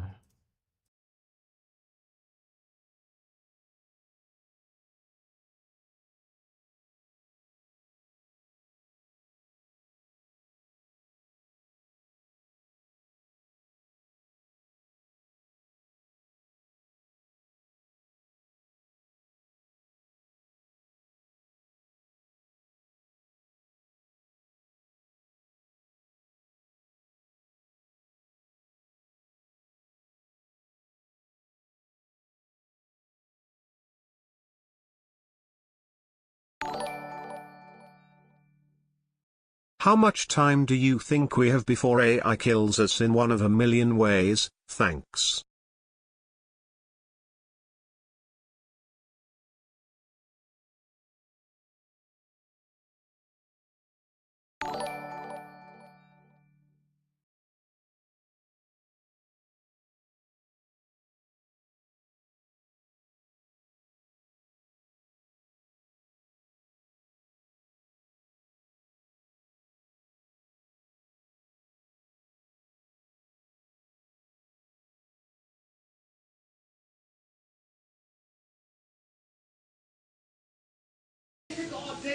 Every day. Are you kidding me? Where you from, nigga? Where you from? Where you from? Where the fuck you from? Here, nigga. You from here? Get the fuck out of here, you a clown, nigga. Oh God, you a clown, nigga. You from here? You a clown. You gonna smack me with that? Smack me. Smack me. Smack me, nigga. Come on, yeah. Drop it. Oh. Yeah, you got yours, buddy. Throw me another fucking say.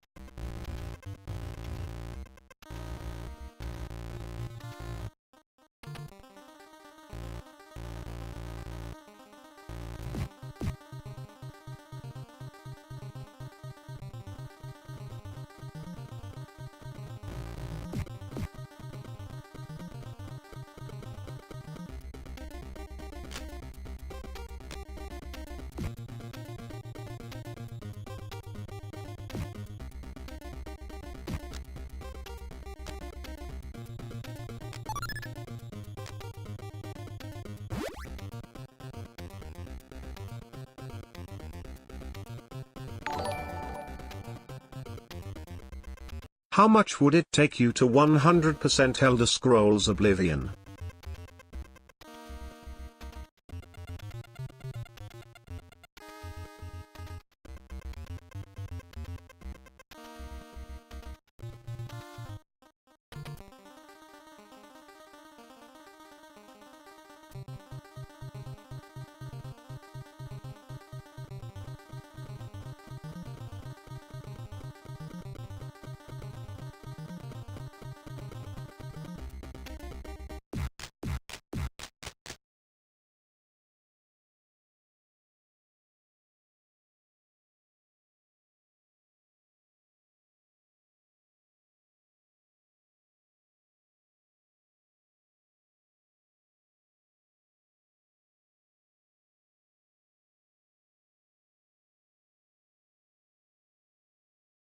this, and I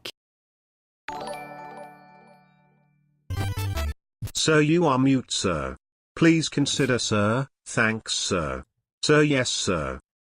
Oh, I didn't realize I was muted. My bad. Thanks for the donation, Jobless. Yeah, Jace.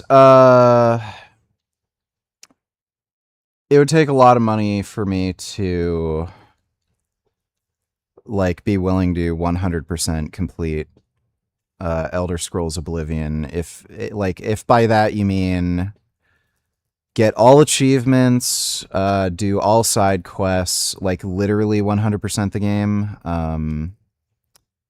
Yeah, I don't think you'd pay me enough for it to be worth it for me. Thanks for the donation, though, Jace.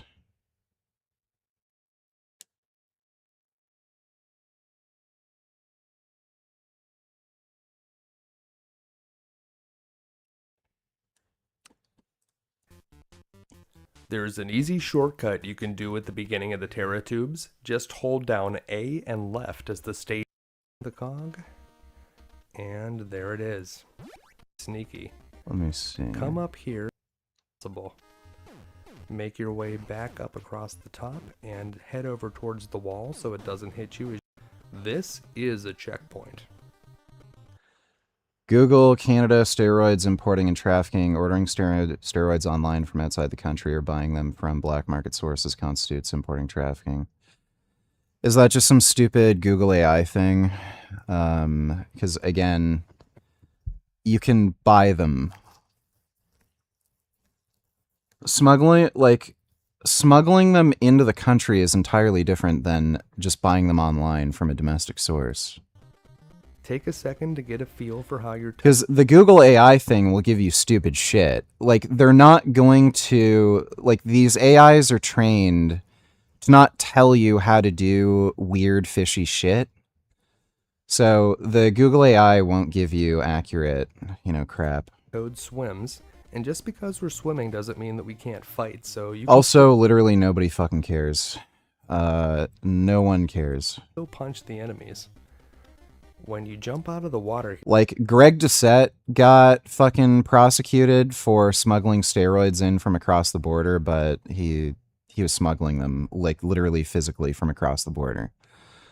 Ordering them online for personal use, there's nothing in the Canadian Criminal Code that anything will happen. Here you'll have a bit of exit velocity, which will help you get over the spikes. Avoid walk off the edge. You could stuck over here. As we quickly avoid the shark over here in this, as we need to escape even go between those spikes, but that's probably an unnecessary risk as we need to escape a cog here, and that was a checkpoint as well. Now we're going to do a trick down here. Just swim off and then quickly swim up. We'll see if I can do that. Just got to get through this first. But, yeah, of course. Like clockwork.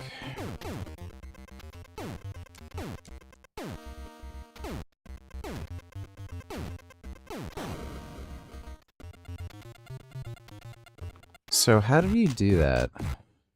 Again, and you Aim can get here. underneath. Just swim off and then quickly swim up again.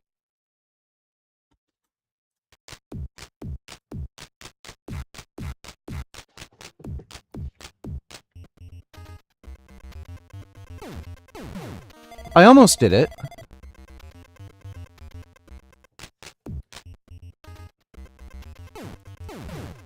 I almost did it.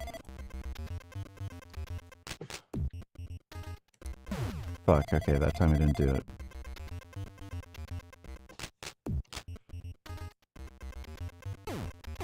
Hey, I did it!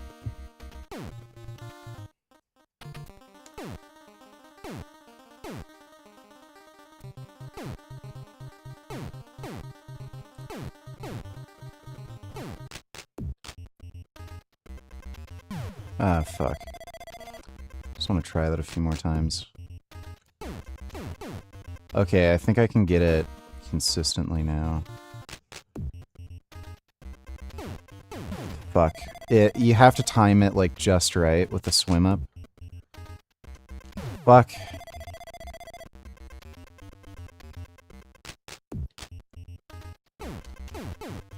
Yeah, okay.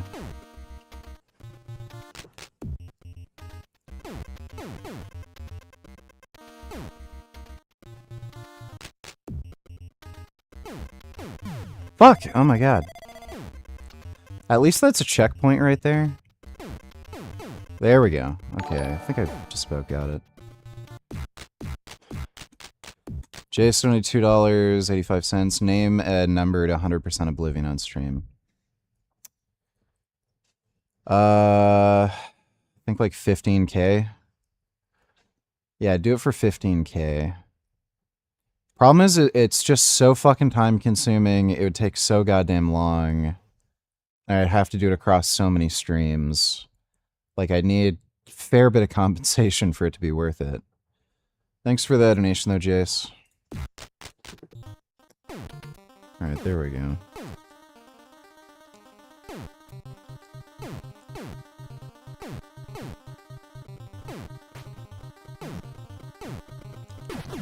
Oh my...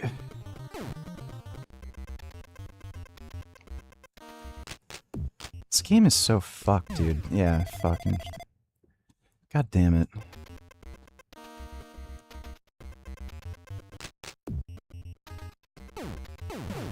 God damn it! Whoops, wrong one.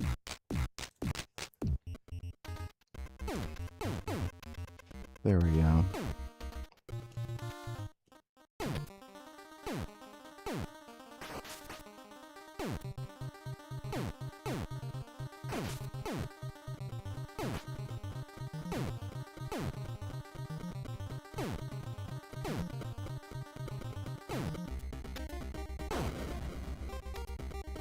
You have to outrun that thing for so long. That's nuts. Like, actually fucking crazy. Oh. Oh boy.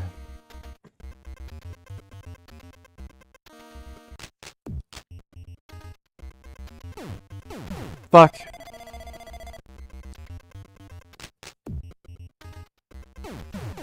Great.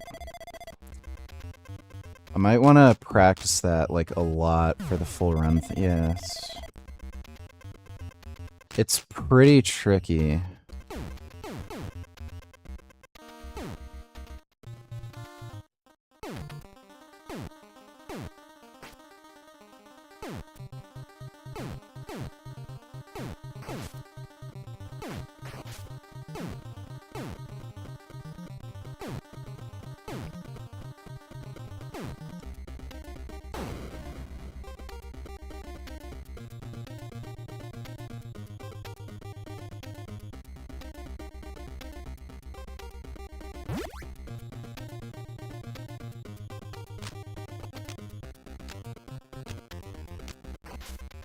What a bitch.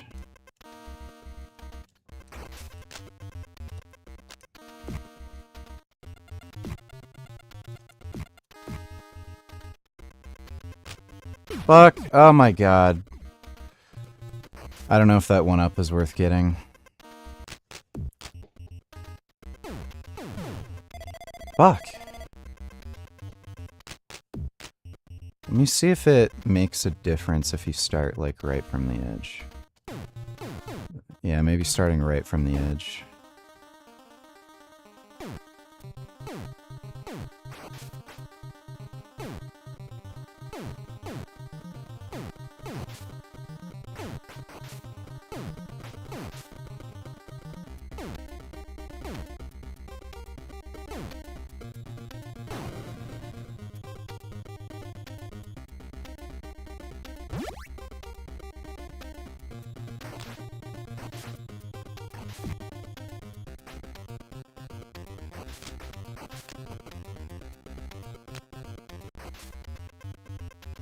That was fucking weird. Why was the one up... It disappeared. when I went the other way around.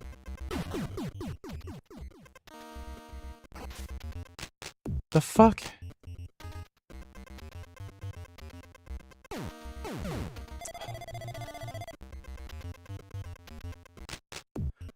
I don't know why that's so hard sometimes.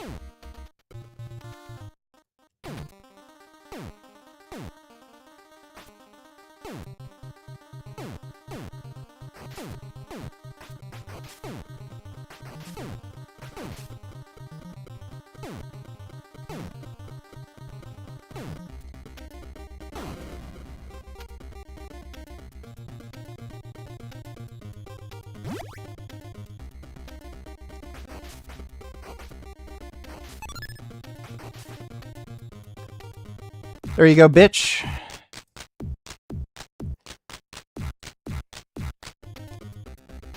I'm not entirely sure.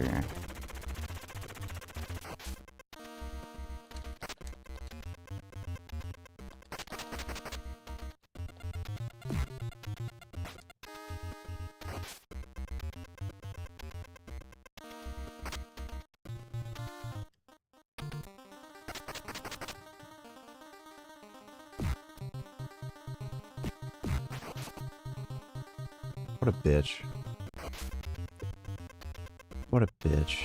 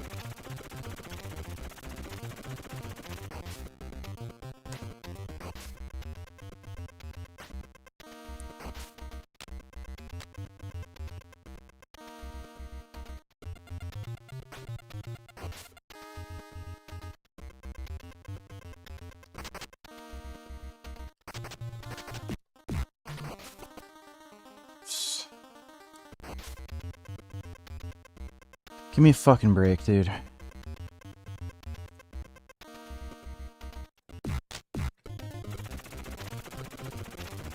This is an actual pain.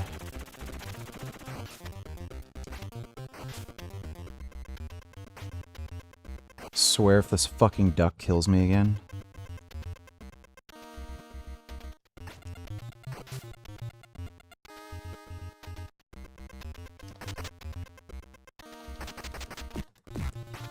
Okay, just fucking... We're almost through that level. Almost. We're pretty close. Who you got, Holloway or McNuggets? I'm gonna go with Holloway. I don't have a high degree of confidence that Conor McGregor is,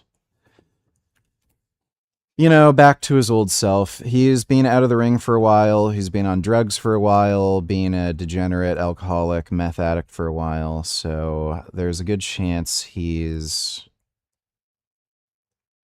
just not going to be up to, like, high physical standards, you know?